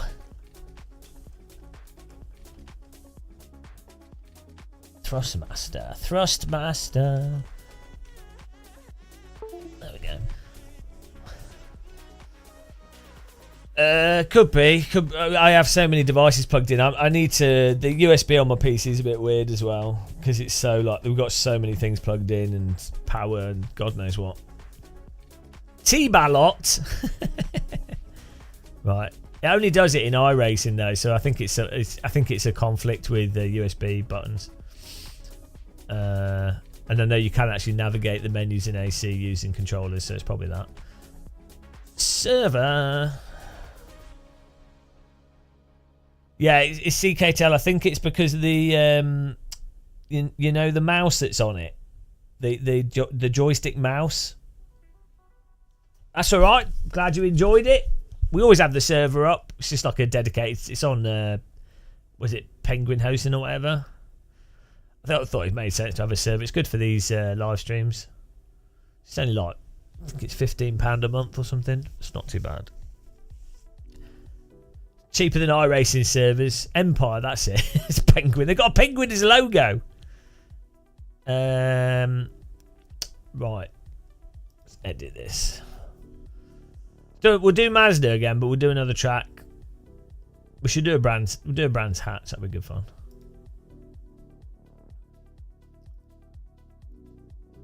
Okay.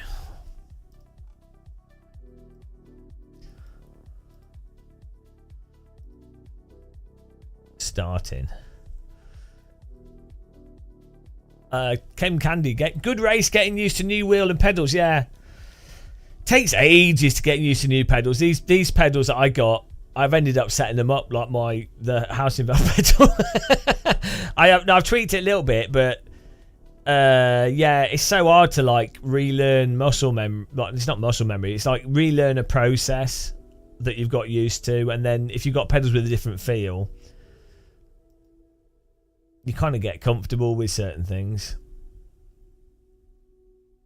I originally got used to sim racing on very light pedals, so it's hard for me to use heavy pedals. Why is this not working?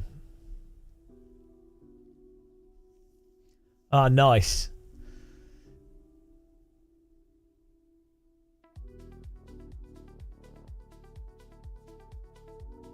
Server's just refreshing. There we go. Get in there.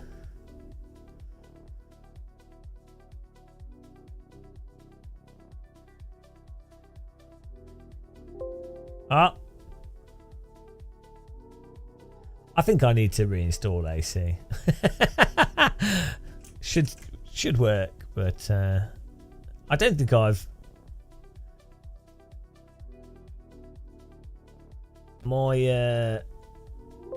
my AC has been the same. We've had this for like 4 years. 4 years too long.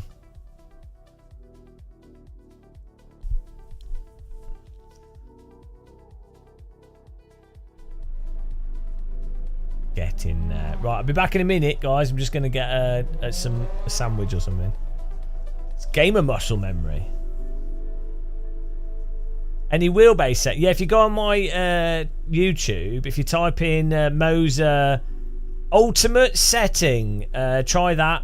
On that video, I explain. I go through the different settings. It's not complicated. It's really basic stuff, but I just explain what does what and what's a good way of being aware of things.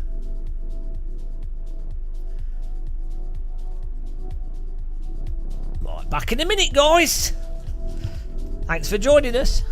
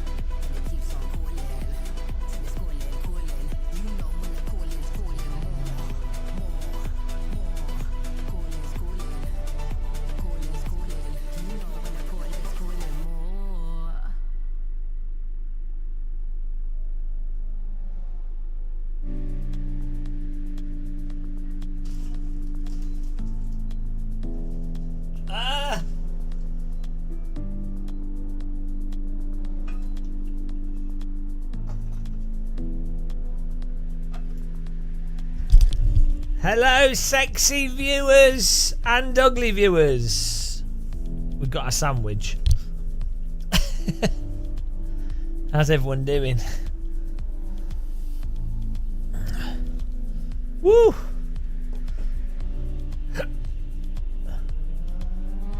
Sap is on the lead. Chedhead second at the moment.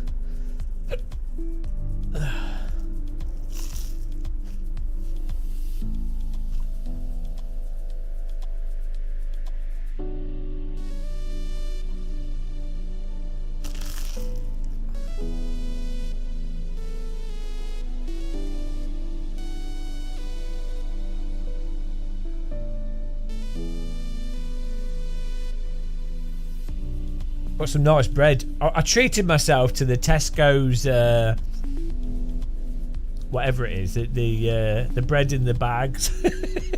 I don't know what it is. I think we should only ever have sourdough bread. I don't think this is sourdough though. Sourdough tastes so much better.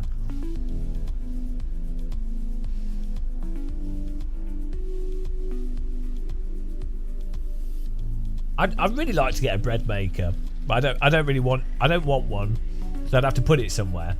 But if you could have if you had a big kitchen with lots of cupboard space, how good would it be to have like a bread maker?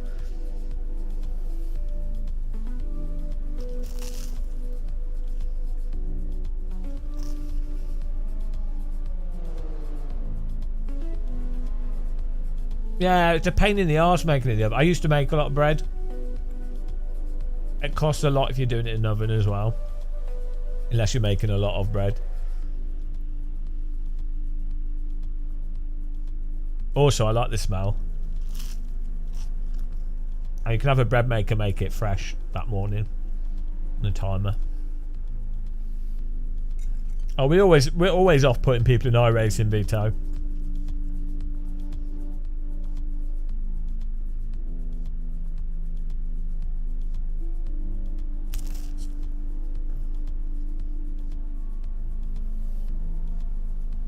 There's a book called Artisan Bread in 5 Minutes.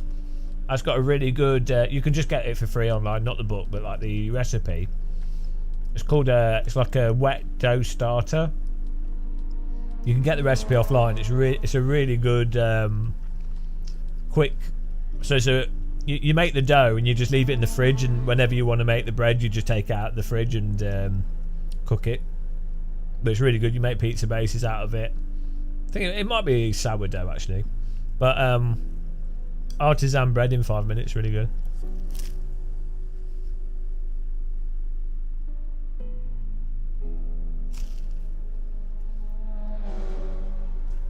The problem with most basic ovens, they don't have enough humidity to do bread properly, whereas a bread cooker can do it. Unless you've got like a really ridiculous fancy oven.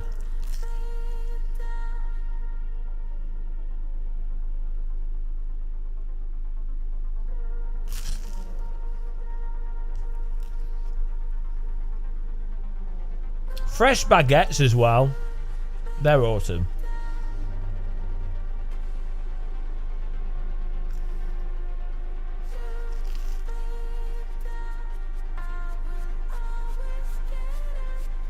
Cheers, guys.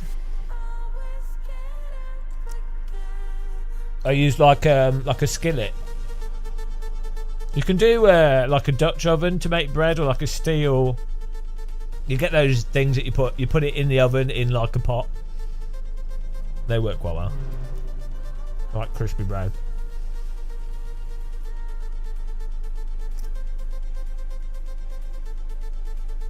I like really yeasty tasting bread though. Like tea. Oh, shut up, Edward.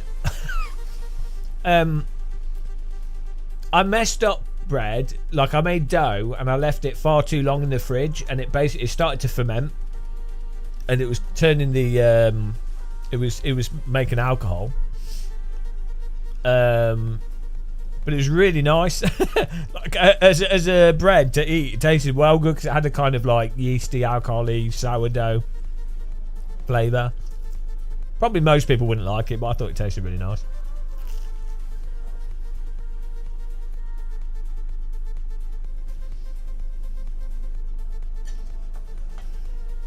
You can't beat proper good fresh bread with real butter on it. It's just the best. It's amazing how shit supermarket bread is, really. Like the Hovis bread. I mean, there's an appeal to like those loaves of generic bread. I do buy them all the time, but they are shit. Like, they're so bad.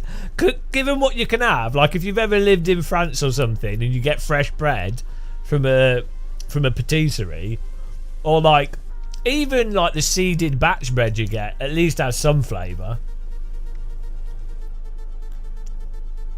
But those bloody like the white, like proper white bread, it's like, what on earth? Yeah, even the brown bread is just like, it's just dry. It's like pound shop sandwiches. It's like what you'd imagine. It's like what you'd think people would be fed in a gulag, or like some like post-apocalyptic communism like prison. I should try and find the most plastic bread to see what the worst bread I can find is.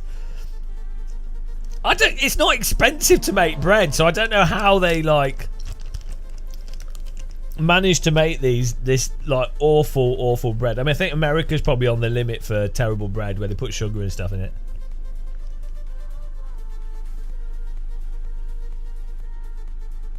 Hello, Philip van der Kerker. How's it going, man? South Africa, nice. South Africa's not the most hated country. I'd say like America and Israel Israel's probably the most hated country at the moment. Then America's getting close. Russia's pretty hated. So I don't think I think South Africa's doing all right actually on the hate scale.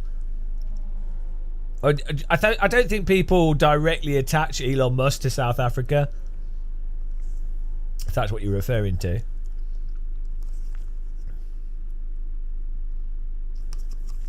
I think there's possibly a lot of Western guilt towards the South African history, so they just don't want to mention it. So we were flying over South Africa in flight sim, and it looks so good. Like, the countryside is insane.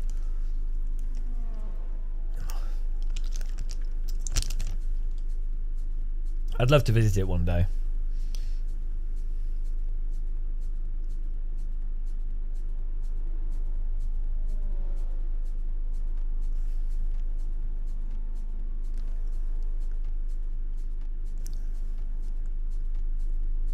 I mean, I think the UK's hated for quite a while because of Brexit. Most hated country. It's a bit hard to hate a whole country, though.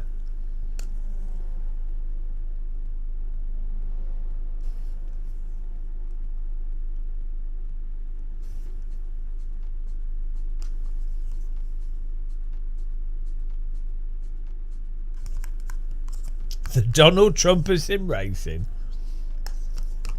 We are the best channel. We have the biggest subscribers. We are very successful. We are the greatest channel. I can't do Trump voice. I can't even do it. Only the fastest drivers here. The bigliest Assetto Corsa grids. Only the greatest. I can't do it. I can't even do it. Maybe I need to eat more lead and then I'll be able to do it. That's more like it, Crash. Yeah, you can't hate like large groups of people. Just hate individuals. Like There's plenty of individuals to hate. You don't need to throw everyone under the bus.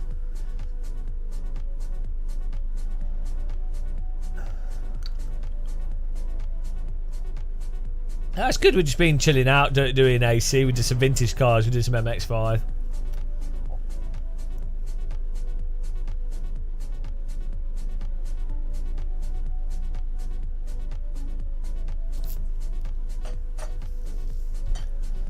Well, you know the MAGBA, Make America Great Britain Again.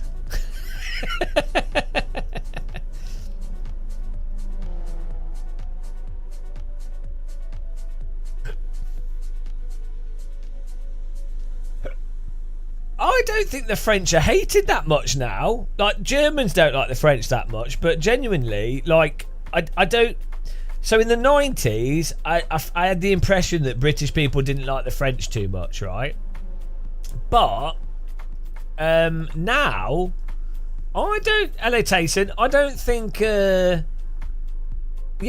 don't think. I wouldn't say the Brit. I mean, I don't. Yeah, I think. Do English hate the French? I don't think they do. I would think that. I think now English people don't like Americans. English people, most English people, actually really like French, Dutch, Spain. Like, especially like after Brexit now, because the people that were the type of people that didn't like Europeans were like, oh, I don't like the Polish or whatever. Well, you know, they've got Brexit, so the English people are racist towards Pakistani, Indians, and Turk. Like that's definitely a problem. But in terms of English people like are racist towards people with brown and dark skin, particularly. But yeah, not Europeans, and I think so. The hatred of people is based on like racism rather than nationalism. What's the Apple's news?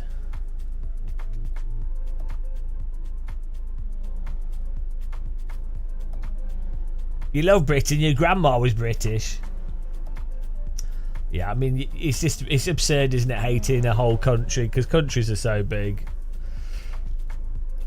You gotta hate individual people like Random Call Sign. Did you guys know that Random Call Sign was the first person to surf a 50-foot wave at Saint Nazaire whilst listening to terrible heavy metal music? It's a true story. Apple is taking its unprecedented step of removing its highest level of data security tool from customers in the UK. After the government demanded access to use the data. Well, the government needs the data.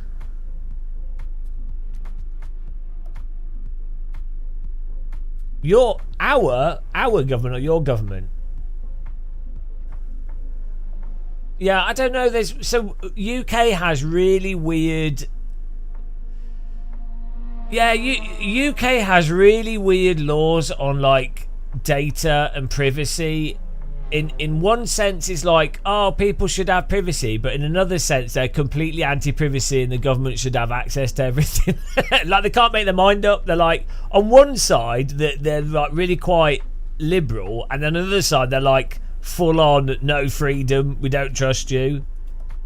Like the whole encryption thing.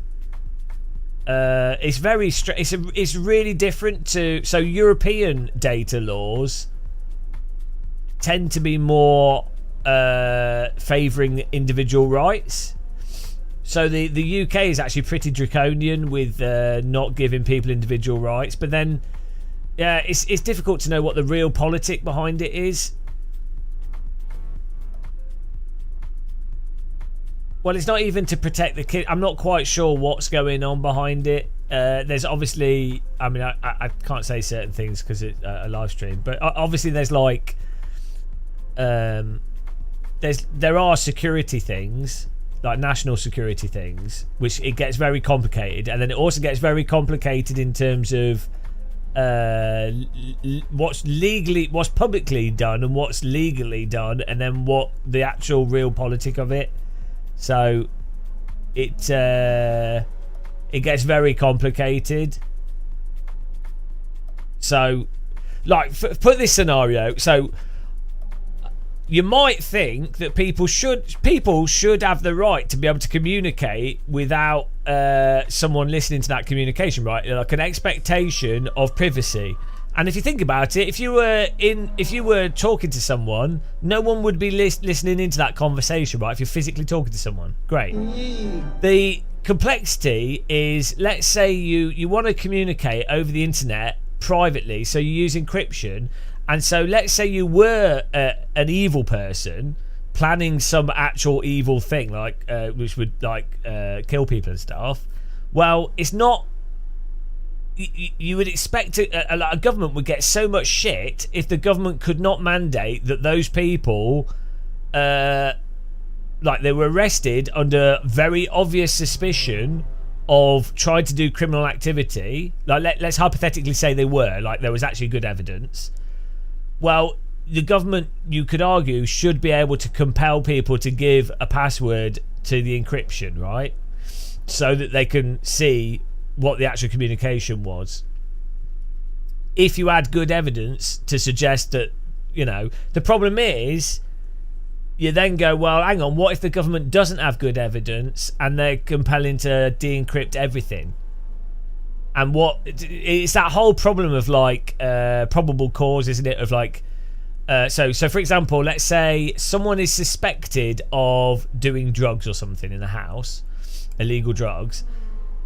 The police cannot just go into their house. Like they could only go into the house to go, oh, okay, we searched the premise and we found drugs because we had a suspicion that they were growing drugs, right? Cannabis or something.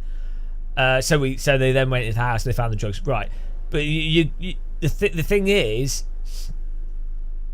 they can't go into the house, and if they find something else, they can't then prosecute on that other thing. Or I'm not sure where it is. I think they can in some cases, but they have to have an original, reasonable reason.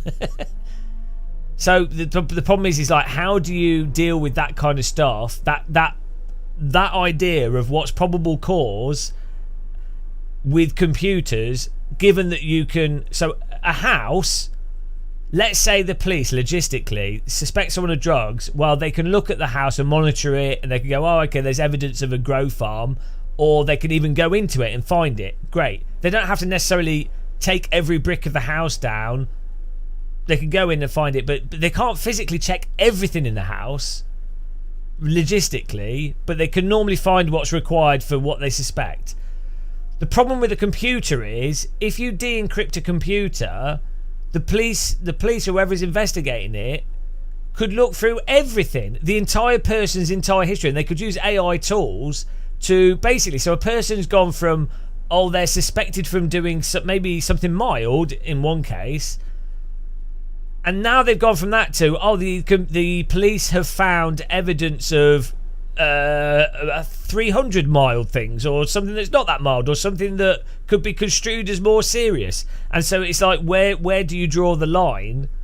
Like, I'm not saying what's the right or wrong thing. It's just the problem is, if you have computers that track everything, and then you have AI that can sift through everything, how do you logistically work out what is significant and what isn't? So it actually gets really, really complicated. Another good example of this sort of problem is like in America, where you have you're trying to stop acts of terrorism. So the FBI entrap people by setting them up, and so those people then buy explosives from the FBI, and then the FBI go, well, you bought the explosives, so we know you would have been a terrorist. Off you go to jail for 12 years as a terrorist. But then you could argue that person was just a vulnerable person that was a bit stupid, and that whole situation was engineered by the agents, and that person never would have bought explosives unless those agents basically put it into their mind and offered it to them.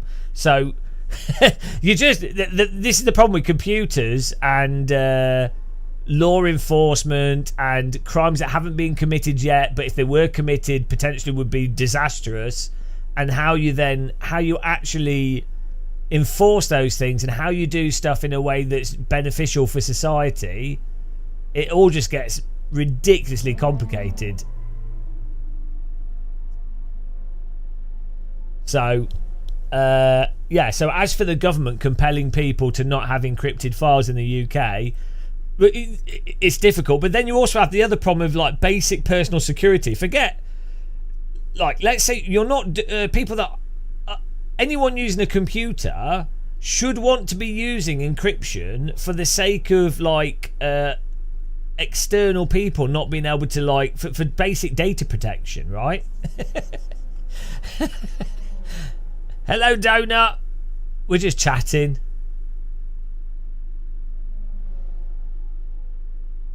We're just chatting. Back to do an MX-5 race.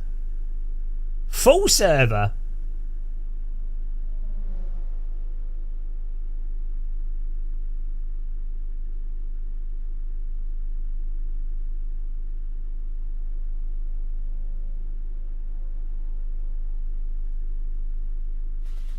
Yeah. Just but what's worrying as well, and you see this in both British, American and European politics, is you have people in government saying, oh, we're going to block these things, or we're going to do that, but they don't understand the technical. So you have a government saying, oh, we're going to ban encryption, and it's like, they clearly, by someone saying that, they don't even understand what they're saying, because it's like, well, you can't ban it. You need encryption for like bank card details or like basic server to server communication. Like you can't like you can't ban something that is fundamental to the basics of how the internet operates. Or we're just gonna illegal, all illegal. Okay, great. Well, so the other thing is obviously the American government. So part of the real politic of this, the American government obviously has back doors into Apple phones. Obviously, like the intelligence agency. And so it could be that the British government doesn't have back doors into phones manufactured in specific countries, or there might be new you might have agreements that were made at one point in time through secret services where there's certain back doors, but those agreements might have changed, in which case inevitably you're going to have to just say, well, look, these phones can't have encryption because we no longer have the backdoor agreement. So something that should have been secret ends up being public through international security services cocking things up, or governments like what's happening in America being so dumb that they will cock up underlying processes which might not be the best processes, but they've been kind of working. So you're probably going to see a lot more stuff happen where you see these weird things of like, well, why is this country banning this device, or why is this not allowed? Well, it's because the secret services no longer have the back doors, or God knows what that's happening behind the scenes. So loads of devices will have like chips will have stuff that allow governments to access what they're being used for. I mean, it's obvious.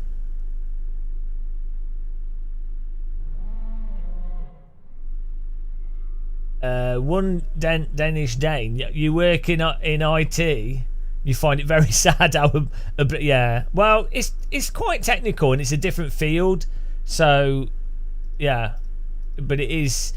The sad thing isn't someone not knowing about something. That's one thing.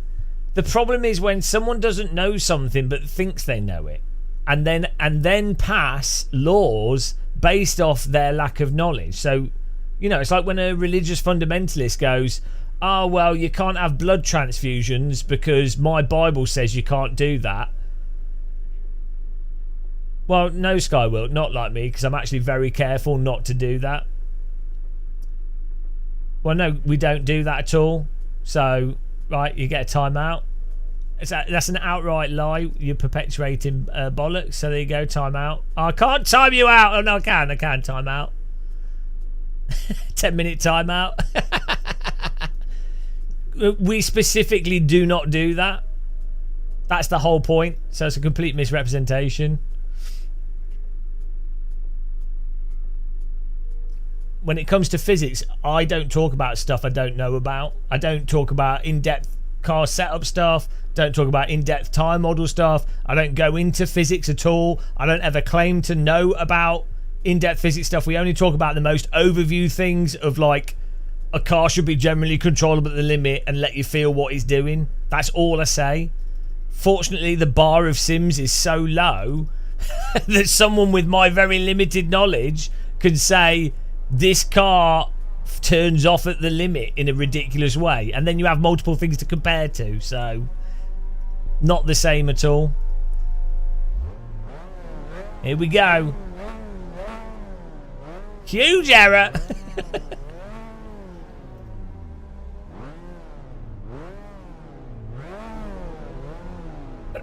Throw your phone in the microwave.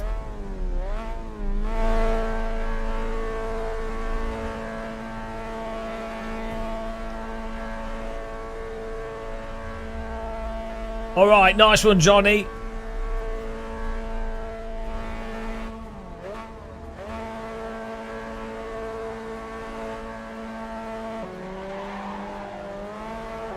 Oh, be careful, guys.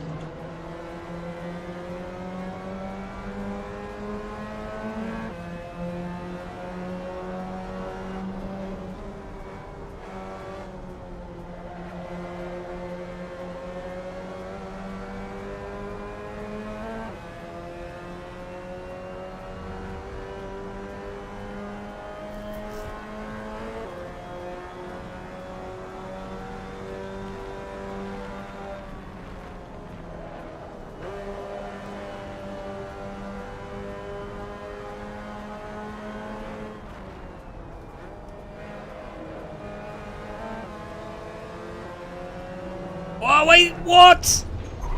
Oh, guys, what on earth is that? What on earth happened there? It just came from nowhere. car side on car. What was that? Bloody hell.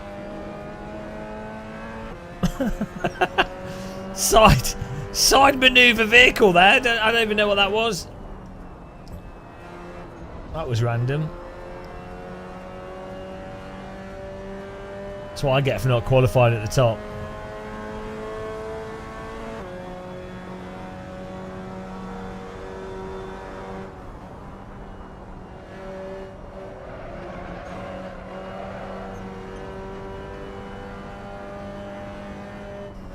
Yeah, I think a lot of people... The thing is, a lot of stuff just...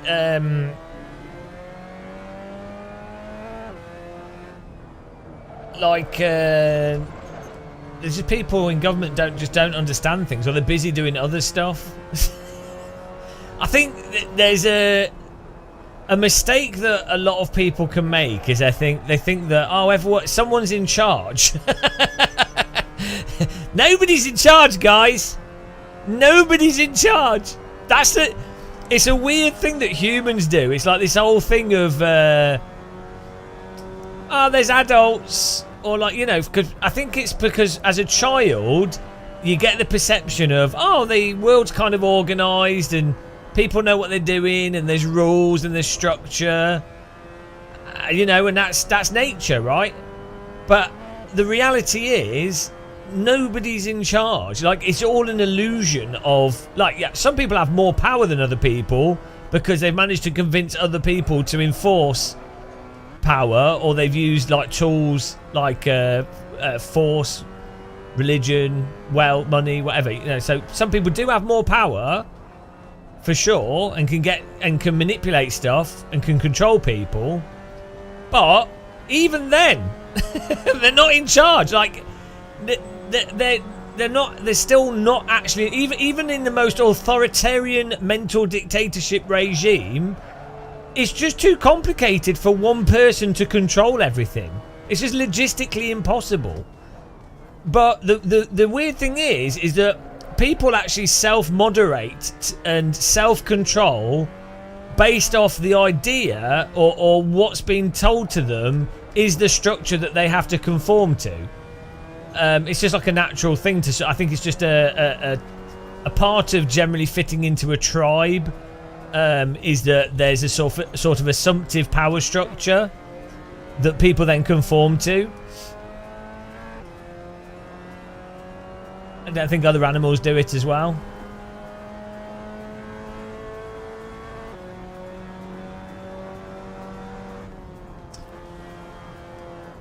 But yeah, so the mistake people can make is they think that any government is like really on top of everything, or a business is really on top of everything. Stuff is all a mess, guys. It's a glorious mess.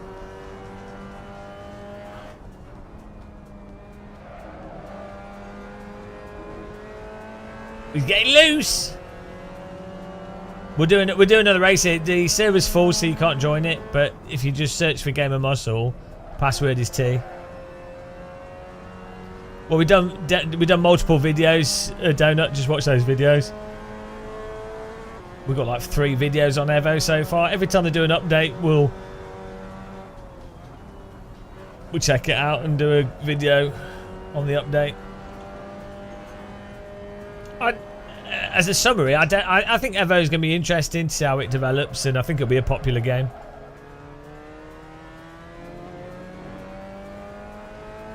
Well, I can't explain anything of value in a live stream whilst driving an MX-5.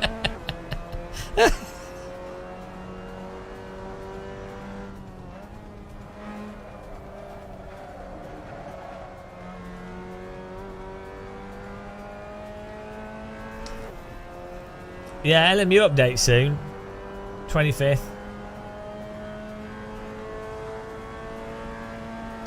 Outlaw, I don't think it will do because it barely runs on a PC unless they somehow manage to optimize it massively. I don't think it will. I mean, they might allow it, but I don't know. They need to get like 3 times as much performance from it if it's to work on PSVR.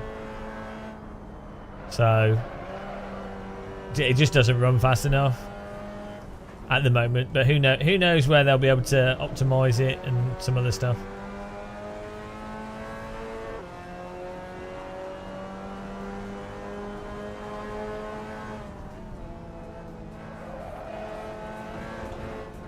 Mate, who is that? That's just shit driving. You've got more than enough grip on the inside. You can't just understeer or like purposefully understeer on the throttle into the car on the outside. Well, you can, but it's terrible driving.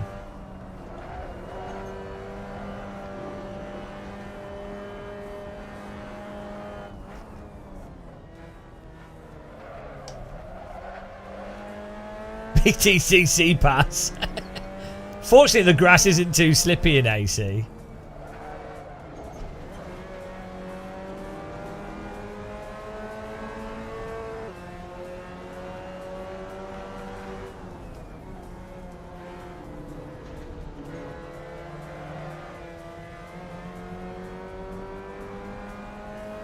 PC has an advantage with learning curve. What do you mean?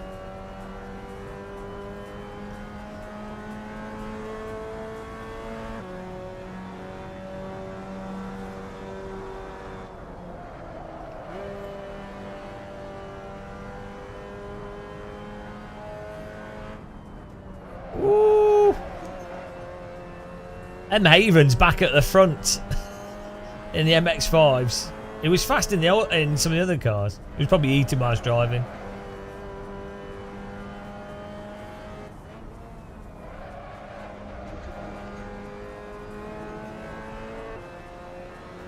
Is the battery shit on my laptop? It depends what mode you put it on. If on gaming mode, yeah, but I think that's all laptops. It's not the best battery, but it's not the worst on on the eco mode. It's not the type of laptop that you use not plugged in though. I like what I tend to use with my laptop. I tend to just use the USB charger with a 80 watt USB cable, and then just run it on low power. That tends to work quite well. But for me, it's just having a powerful laptop for video editing. That when I'm traveling, I can do video editing.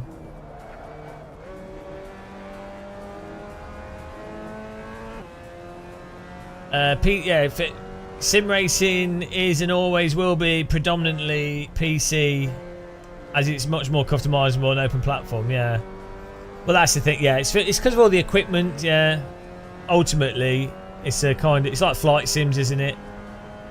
And also, you know, the whole thing of different screens, different equipment. Whereas a console is it's more like a lockdown platform, so everything's going to be designed around a gamepad, really, for console. I could see in the next 5-10 years, I could genuinely see an actual shift from Windows to Linux, though, especially with the where's he going? Especially with the Steam Deck. And a lot of games now running really well on the Steam Deck, and Windows being so shoddy, I could totally see.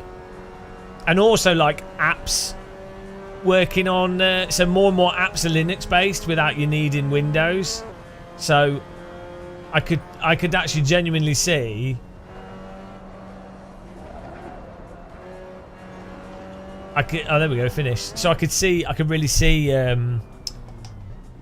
don't drive into people at the end, guys, because people have DD wheels. We're going to do another race. We'll do a quick 5-minute quali, and then I'll oh, this is still doing this. I need to reinstall AC. It's absolutely new. Like, what is this? I don't even know what's causing that.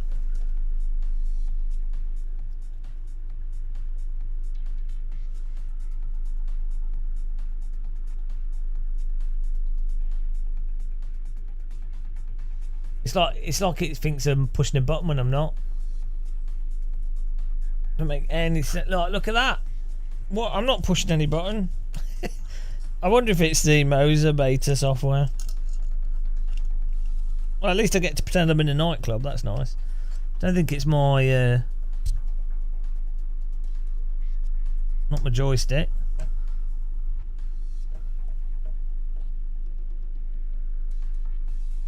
Ah, I think it's the Fanatec shifter.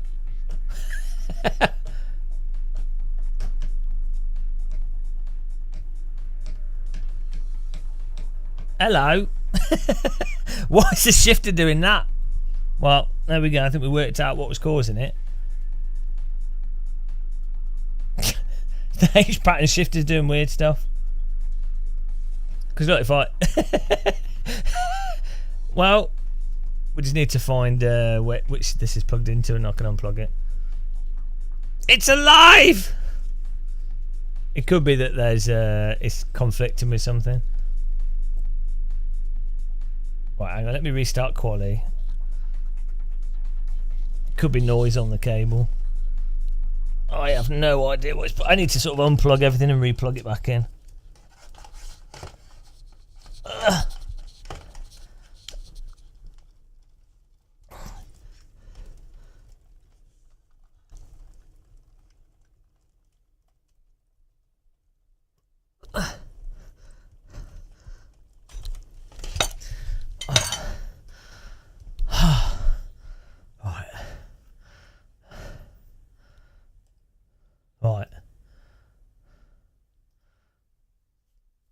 Right.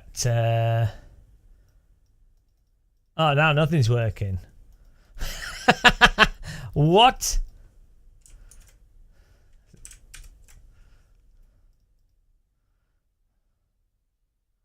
Right, I'm going to make a new session, or we'll just restart it. It's fine.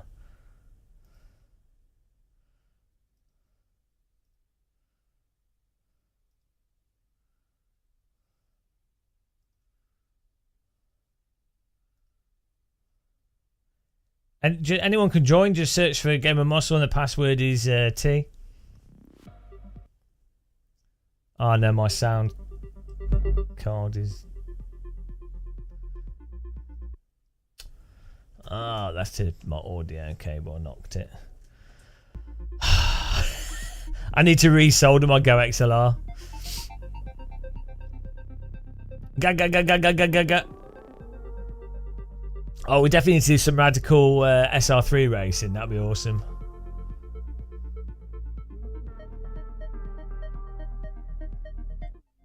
Well, here we go. I'm gonna do. We'll do another race on this track. We'll do like 10 minutes of quali, and then we'll do another race on the same track, and then we'll change. Then we'll do radical SR3. I'm gonna actually do quali this time. I need more tea though.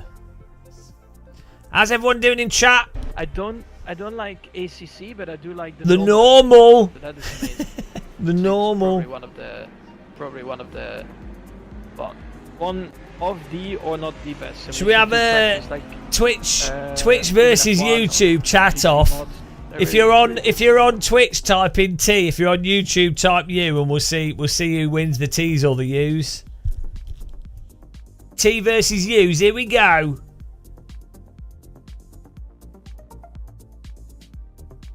The first fire was from T. Twitch fired the first. To me, to you, to me, to you. It looks like Twitch is more active on the chat. Aussie, oi, oi, oi. YouTubers are all asleep. They're probably delayed. YouTube's not. Christopher Lees.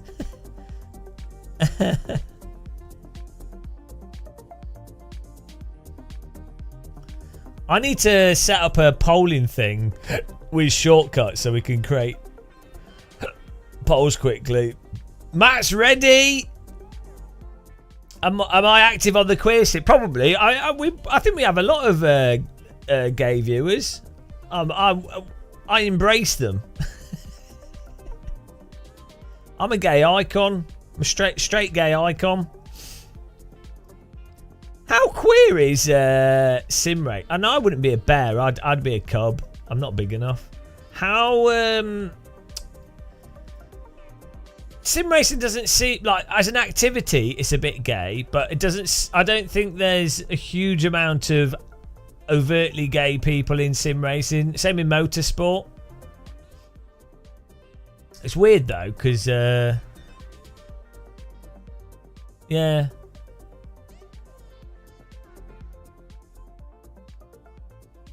Yeah, it's strange that.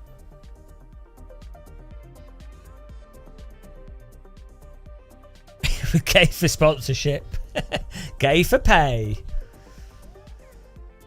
Oh, like what sports are particularly like that you'd be like, oh, there's a hype like more gay guys in sport wise.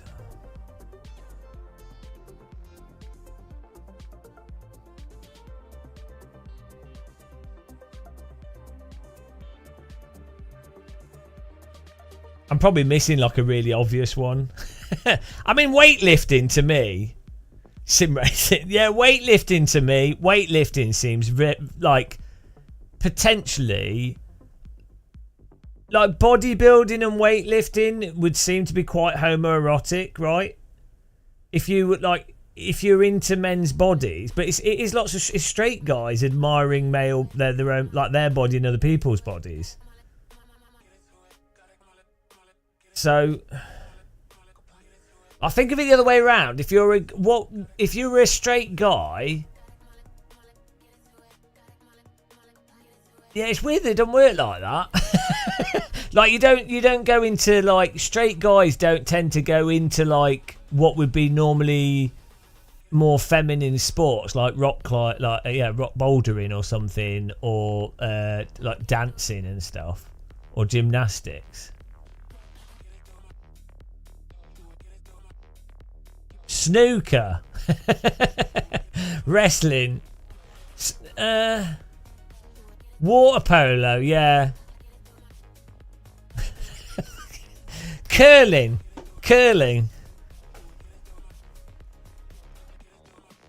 I reckon maybe like horse riding. But I'd say bodybuilding seems to me to be like, if right, what would be the most homoerotic sport? Like maybe gymnastics, maybe possibly bodybuilding. Maybe it's too like overtly like focused. It'd probably be like some. So like with straight guys, it's like female volleyball, isn't it? That's what straight guys would perv on for women. They don't perv on. I don't think straight guys particularly perv on gymnasts. Well, they probably do, but you know. Tobogganing. Yeah, no. Not bobsled. Skeleton. Tandem skeleton. Have you seen that? No, tandem skeleton. That is the most homoerotic sport. That tandem skeleton. That I wanted an attractive man to lie on top of me, like a muscular, fit man, and then they're lying on top of me wobbling down a slope. They're stuck on you. They can't get off you, and you'd have to do loads of training. Amazing. In spandex. Amazing. Like, it's genius. If you were like, right, they need to do one that's for men and women, so you can be like, oh god, I need to have a small woman on top of me as I go down the sled, and you're like, yeah, I'm really passionate about the sport and I've got to train. We have to train. I need a really fit, sporty, slim woman to sit on top of me every day. I've got to hold on to her as she wobbles on me. Genius. It's better than wrestling, because in wrestling you're not actually like gyrating on top of the person, are you? So wrestling's rubbish, because you're mostly just like, yeah, okay, you're touching each other's asses and stuff, but it's actually rubbish. Because it's also like, it's too obvious. It's like, oh wow, wrestlers, it's a little bit, touchy-feely. Yeah. Mixed skeleton. God, why didn't I think of that when I was like 14? It's amazing. It's amazing. Absolutely amazing. Oh, I know. I've seen videos of it. It's really good. Yeah. God, that would have been the sport for me when I was 14. Right, we've got to do a lap here. On that note, we've worked out what the most homoerotic sport is. Oh, need to restart the game here. Lost me audio. What kind of conversation have you come back to? Well, so for straight guys, it's watching like female volleyball, isn't it? It's pretty basic.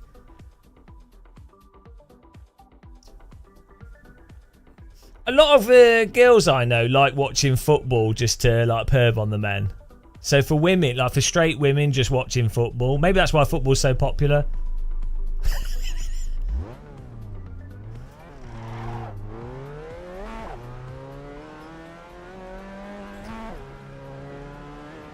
What is weird, what I find weird, is how much men are like criticised for being thirsty over female sports people, right? Which is like is cringy, right?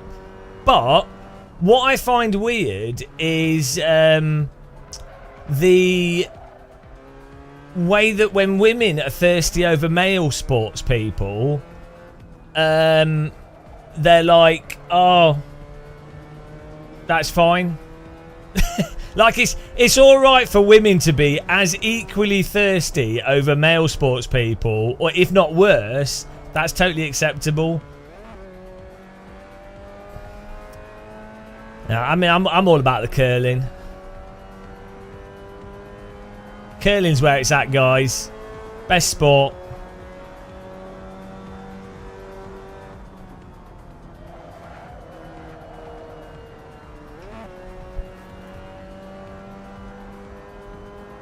Like that Luigi person as well. The amount of thirsting over that from women, and it's just like, oh, that's fine. But if it was a woman and it was men thirsting over a woman that had murdered someone, people would be going mental. They'd be like, oh no, oh, so shallow.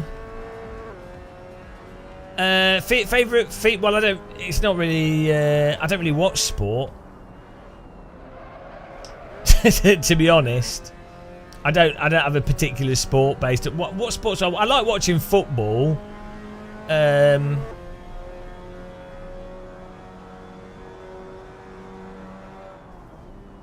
I like football to watch when it's World Cup or something. That's about it, really. I don't really watch sport.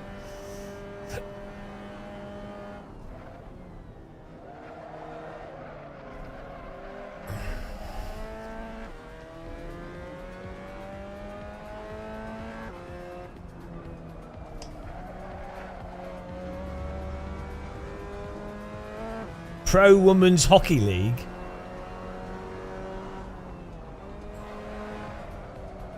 I used to. I know. I downhill skiing actually. In terms of like, not like I would watch the women Super G as much as I would men's Super G. Like I didn't really care. Or like slalom. Skiing to me is equally as compelling to watch if it's male or female. Like it's not like. I don't know, maybe I don't know. To me, it's just the same. Climbing as well. Like I think whenever I've watched videos of climbing stuff, I don't feel like I'm missing out on anything. Like it seems it's the same sport when it's men and women, basically. Do you probably find that with newer sports? Is that the with older sports, men have had a lot longer for it to be established, like with men. So you end up with a bigger division between men and women because the cultures haven't been established. Yeah, I'll move to race. Yeah.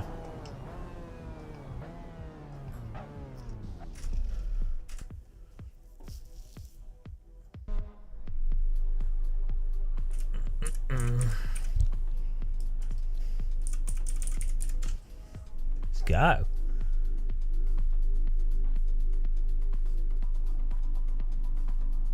Yeah, the thing with I think if they put the football like women's like Euro and World Cup, if it was on at convenient times, I'd probably be more likely to watch it. But I think I miss it when it's the men's World Cup with all the advertising behind that. So like. It's not really to do with the actual activity. It's just like, is it on at a time when I'm going to watch it? Same with like Olympics. I would quite happily just put Olympics on in the background. Don't really care. Even if it was like Paralympics or male, female, I don't really care. You know, it's more just it's an event, isn't it? Let's go. Yeah, when's I seem to miss skiing. It used to be like Trans World Sport would have all the skiing on it. It was awesome. It seems really hard to stumble across. Obviously on YouTube there's videos, but it's really hard now to just stumble across goods like I've accidentally turned on a channel and it's Super G skiing, or like finals or something, or you know what I mean? Is it because Eurosport's all segregated, paywalled? Because when I was a kid, that's kind of how rallying stuff was as well, and like motorsport and skiing and a whole load of these things. As someone that's not like a big, I'm not a big sports fan, it would be that I'd turn telly on or put something on. It'd be like, oh, it's rally driving. Oh, there's F3. Oh, there's skiing. 3M, yeah. Trans World Sport was, we always say this, an amazing intro, and they go through all the cool sports. It was so good. That's where it was at, Trans World. Little did they know they were so progressive. A program dedicated to trans athletes. An entire program.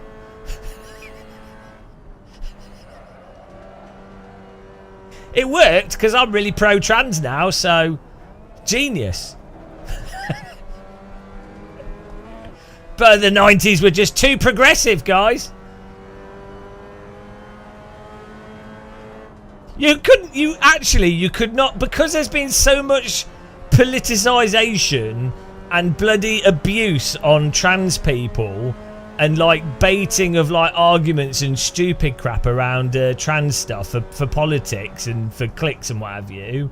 You genuinely couldn't call a program Trans World Sport now. Because it would just trigger people too much. They'd be like, oh dear. I think things have regressed, haven't they? It wasn't things were better in the 90s, guys.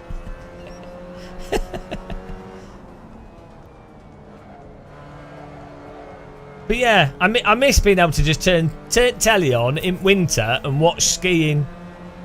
Because I like that. I like watching boop, boop, boop, boop. And they go through the little clicker thing. And then you have the people with the cowbells going down. Amazing! Skiing's so good. I'm gonna have a Super G ski watch binge. And then you get bored of Super G and you're like, oh, nobody fell off and went into the little fence thing, the orange plastic fence thing that's stupidly small and probably a terrible thing to fall into. Nobody's crashed into that. Boring. Now I'm going to watch Moguls where I get to see 20-year-olds destroy their hips and ankles and legs. Fantastic.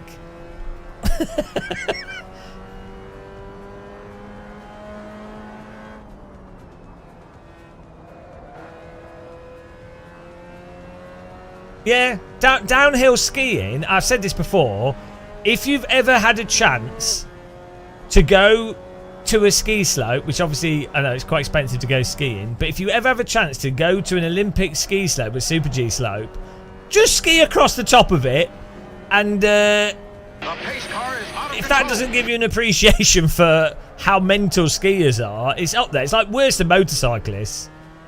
It makes motorsport a farce. And the way that they're poning it over the jumps, and then yeah, and the snow is like combed rock hard as well. It's not powdered snow. Crazy. Even half pipe, like snowboarding, like X Game type layouts. That stuff's pretty crazy.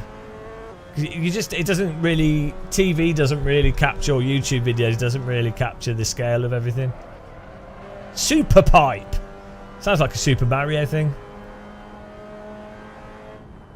Yeah, I wonder with ski jumping, like, I have seen a ski jump in real life. I wonder if you did, like, the thing is, even if you was, they're very tall, even if you were to just look at the start of the ski jump. But I wonder if you just gradually did bigger and bigger jumps, like start off small, and you just, each time you're like, oh, do another meter. I wonder if that actually makes it more acceptable, or if there's like a giant, do you know what I mean? If there's like a huge step up. Because a large part of it is technique of gliding, so the extra jump, like the bottom of the jump's the same, it's more that you just had more of a run up so you can glide for longer. Is this game still popular online? You can play it low fuel motorsport. There's a lot of private servers. There's a lot of people doing cruising, and it's like I do races every now and again.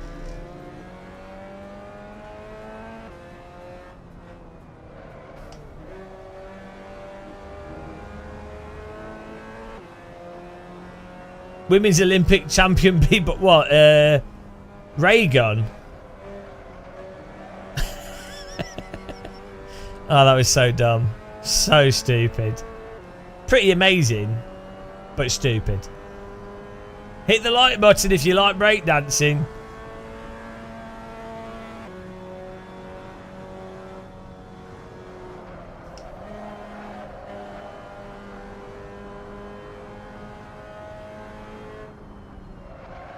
We're going to do Radical SR3 after this, guys. No, I know. I've not been on a full. I've seen a ski slope ski jump from the bottom, and I've been on a smaller ski jump, like a training ski jump thing. I didn't jump off it, but I've like been along it because it happened to be on a route of a ski path. Yeah. Skiing stuff's just insane in general. Like you watch the people that do the crazy stuff off mountains where they do these huge jumps off cliffs and things. It's actually just a really bizarrely crazy sport.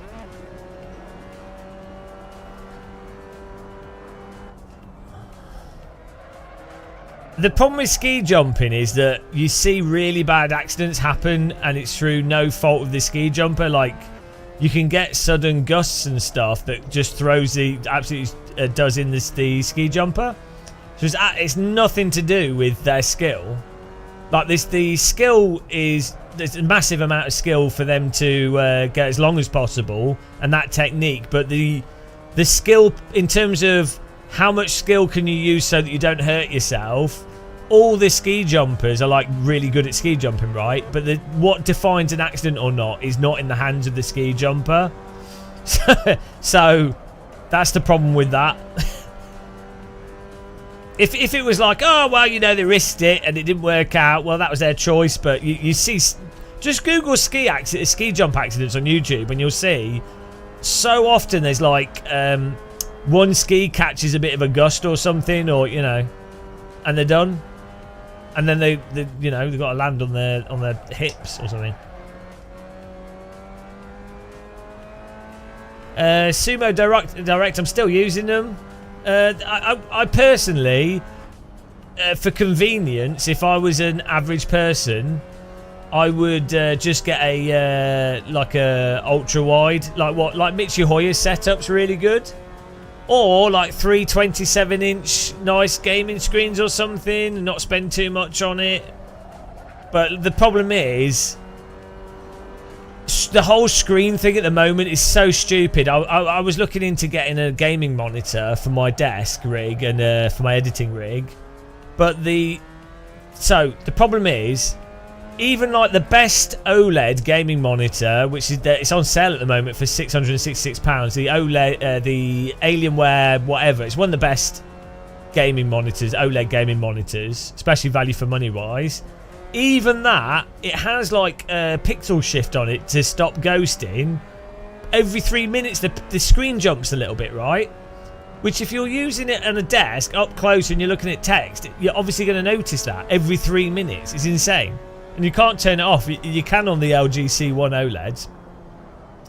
So, and then when you look at VA panels, well, they're all VA panels. They all have weird colour and ghosting. So even if you bought like a really expensive fancy one, they all have the same basic VA panel issue. So you might as well just get a cheaper one. IPS and TN are still, you know, they're like fine, but they're basically the same as they were like 10, 15 years ago, apart from higher refresh. So the point I'm making is, there is no de facto clear leader of what would be the best thing to buy. It's like, I could totally see how the same person could like triple screen, large, like 42-inch OLED, ultra wide, VA. Like you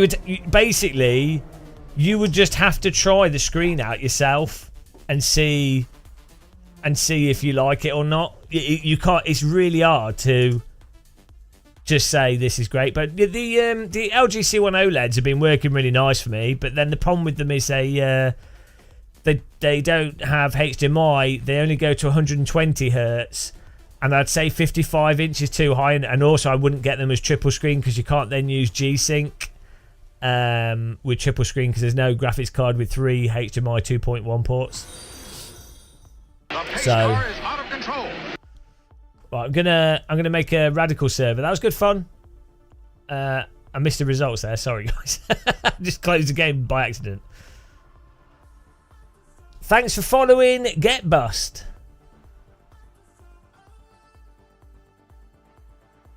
Well, yeah, so the thing is, VR is the only way to feel like you're sat in a car. Triple screens functionally are really nice, but they just don't do VR.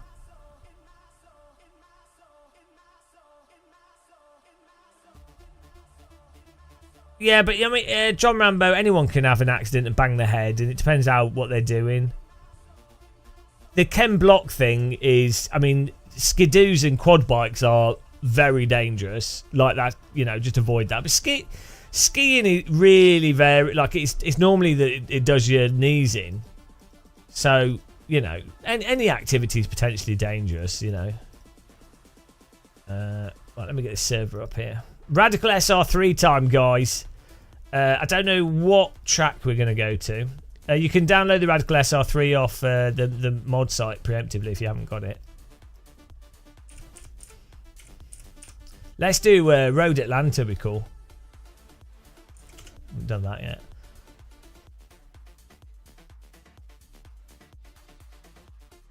You're set on 48, but I'm scared of going for the C4 due to screen tearing. No G-Sync. Yeah, well, so you can... What's the maximum frame rate of the C4s? Because if you run V-Sync at 120 hertz, that's like 8.9 milliseconds of input delay. So as long as you can get the game to run at 100... like the game equivalent would be running at 150 FPS. You know, then you're fine. You'll only have you'll notice there's input delay, but it's like 8-9 milliseconds, so it's not.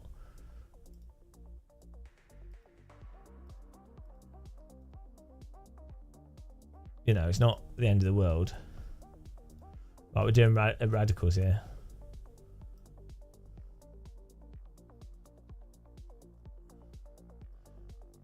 But I would say 48 is too big. I think for convenience, like 37 is pretty big, to be honest, especially if they're not far away. Like,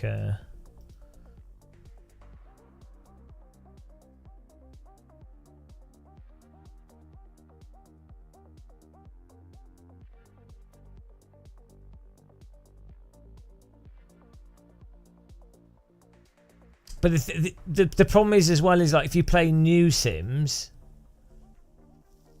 They tend to not do triple screen properly, and stuff like DLSS doesn't work in triple screen in like Evo, for example, and some other new games don't do triple screen properly. Yeah, triple 32 is quite not like a 32-inch screen or 32-inch screen is actually quite big when it's close to you.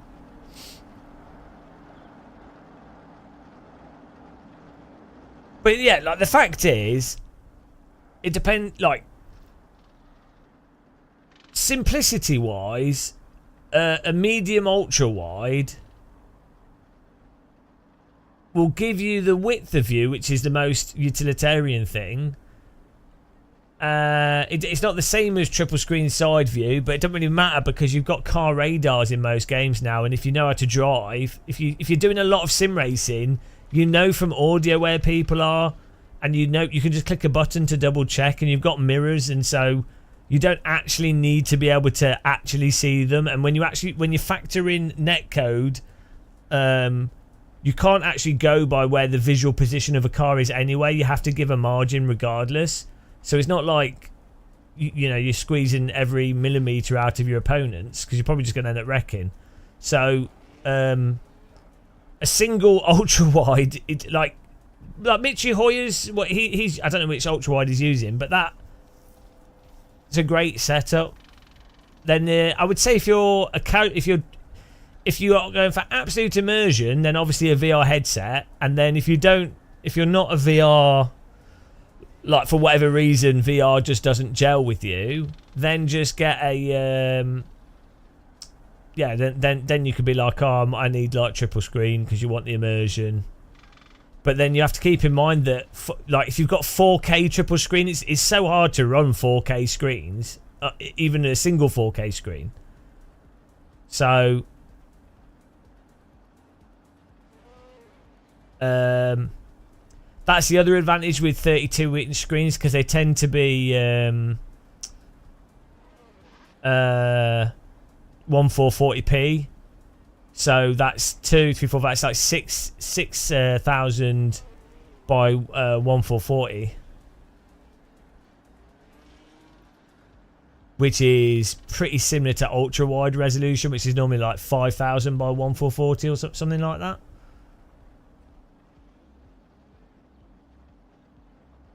Yeah, triple 1080 was what, 5000. Well, 1912, yeah, 545 by 2560. I don't know, but yeah, the 4K triple screen thing is just hard to run. And I personally, and I think this is the case with most people that do a lot of sim racing, they would actually go for, they'd rather go for frame rate over screen space.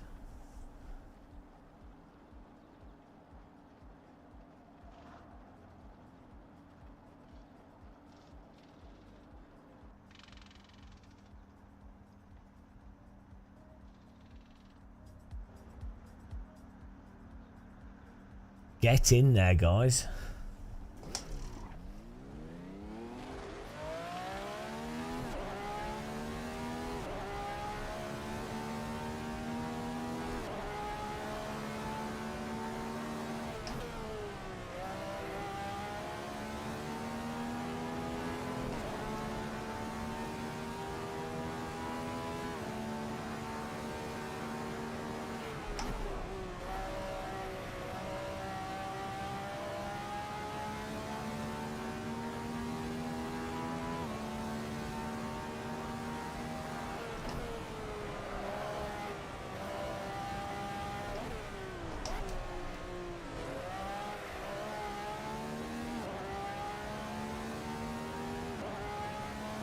You would go VR, but you wear glasses.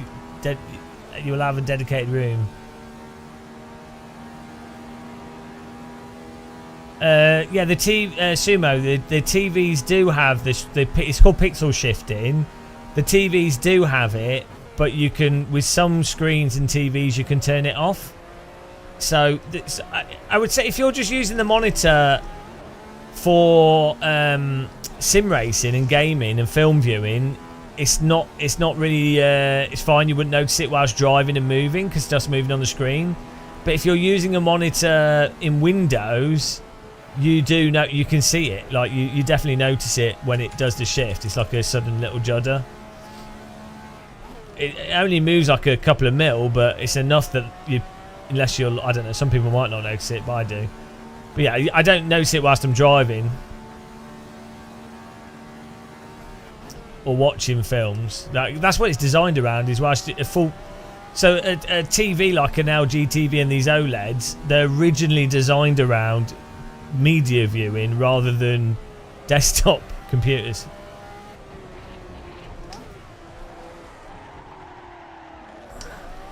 Bloody hell.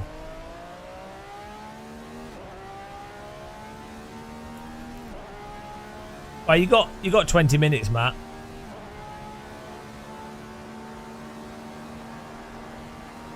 Yeah, I would really like a 120-inch OLED for films, but actually, like, really, what I'd want to do, I can't afford it, or I don't have space for it now. But I'd really like to have a really high-end laser projector with a really high-end projector screen. Right, what I'd like to do, I need to be rich, and I'm not. Like, I'm all right, but I'm not rich. I would like a dedicated like shed in the garden, that's like a home cinema. This is Assetto Corsa, yeah.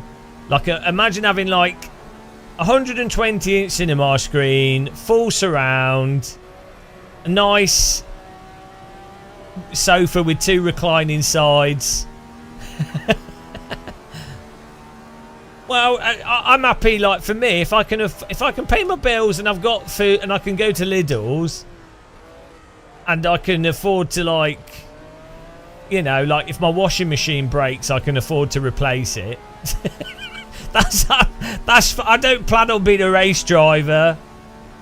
you know, that's good enough for me. I'd much rather... I value simplicity of life rather than complexity.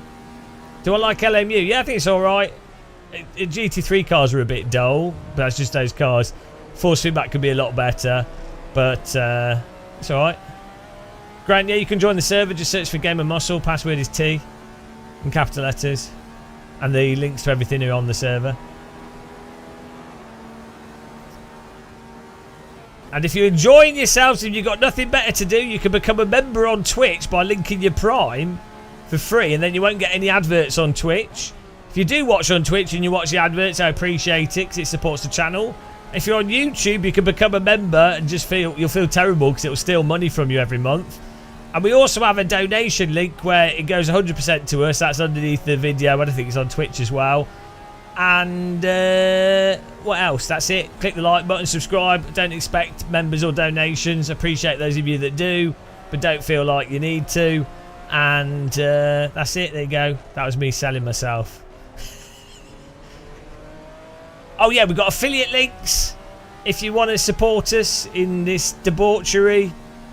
If you're buying pointless stuff you don't need, Amazon, Fanatec, Moser, Overclockers, we have affiliate links for all them.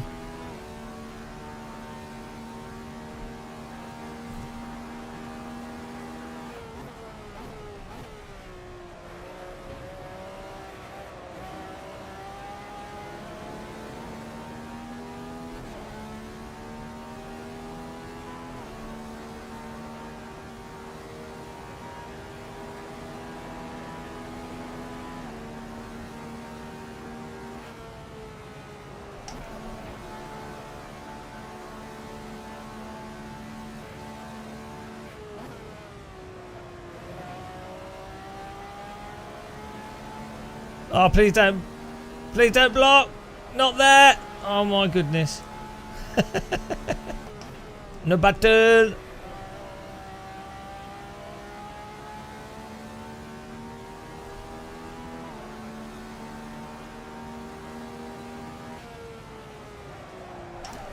Oh, bloody hell.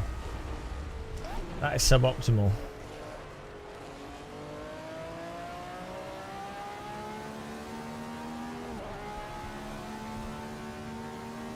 The Radical SR3 is like a giant go-kart.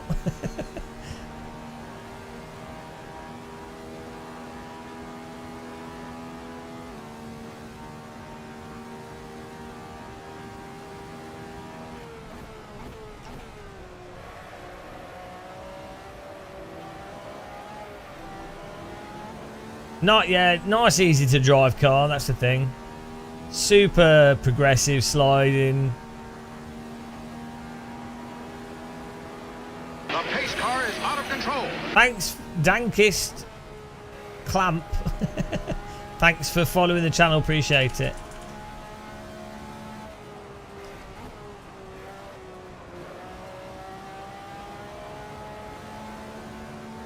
Yeah, I think the thing for me with LMU is that you get good racing. Like the netcode's nice. There's lots of people in splits. It's easy to jump into. It's just convenient. So it might not drive as well as AC in some ways. In some ways it's better than AC, but other ways might be less compelling due to it being GT3 cars mostly. And the force feedback's a bit rubbish on some of the vehicles, but it doesn't really matter. It's like the handling in Wreckfest isn't the best, but it's fun to play. So, do you know what I mean? Like, at the end of the day,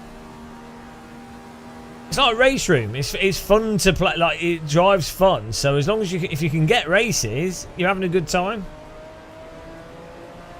To me, Wreckfest, Race Room, LMU, AC, they're all like, I think they feel fun to drive. Or like the actual end game is fun. Fun factor, as Sean Cole would call it. Hi guys, the Ubuntu Revolution.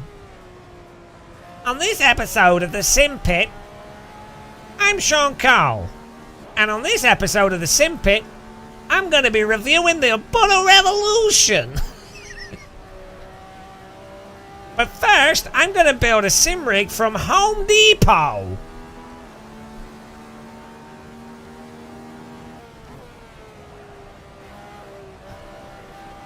We don't have them in the UK. Rubbish. What a rubbish country, guys. Home Depot. Philip van der Newkirk, I just want to say I absolutely love your channel and your energy. I don't have any energy. You're a superstar. Super. Oh, my echo's not working. That ruined that. Oh, thank you. I wouldn't quite say superstar. I'd say more of a failed, more like a collapsing into a black hole.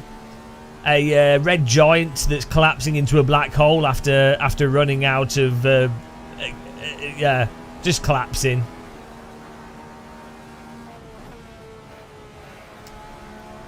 Have you got a Home Depot? Home Depot rig. A Butter Revolution. Ah! A Butter Revolution. The way he talks, it's amazing. I wish I had Sean Cole accent. A Butter Revolution. It's like there's like random excitement in parts of the words that just are not where you would. A Butter Revolution. I needed a Butter Revolution for that corner. Bloody have a Butter Revolution to myself. Right, terrible.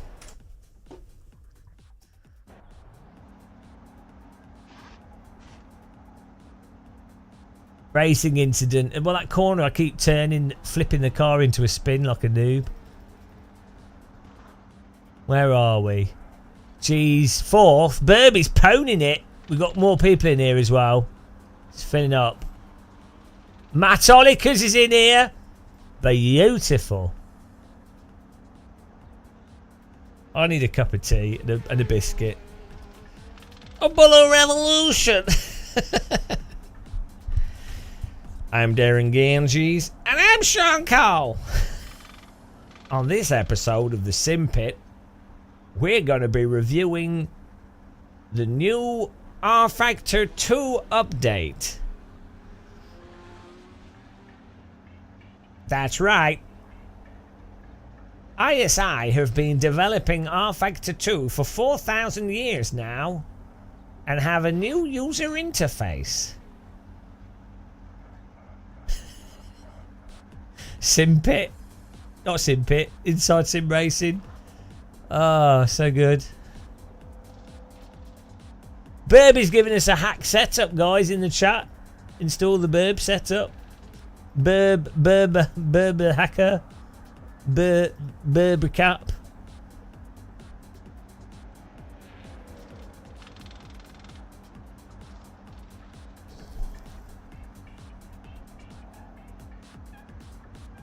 Yeah, we'll let full quali run. You've got 13 minutes to get some cake. Ollie P, we've done videos on the channel about Evo if you want to see our views on it. We have like 3 different videos. Philip, the other day I had some Roo Boys tea with tennis biscuit. Hang on. What's tea with tennis? What on earth is that? Doesn't make any sense.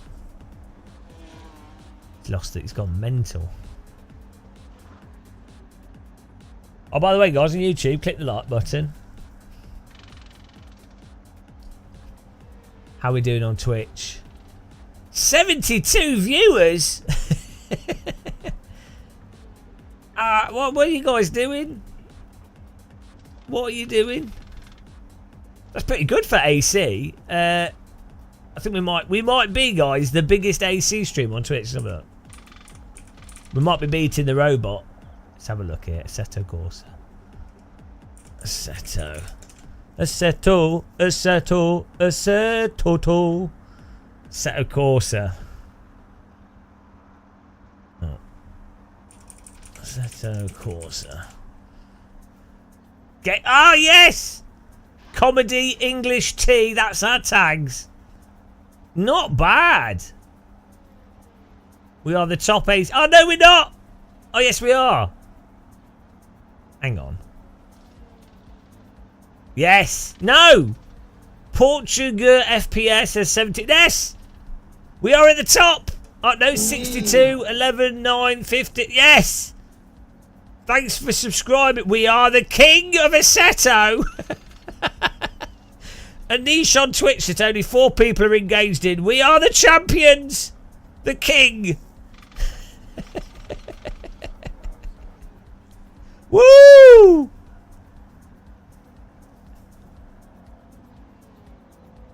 All everyone else is drifting. It's not even the same. That doesn't even count.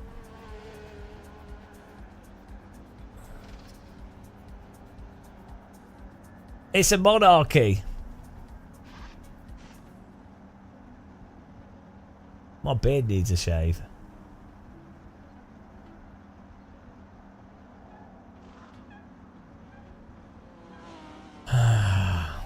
My game looks a bit washed out compared to other people's, but then it looks a bit more realistic. That's weird. I don't know what's going on there. Maybe it's the OBS filter. Oh, I do. No, I do run slightly more brightness, but it actually makes it look more realistic. Looks like it looks like I'm filming in like log 6. What's it called? What's that thing where you film in flatter color profile so you can edit it afterwards?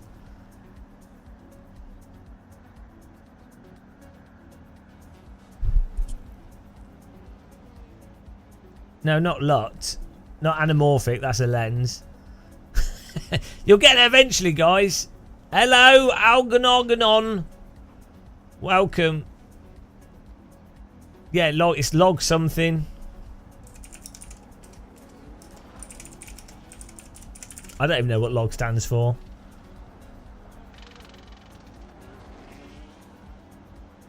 Logarithmic filming. To put it simply, logarithmic footage, generally known as log, is very flat footage, but contains more details.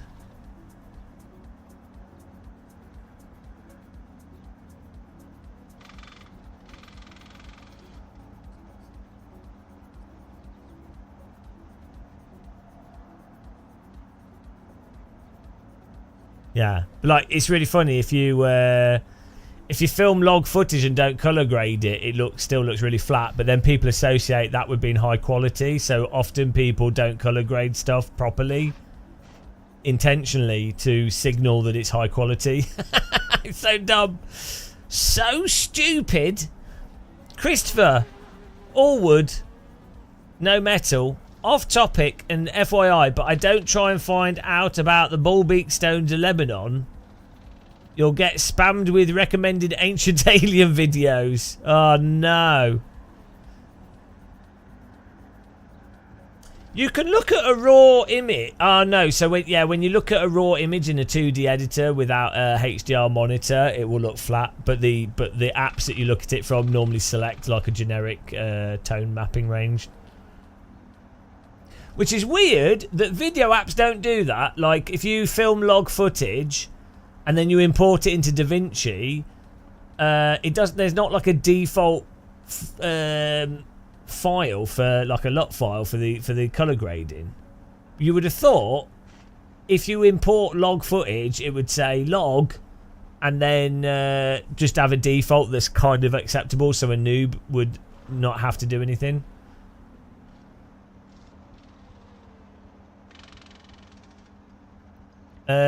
No, they're all Ollie P. They all have rubbish force feedback compared to AC, but they're passable. Like they could be a lot better.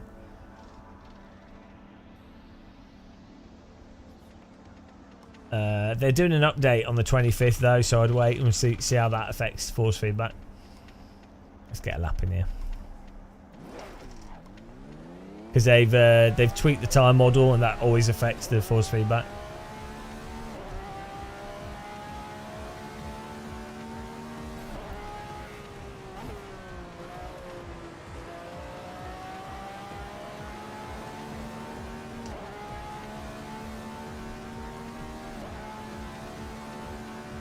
I don't know anything about those stones. That is the worst, such a stupid thing about YouTube, isn't it? Where you search for something interesting and then all you end up getting is like nonsense conspiracy videos surrounding that thing that you've searched. That's potentially quite an interesting thing.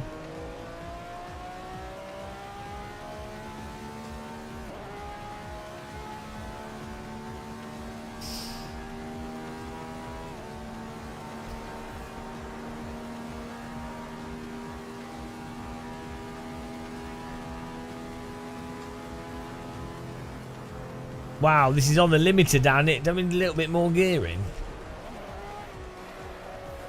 With draft.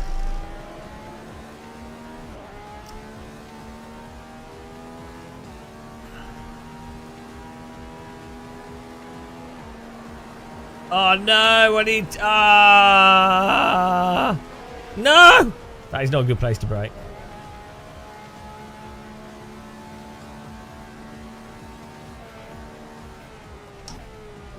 Oh dear. Hello.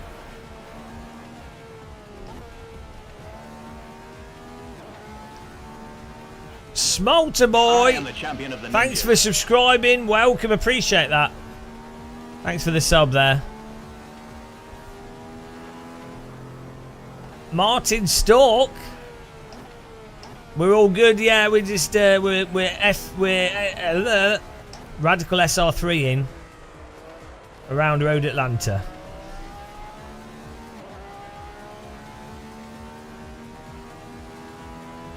Beautiful. Got full server as well. Matthew Haven is in pole position, 120. Beast. I'm going to try and put in a good lap here.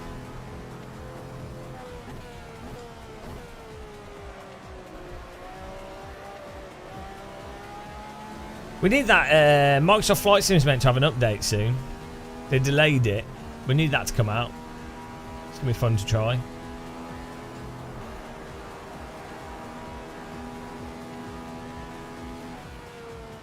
We've got LMU update, Microsoft Flight Sim update, some other stuff as well. Good times.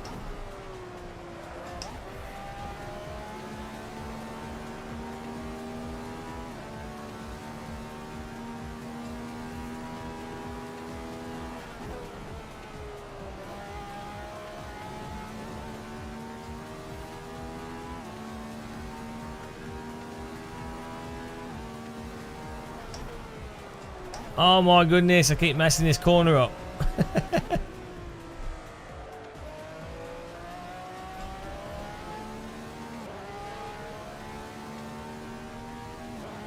Well, I mean, only a few things built by aliens. Like, I think it's pretty clear that the pyramids were built by aliens. As I said, Stargate was a really good documentary on that. I mean, it's obviously true because they not only did like a feature-length documentary that they released in the cinemas, they also did like 15 years of documentaries, like weekly documentary, which is really good. So pyramids were definitely built by aliens. Can't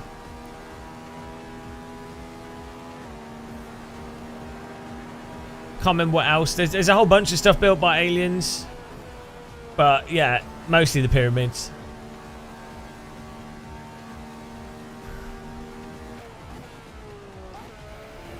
Oh, the Houses of Parliament. That was built by aliens because no human would be stupid enough to build such a useless building for politicians to engage in dialogue and productive management of a country. So, Houses of Parliament, aliens. I mean, I no, you just can't understand it from a human perspective, you know what I mean?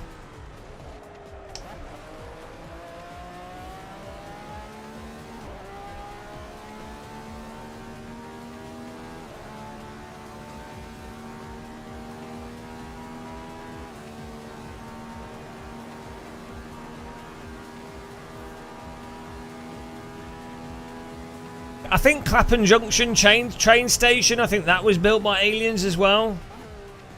Because again, I can't imagine any human being stupid enough to design a train station that badly. Oh, Euston train station as well. Aliens. These are the things that need investigating. Everyone's like, oh, it's this historical building. You know, it's like, well, hang on, no. Pay attention. If you... who in chat's been to Clapham Junction train station? How did you resist the urge to throw yourself in front of a train from depression of the architecture? That's what's a miracle with that. That's why there's so many delayed trains around it, because it's so depressing. There's just like piles of bodies in front of everything. Slough. Yeah, good argument. Milton Keynes, the entirety of Milton Keynes was probably aliens as well.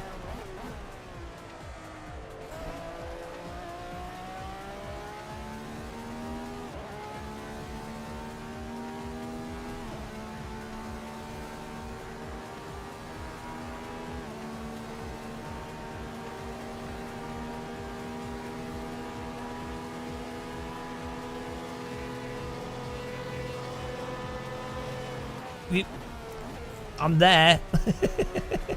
Just turned into me. I'm bloody there.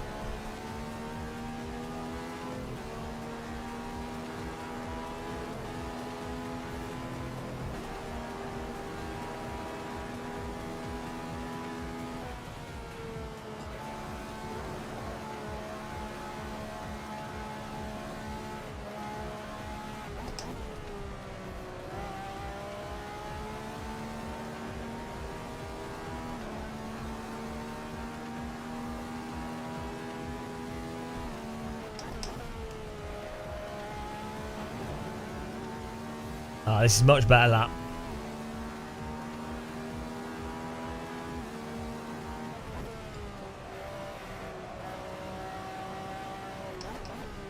The pace car is out of control. Oh, hello. Thanks for following M7 Extra. Welcome. How you doing? Welcome. Oh, no, I haven't got my echo. I wanted to do an echo welcome. We've lost the echo.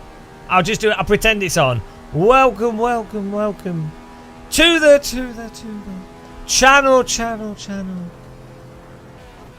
Whoa, whoa, whoa.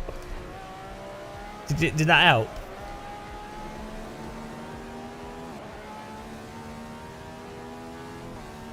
It was quite a delayed echo. I tried.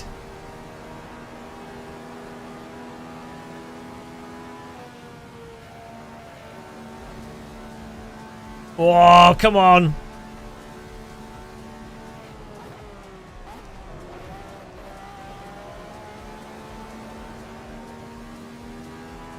Putting in a filthy lap here.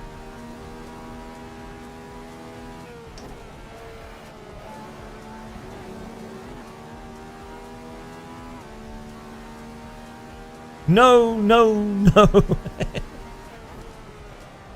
No, no, no, no, no, no, no, no, there's no limit. I was listening to A to C last night. So good. And that butterfly song from DDR. Aye, aye, aye. You're my little butterfly. Well, good. Cheesy Euro dance. Perfect.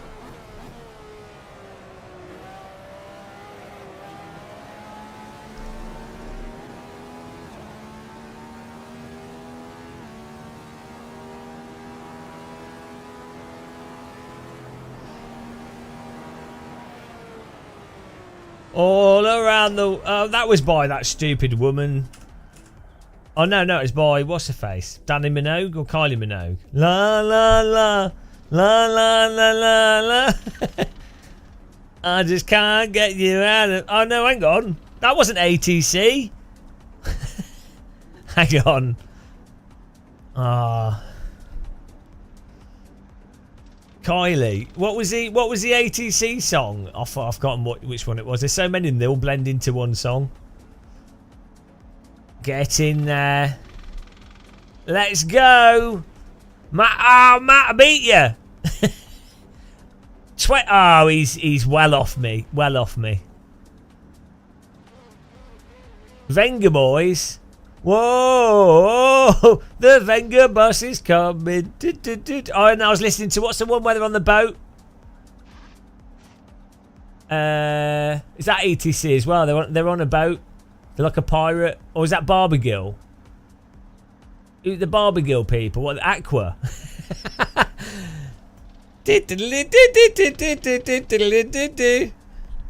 Aqua guys. Well, good. So bad, it's good. Well, this is just me going for YouTube.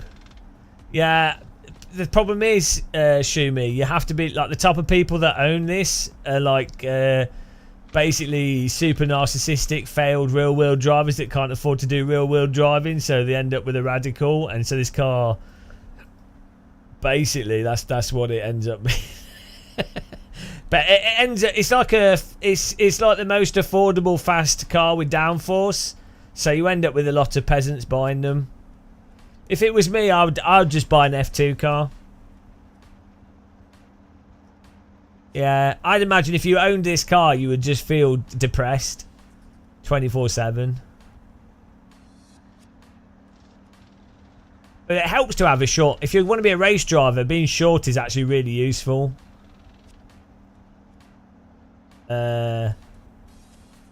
Like if you're over 6'2", you're in trouble. Like I'm exactly 6'2", and in real cars the seat has to be moved right to the back, and it's still a bit of a squeeze. I don't know how Nicky Team manages to get into cars because he's like 6'4". I guess GT3's all right, but I don't know. I don't think he'll be able to do Formula driving. Let's go racing.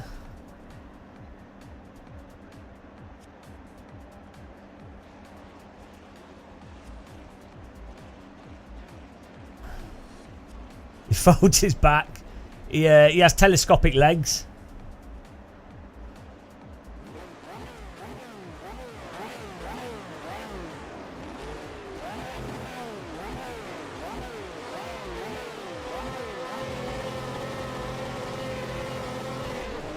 Someone jumped. Oh, you idiots.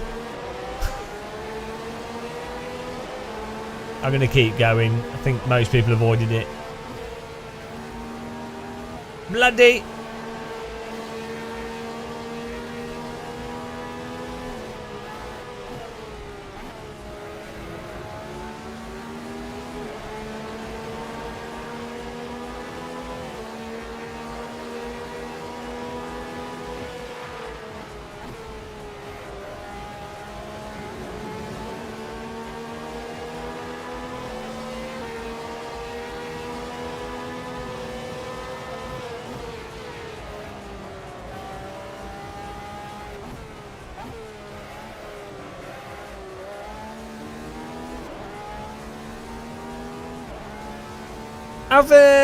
Have we seen any concepts for the next Formula 1 cars? Is it next year's? I'm pretty sure, didn't they show some concepts? They still look rubbish, right? They're supposed to be smaller, but they're not actually smaller. I can't remember if I've seen it or not. Imagine if Formula 1 just went, right guys, we've listened to the feedback. We've decided to go for biofuels, and we're removing all electronics, and we've also removed half of the safety features because we realised that Formula 1 should be dangerous and exciting. And we made the cars literally half the size. And we've also specifically designed it so we don't need any curse system or DRS, because we've got a mandated design that enforces that there's not dirty air. There you go. Imagine if that happened.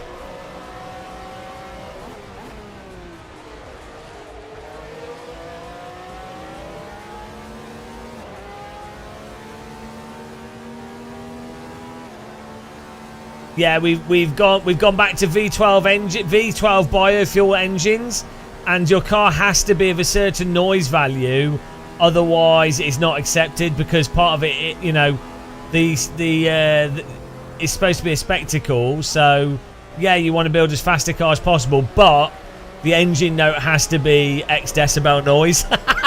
Yeah, you need to be able to feel the car through your entire body from about half a mile distance, otherwise you're banned. Otherwise you get a fine from the FIA. And you have to swear at least 5 times per race and say something monstrously offensive whilst half drunk, like a 1960s Formula driver.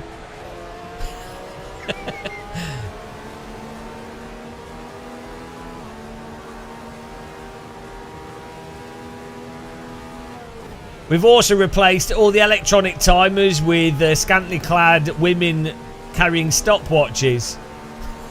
Why? I don't know. It just seemed like a good idea. And we've got oh, you penis, guys. It's not, this is the easiest car to drive. Bloody hell.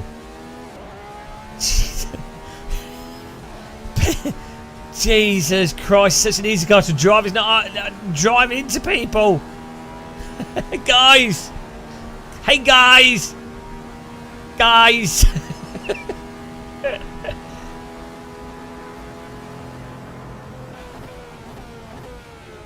It's a mixture of Jardier and Red Eye Warrior. Beat us, guys.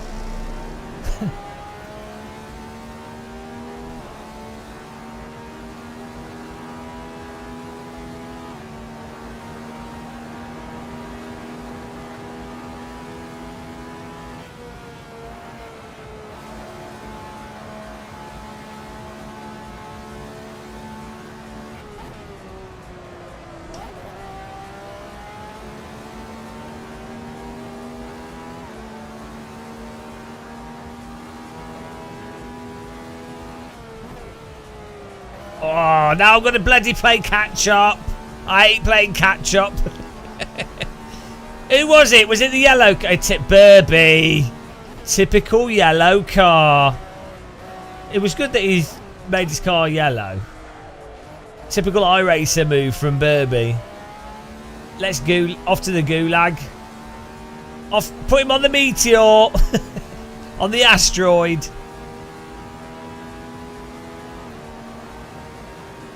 Do you think we'll have some more asteroid apocalypse films?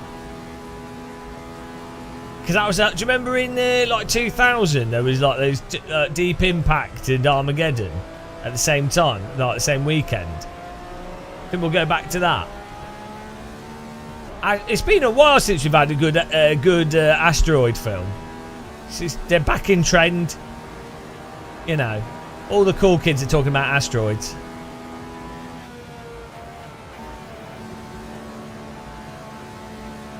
Yeah, the golden age of space debris. The golden age of interstellar bombardment. That's my kink. Interstellar bombardment kink. I'm going to bend over on a mountainside waiting for the asteroid to penetrate. It's a niche kink, but it's my kink. Don't kink shame. What's that? What's that white ass pointing at the sky? Don't worry. That's Game of Muscle. He's been waiting all week for the asteroid on the hills next to Birmingham.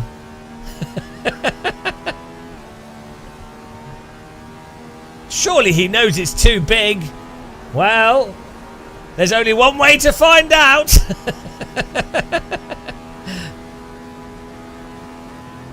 My God! He stopped it! I can't believe it!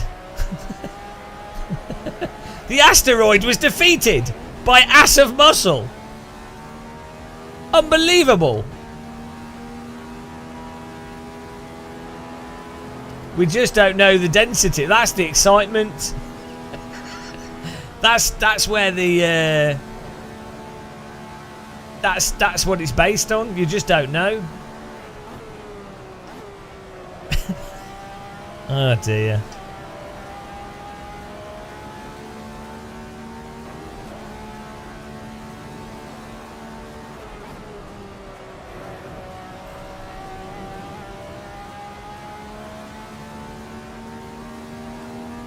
Get our bets out. I think it's made of gas. It's the first ever gaseous asteroid. And it's going to fill the atmosphere with with toxic gas. And so everyone will be like, oh, it's missed the cities. Yes, we survived. And then it'll turn out it's entirely constructed of something that like mustard gas. So everyone's like, oh, we're so lucky it's missed any city. And then everyone suffocates to death. Or it's like some new element that vaporizes the atmosphere in one. Yeah, be like, well, oh well.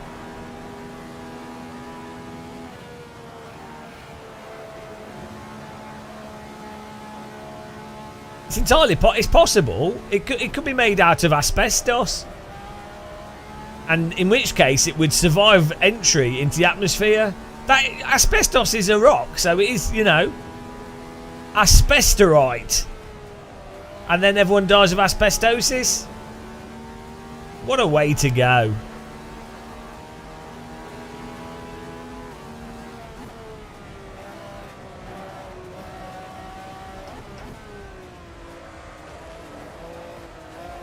You realise if it was and there was like asbestos floating around the air, you would have like the governments would politicise it and they go, there's no evidence that wearing a mask will protect you from this thing that specifically affects your lungs. Only a dirty Democrat would be stupid and lame enough to wear a mask. And then some scientists would come up with like a way to remove the asbestos from the atmosphere, but you'd have millions of people going, oh, it's not been tested enough. It's not been tested enough. We can't trust it. I think asbestos is maligned. It's actually, if you were, for example, needed insulating, asbestos. It's only you just don't want to breathe it. That's all. And there's lots of things like you don't want to breathe fire. We don't. Asbestos gets like a really bad rap, and everyone's like, "Oh, asbestos is terrible. Oh my god." But they don't do that for fire. Like, you let children play with lighters and barbecues and all that kind of stuff, right? But if you breathe fire, it's going to be pretty bad. So I say that we should all embrace asbestos. Do you know what I mean? There's too much negativity surrounding asbestos. I'm going to dedicate this channel to asbestos promotion. We're going to help rebrand asbestos.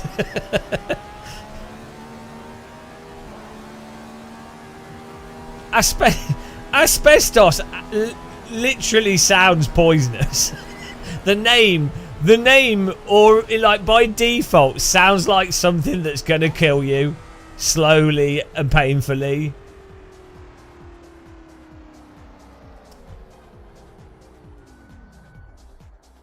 Stop asbestos abuse. Well done, guys. We'll go to another track in a minute. Sapper with the win there. Matthew second. Will Phaser third. Myself fourth. Burby defeated and destroyed into fifth. Sentinel sixth. Ryan seventh. Mac 8th. Danny Yamanya 9th. And Matt is in 10th. Rocking the South African flag.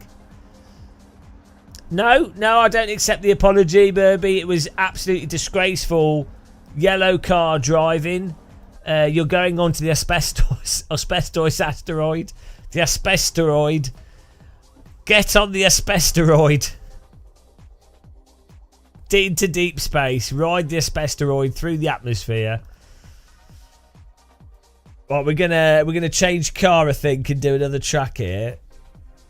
What can we do? Let's have a look. What can we do?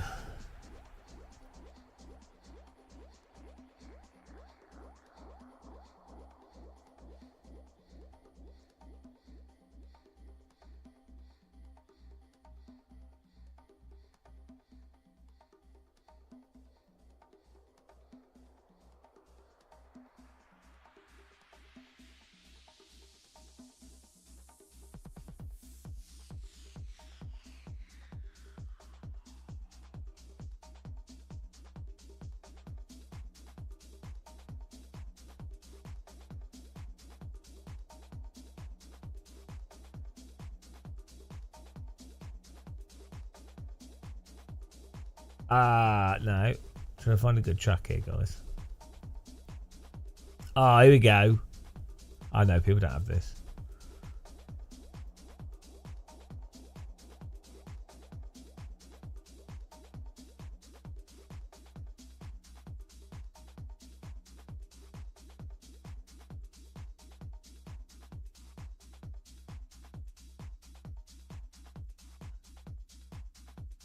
Here we go. So we can keep the same car. Actually, I'm just gonna put that on. We're ready. Get a cup of tea as well. Niels, Game of Muscle. I couldn't bear listening. Hang on, how long were you jogging for? It was like 5 hours ago that we sung that. Also, jogging in Holland doesn't count because it's so flat there. It's not real jogging. Real jogging requires hills that make you regret going outside because you get the pain of going up them and you're like, oh god, it's so hard to run up a hill, and then you're like, oh, you get to the top, you're like, oh, okay, that's nice, and then it's downhill and your knees are like, oh, oh, you're so fat, your knees are like taking 400 Newton meters of knee force as if you're going into a brake zone repeatedly on each footstep. But Dutch people, they're just like, ooh, I'm going for a jog on my flat water pavement. Ooh, on my side bar is a bicycle lane and I'm not going to get run over by traffic. Ooh, it's so nice. And there's a stoop waffle and there's some people smoking and they're all smiling. Ooh, there's some techno music to listen to. Ooh, and I have like civil rights. Ooh, and people are generally happy. I'm so Dutch. Look at me and my jog. That's the problem with Dutch people, guys. I hate them. I'll be honest. I think we should all resent the Dutch and their flat jogs.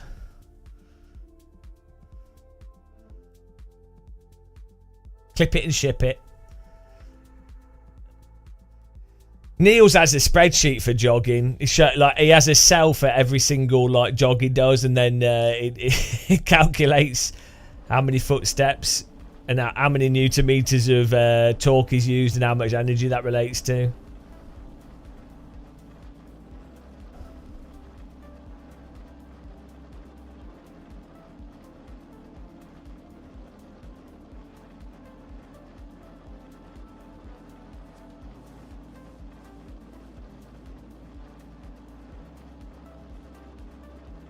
You haven't jogged in years. Should go swimming. Much better than jogging.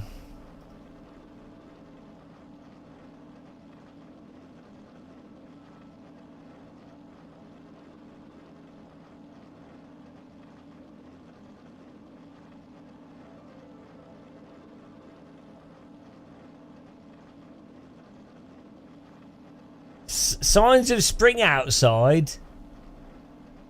Hang on, like when I was in Maastricht, which was what, like a month ago, it was like -5 or 6. It was bloody freezing. It was proper, like it was actually cold, and I was wearing thermal underwear. My legs were like I could feel the cold in my bones. It don't get that cold in the UK. Why is Holland so cold in the winter? Because it does not get that cold in the UK. Maybe because we're on an island. Hello, Enzo. How's it going, man?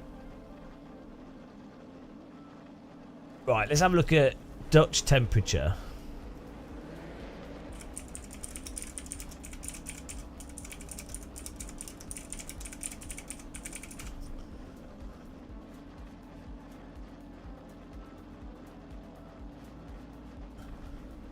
Hang on, coldest temperature in Holland is slightly milder than the coldest temperature in the UK? Oh, rubbish.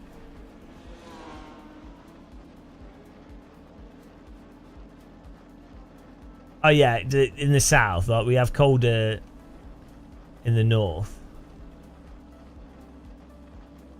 Okay, should have specified that. Average low temperature is -3.3. Average low temperature in the south of and London is like a few degrees.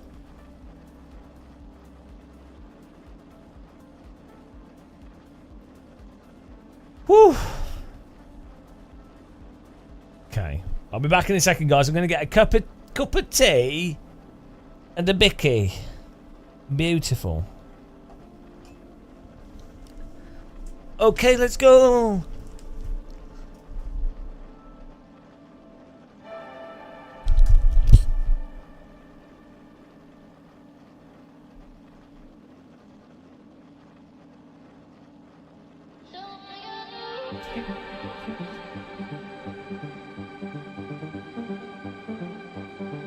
Okay, let's go.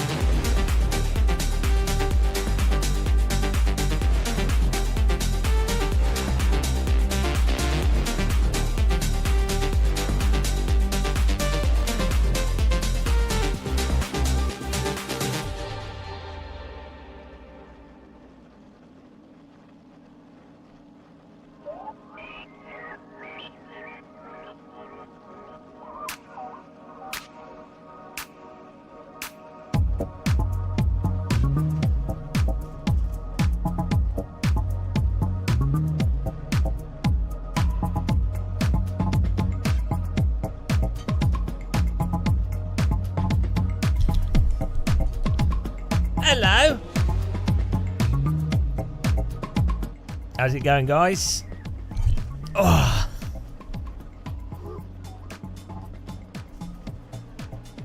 I've got some Cadbury's Brunch chocolate chip biscuits.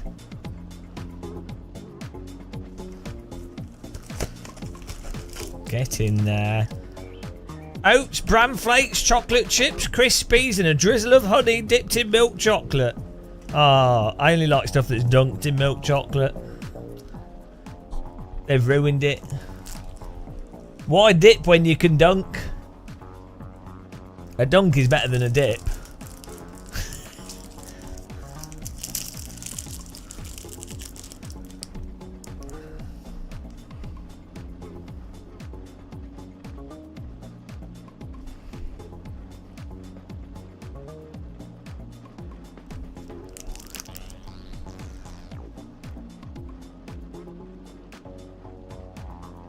Easy win in band here. Report for sure.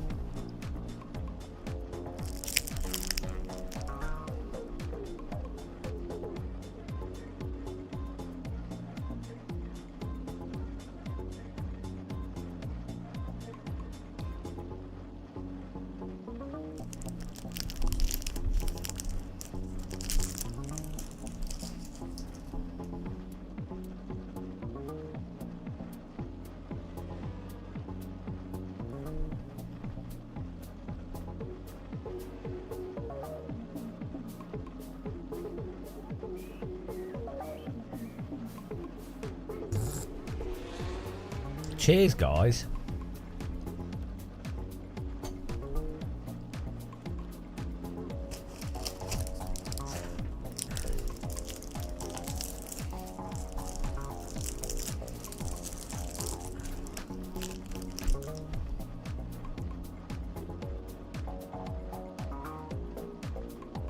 I think they should remake the Road Legal Radical.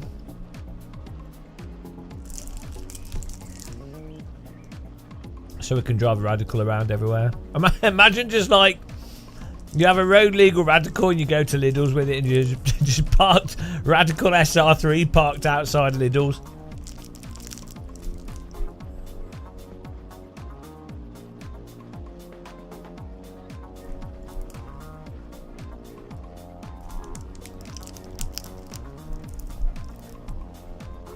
Alright, good night. Thanks for becoming a member. Well, being a member. Say becoming. But thanks for being a member. Appreciate the support.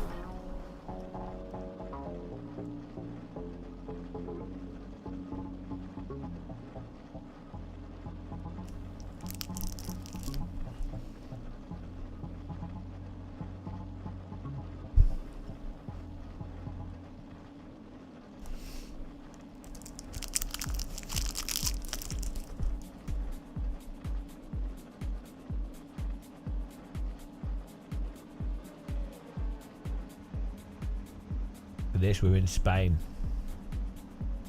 Beautiful.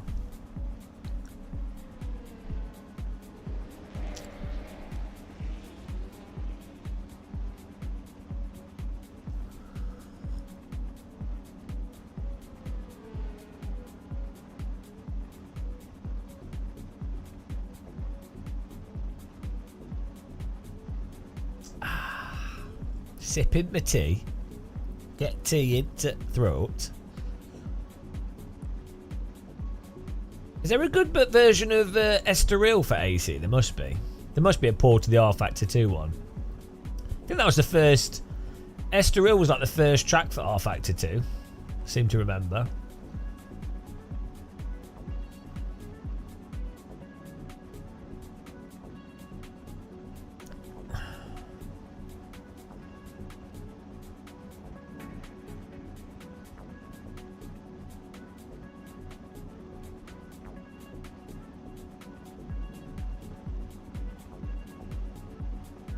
Alright, let's get a good lap in here.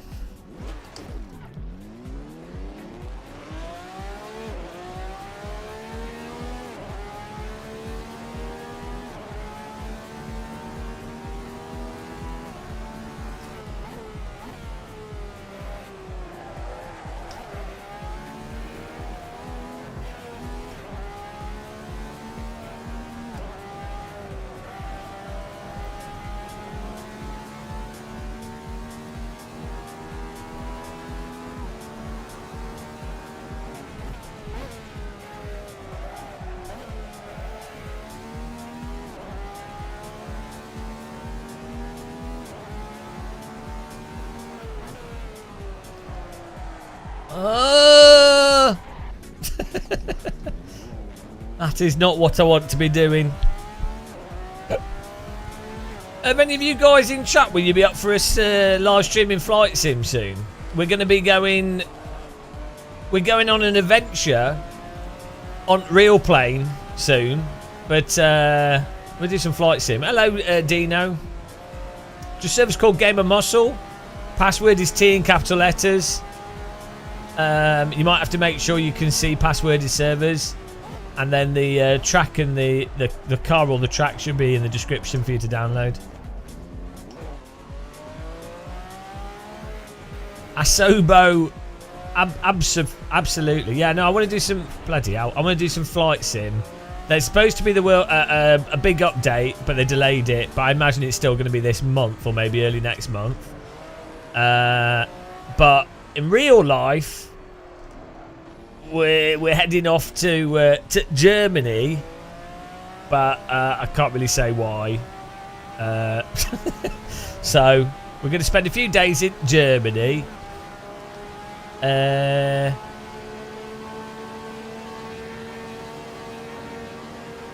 then what else? What else is happening?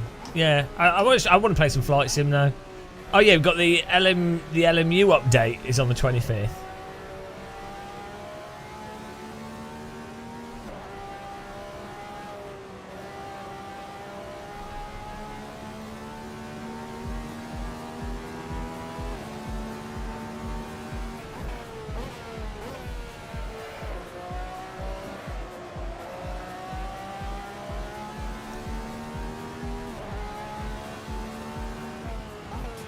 You need some advice. Oh my god, why is my rear hooking around?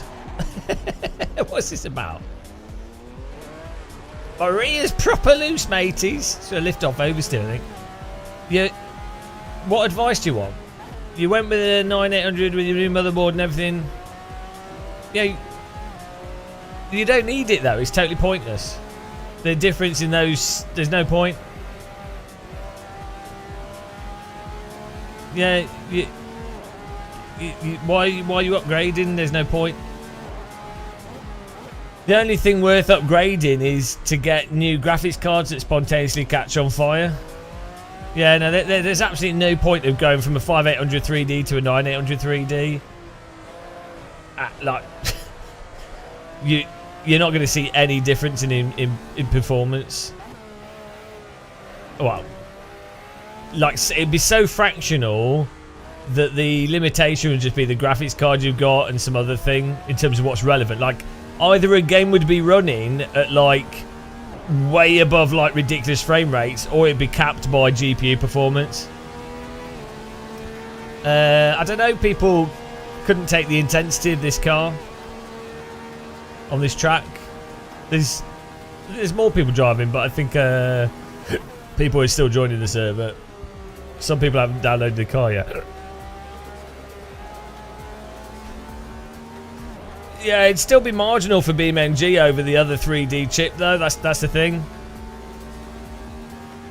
Like, it'd be like a small percentage.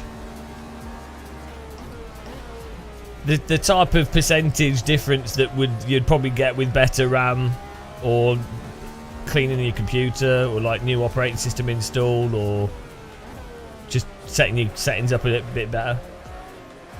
Yeah, no, it'd be totally marginal.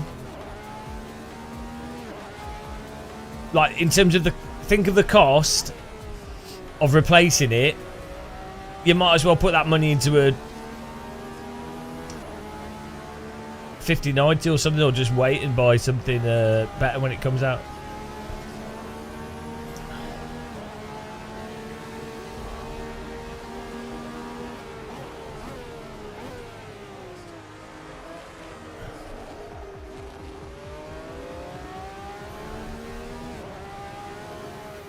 I mean, yeah, you're just better off. Like, the performance improvement you get will be marginal. Like, it's just not worth it. There'll be like new drivers probably end up having a bigger impact.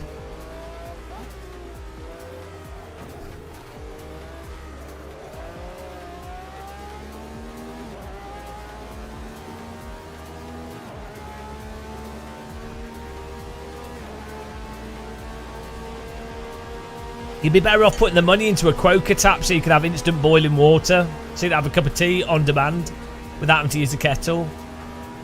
That would make way more sense.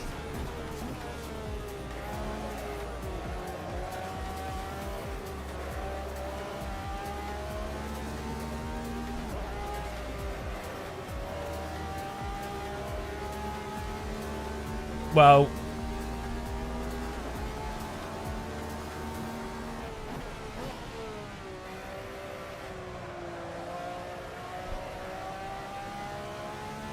I mean, if you don't have a PC at all, you might as well buy the newer one. But if you've already got a PC, it's not worth the upgrade.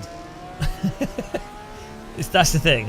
If you didn't have, it's one of those things where if you didn't have a computer yet and you're buying a scratch, well, you might as well just buy the best CPU you can with the money you've got, because, well, why not? Like, it stops you from upgrading, and CPUs aren't as monstrously priced as graphics cards.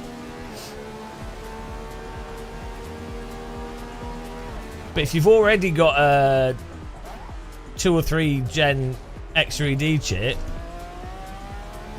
the performance is from the graphics card more than the CPU.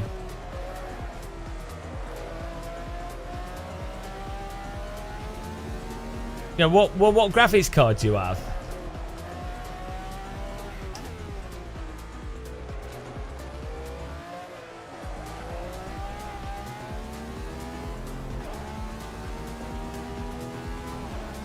Yeah, well, I mean, what do you want the performance for? If you've got a 4090, what are you doing?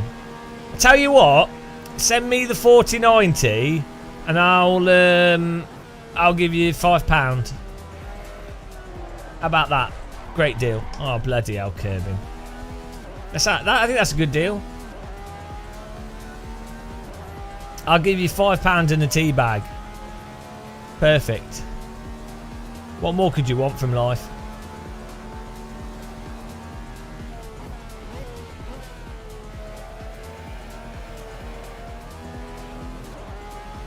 I mean, the 5090 is not even worth it over a 4090, really. Because of the it's basically just an overclocked 4090, like with more power draw. So it's possible that the next, it's possible that the 60 series cards will be a different chip design fundamentally, which will then make it worth it. Yeah, the problem is a 5090 costs twice as much as a 4090. And even in VR, a 5090, like, you can turn your graphics set, like, let's say you're playing Flight Sim, you can turn the graphics settings down and you'll get passable, you'll get really good VR with like a Quest 3 with the 4090. Like, you're only getting like 20 more, like 15, 20 more FPS in Flight Sim with a 5090 over a 4090. I mean, that is quite a lot, but not for paying twice the price. Especially as you've already, with the 4090 on pretty good settings, past the 90 FPS easily.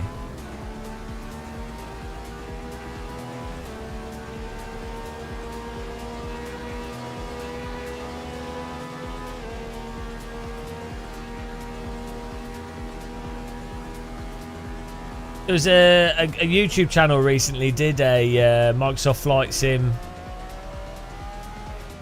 comparison with the 5090 versus 4090, and it's like 20 FPS, 15-20 FPS. Yeah, and they were running at like 70 on the 4090, and then like 80 or 90 on the 5090.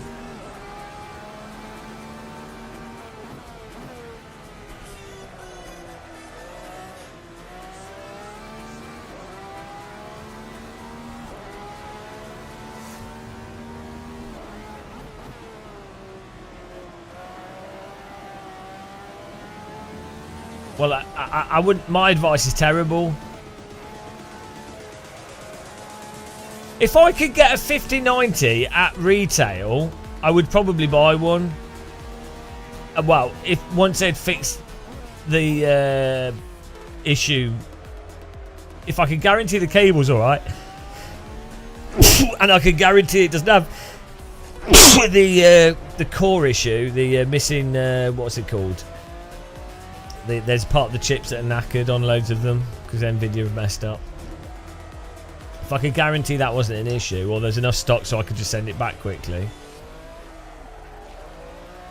The ROPS. Yeah.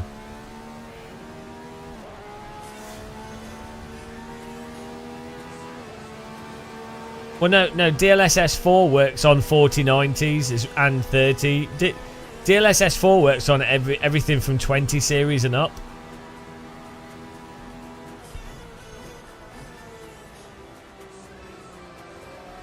The frame gen only works on the 40 and 50 series. But then I don't think most people want to use frame gen, to be honest. Yeah, I don't think people want to use frame gen.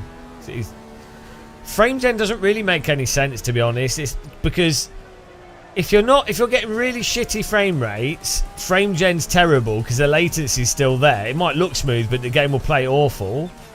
And so frame gen actually works better for if you already have a high frame rate. But if you've already got a high frame rate, you don't really need frame gen because you'll already have G-Sync and other stuff that would look better than frame gen. So it really doesn't make any sense at all, and it's just a bit stupid, to be honest.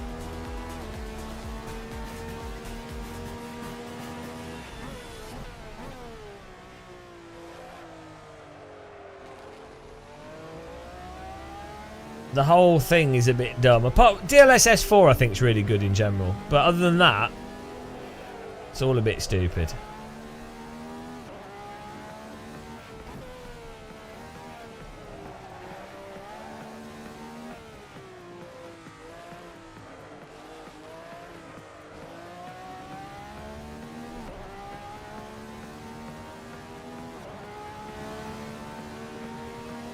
Yeah, and well, if you're already getting 120 or 240 hertz at 4K, well, that's already smooth, and then you'd be like, well, what monitors benefit from higher hertz with the frame gen? It's like, well, only people with OLEDs, really. So, yeah, it's all a bit silly. It's silly that Nvidia purposefully misrepresented frame gen as if frame gen is a good tool for lower end cards to get better frame rate from lower end cards. That is purposefully misrepresenting the reality.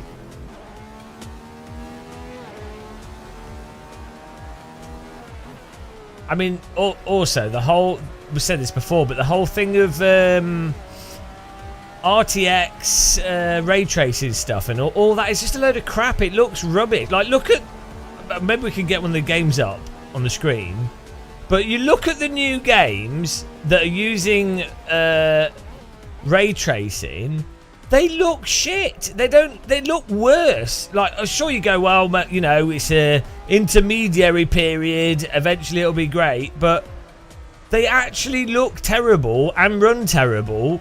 Normally, like PhysX, for example, which now runs like crap because of the 32-bit support going. But PhysX, when that first came out, even the first iteration of it, was like, oh, yeah, well, okay, everything might as well have some kind of PhysX or physics support because it looks fantastic straight away. If RTX immediately looked better than cube maps or some of the baked lighting stuff, then fine. I mean, thanks for subscribing. Some aspects of RTX, like some of the shadow aspects of it, are actually quite good. But that's about it, really. All like the lighting and reflections, they all look shit. So, and it doesn't run well. Like, the performance is so bad, even with a crazy high-end graphics card, it's just not worth it. And you can basically do photo real without without ray tracing. So you don't need it. You bet. Why? It's that weird thing where RTX is technically a more realistic and more literal way of doing lighting, right? But is the end result actually better? No. Well, what's the point? It's the same thing that sim devs do. It's like, technically, crazy complex tire models are more literally correct. Can the developer actually get them to perform better than the simplified procedural version?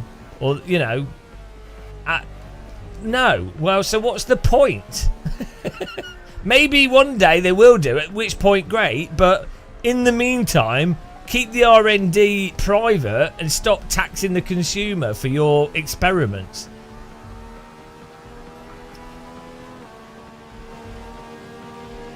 Yeah, I just said that, Kowalski. Kowalski!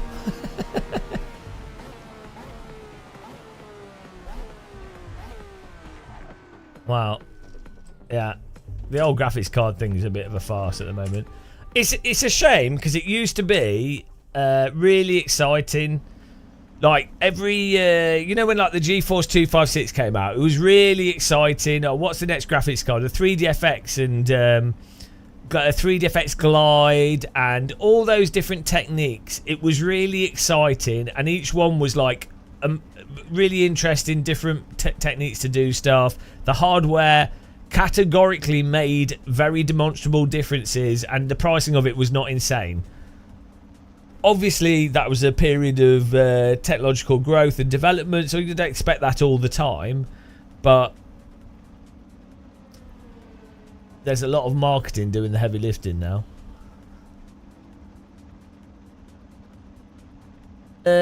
Well, the problem is you don't need dynamic lighting in most games, and like even if you can do dynamic lighting. Even without ray tracing, like you can do, you can fake shadows. You could, I mean, you got day-night transitions in like Automobilista 2, for example.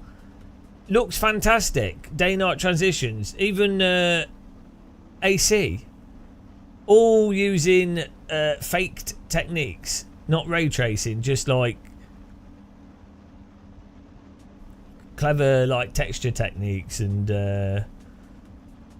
shaders and things. So it would be alright if ray tracing worked. If Nvidia were like, right, we've put enough cores in our, like, our graphics cards cost twice as powerful as last year's, or 20% as more powerful, or exactly the same, but we've added ray tracing, which processing, which means your game can perform exactly as it did before, but it's got ray tracing. Fine. But the reality is the ray tracing looks worse, and it runs worse, and it looks worse. So how is that good for the consumer?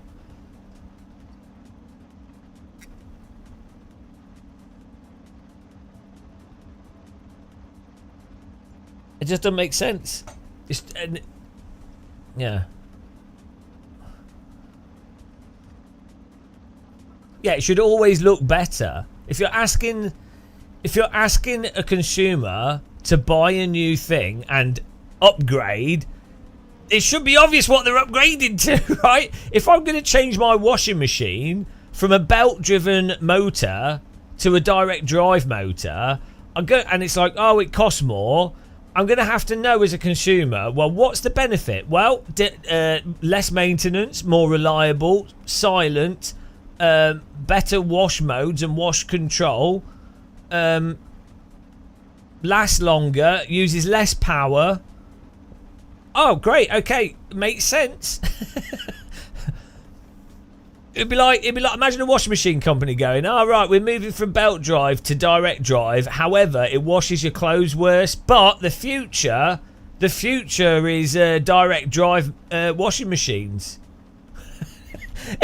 I don't know why gamers put up with it. They're so dumb. They're so easy to be manipulated under the idea of it's more realistic, guys. It's irrelevant if it's more realistic. It's exactly the same thing that happens with Sims. This new tyre model's super advanced and complex. It's more realistic. You just tell people that, and apparently they'll believe it.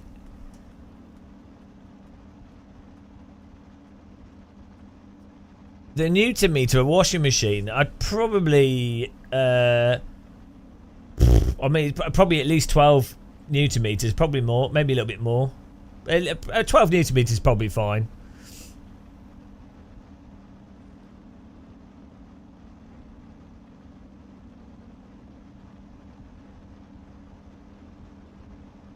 Do you think they will stop caring about graphics? Well, they clearly don't care about graphics. As we said earlier, if you care about graphics, you don't care about ray tracing. You care about VR performance. If you're someone that genuinely cares about a game looking better, you want to play in VR because that looks better. Even if you're playing Live for Speed, it looks better in VR than it does in 2D if your goal is realism.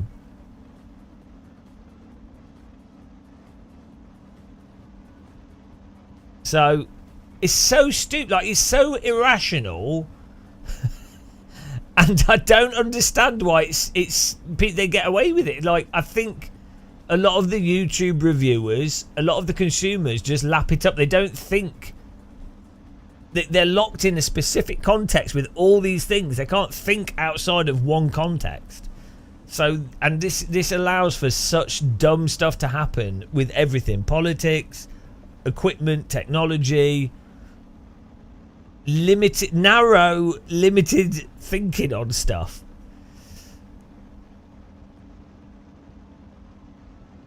Right. Going 20 litres here, all in. Easy peasy, lemon squeezy. Hello, Cat Debate. I blame Matt.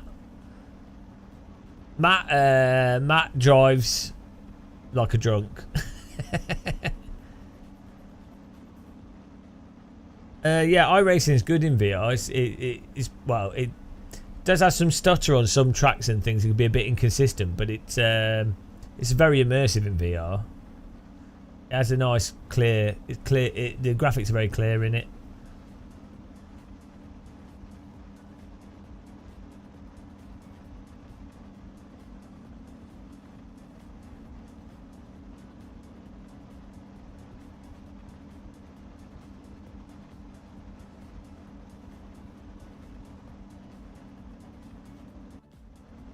Here we go.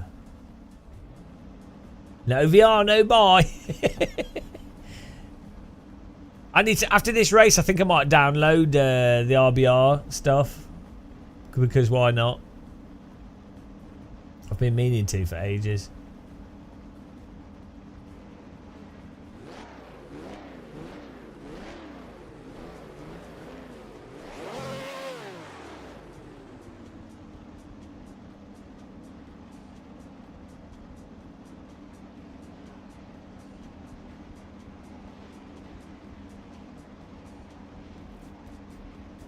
You have a terrible headache of VR. Yeah, it will depend on the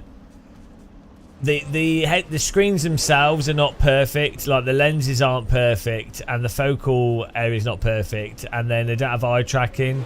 So there's still quite a large room of improvement for certain people's eyes and where they like to focus.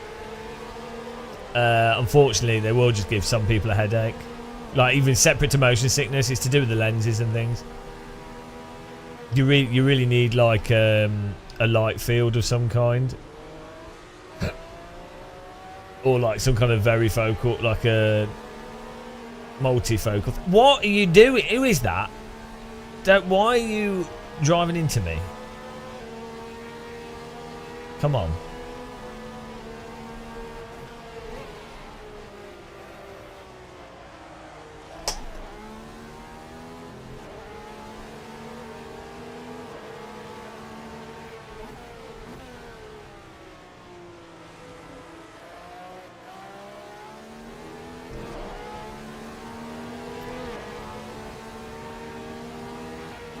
It's not even, yeah, binocular overlap is one of it, but also, so what your IPD, some people find it more natural to focus further than 2 meters, and also they just have a natural resting point for where their eyes focus or feel relaxed focusing, and VRs, they lock in the focal point to one specific distance because obviously it's not dynamic, so the lenses focus on the screens to a specific distance. Normally it's like 2 meters, I think. The reason why they have to compromise, for comfort, if it was focused to infinity, in a sense it would be most comfortable. But then when you were playing a VR game, if you wanted to look at an object that was close to you, you're like a close-up game of VR, which is quite common, you're looking at your hands and things. If the screen was focused to infinity, then when you went to look at objects in your hands, it would be really weird for your eyes. But so you really need some kind of like very focal type solution, or some like light field solution. But then, yeah, also just like the limited field of view, having something on your head. You know, there's a whole bunch of things that give people headaches. Just sometimes for some people, just wearing glasses, like some shades I've used give me a headache, just because the glass isn't completely. It distorts the image a bit. Or like hats pushing on your head can just cause like weird tension pressure.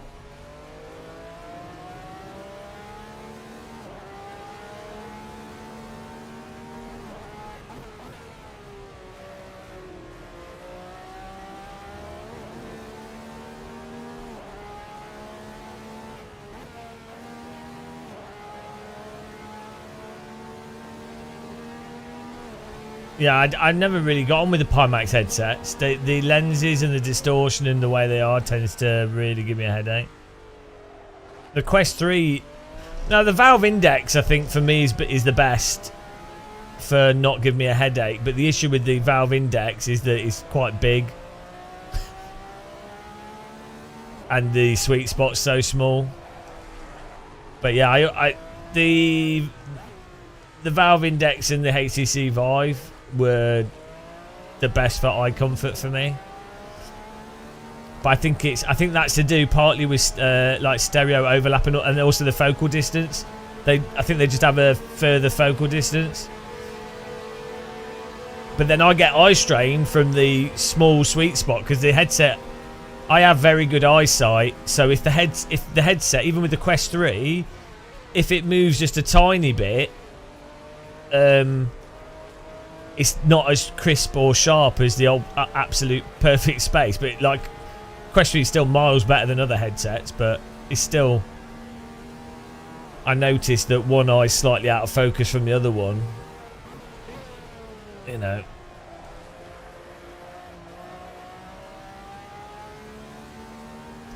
Yeah, AMS2 as well is like really good graphics to performance. The thing which AC does really well, if you with Pure and Sol and stuff, if you bump up the resolution, it looks super. Like if you're playing in 4K with 4x AA, it's a crisper image than AMS2. But AMS2 has better sort of dynamic lighting built into it. But you can, I think you get a higher sort of crispness fidelity with AC. It's hard to explain. AC still has some like shimmer though, and also some shadow issues. But then AMS2 has a lot of shimmer and shadow issues as well. Well, you should be glad you never used a virtuality headset. That ran at 20 FPS. Playing Dactyl Nightmare on that, and well, I can't remember what I played. I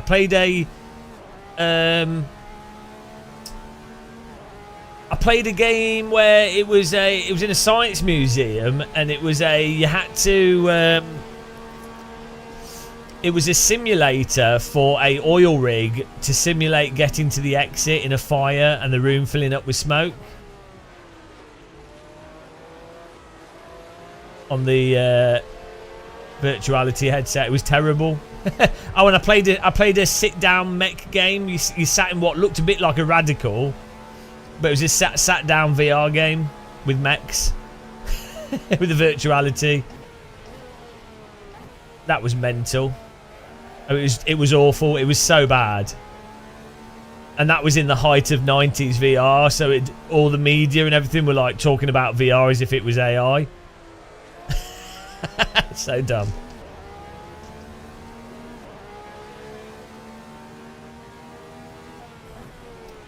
Turds, just imagine you're in a thunderstorm, in a storm cell.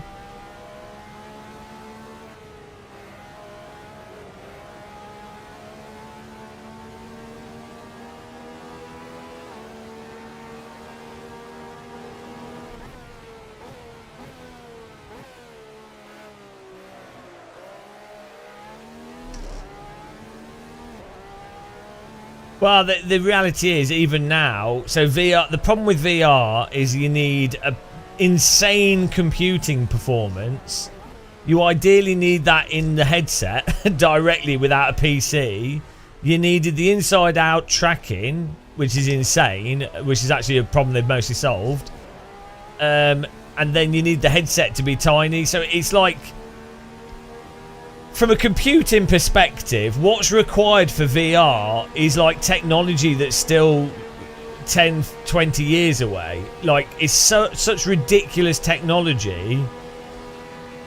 It's like you're asking. Yeah, you're still, even now, you're asking for technology that's,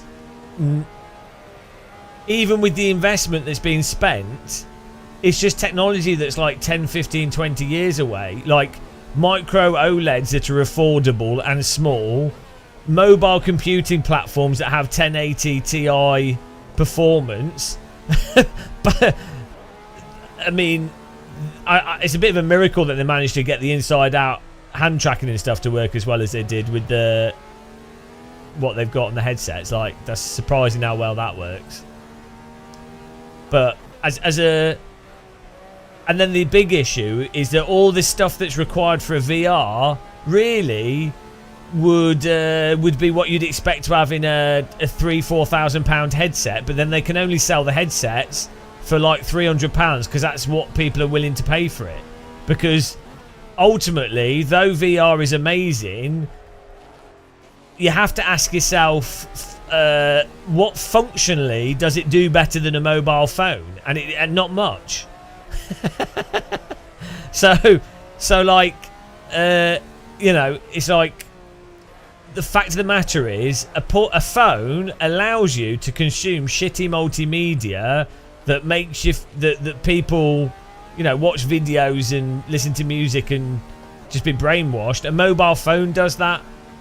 So why do you the idea that immersion somehow is better, it's like, well, no, like if you're reading a book, you're fully immersed, and that's just text on a paper. So the sort of brute force immersion of VR you don't really need that. From an experiential perspective of consuming media. So the thing is, so I say, it's like you need this monstrous hurdle, and you need to basically get it to a point where it's AR, not VR, and it's shades, and then you start to get the convenience of, oh, it's like a mobile phone, but I don't have to hold anything, and it's just on my head, and oh wait, all the information is just placed, and I've got infinite screens.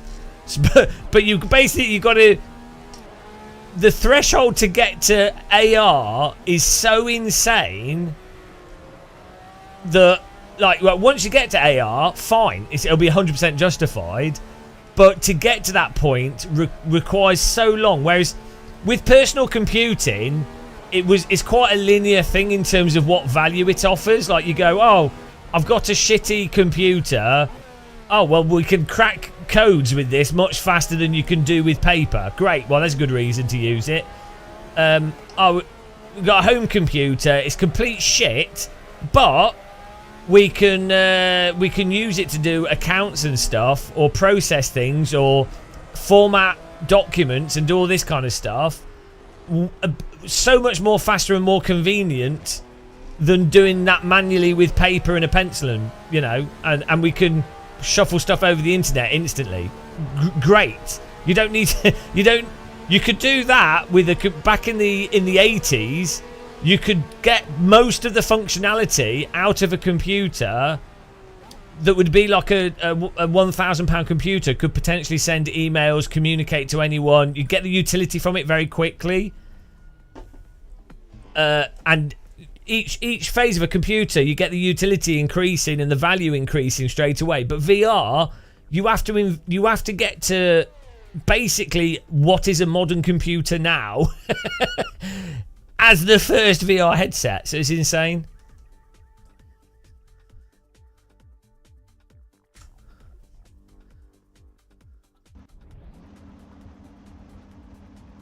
Well, VR and AR are the same thing ultimately. So like an AR headset will just do VR. Like a good AR headset will have the option of being able to block out the entire environment and just use it as a pure VR headset. So that's just how it'll work.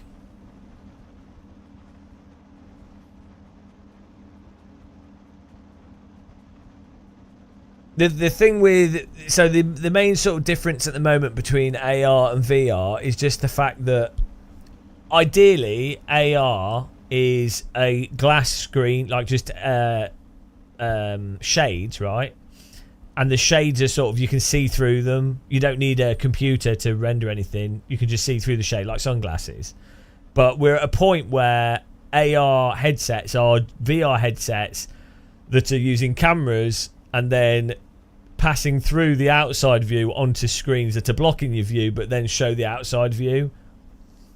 So, and that will be the case for quite a while because the technology that you need to effectively project onto shades, that's even further off. That's a whole different paradigm.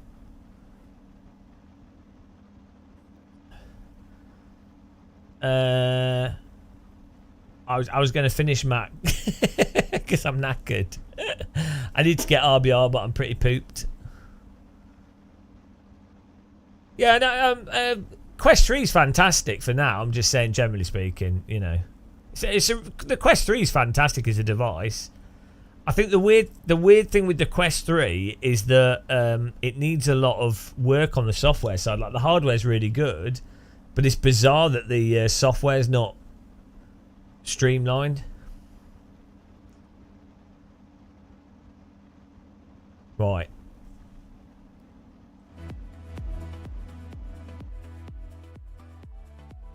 No, I'm pooped. We've been driving for 7 hours.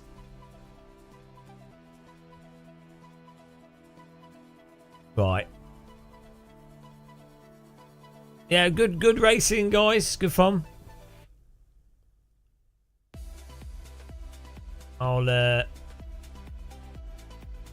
I need to eat something. Might doodle on Counter-Strike or something for a bit. But yeah, thanks for watching and taking part and subscribing and everything. Really appreciate that. It's good fun.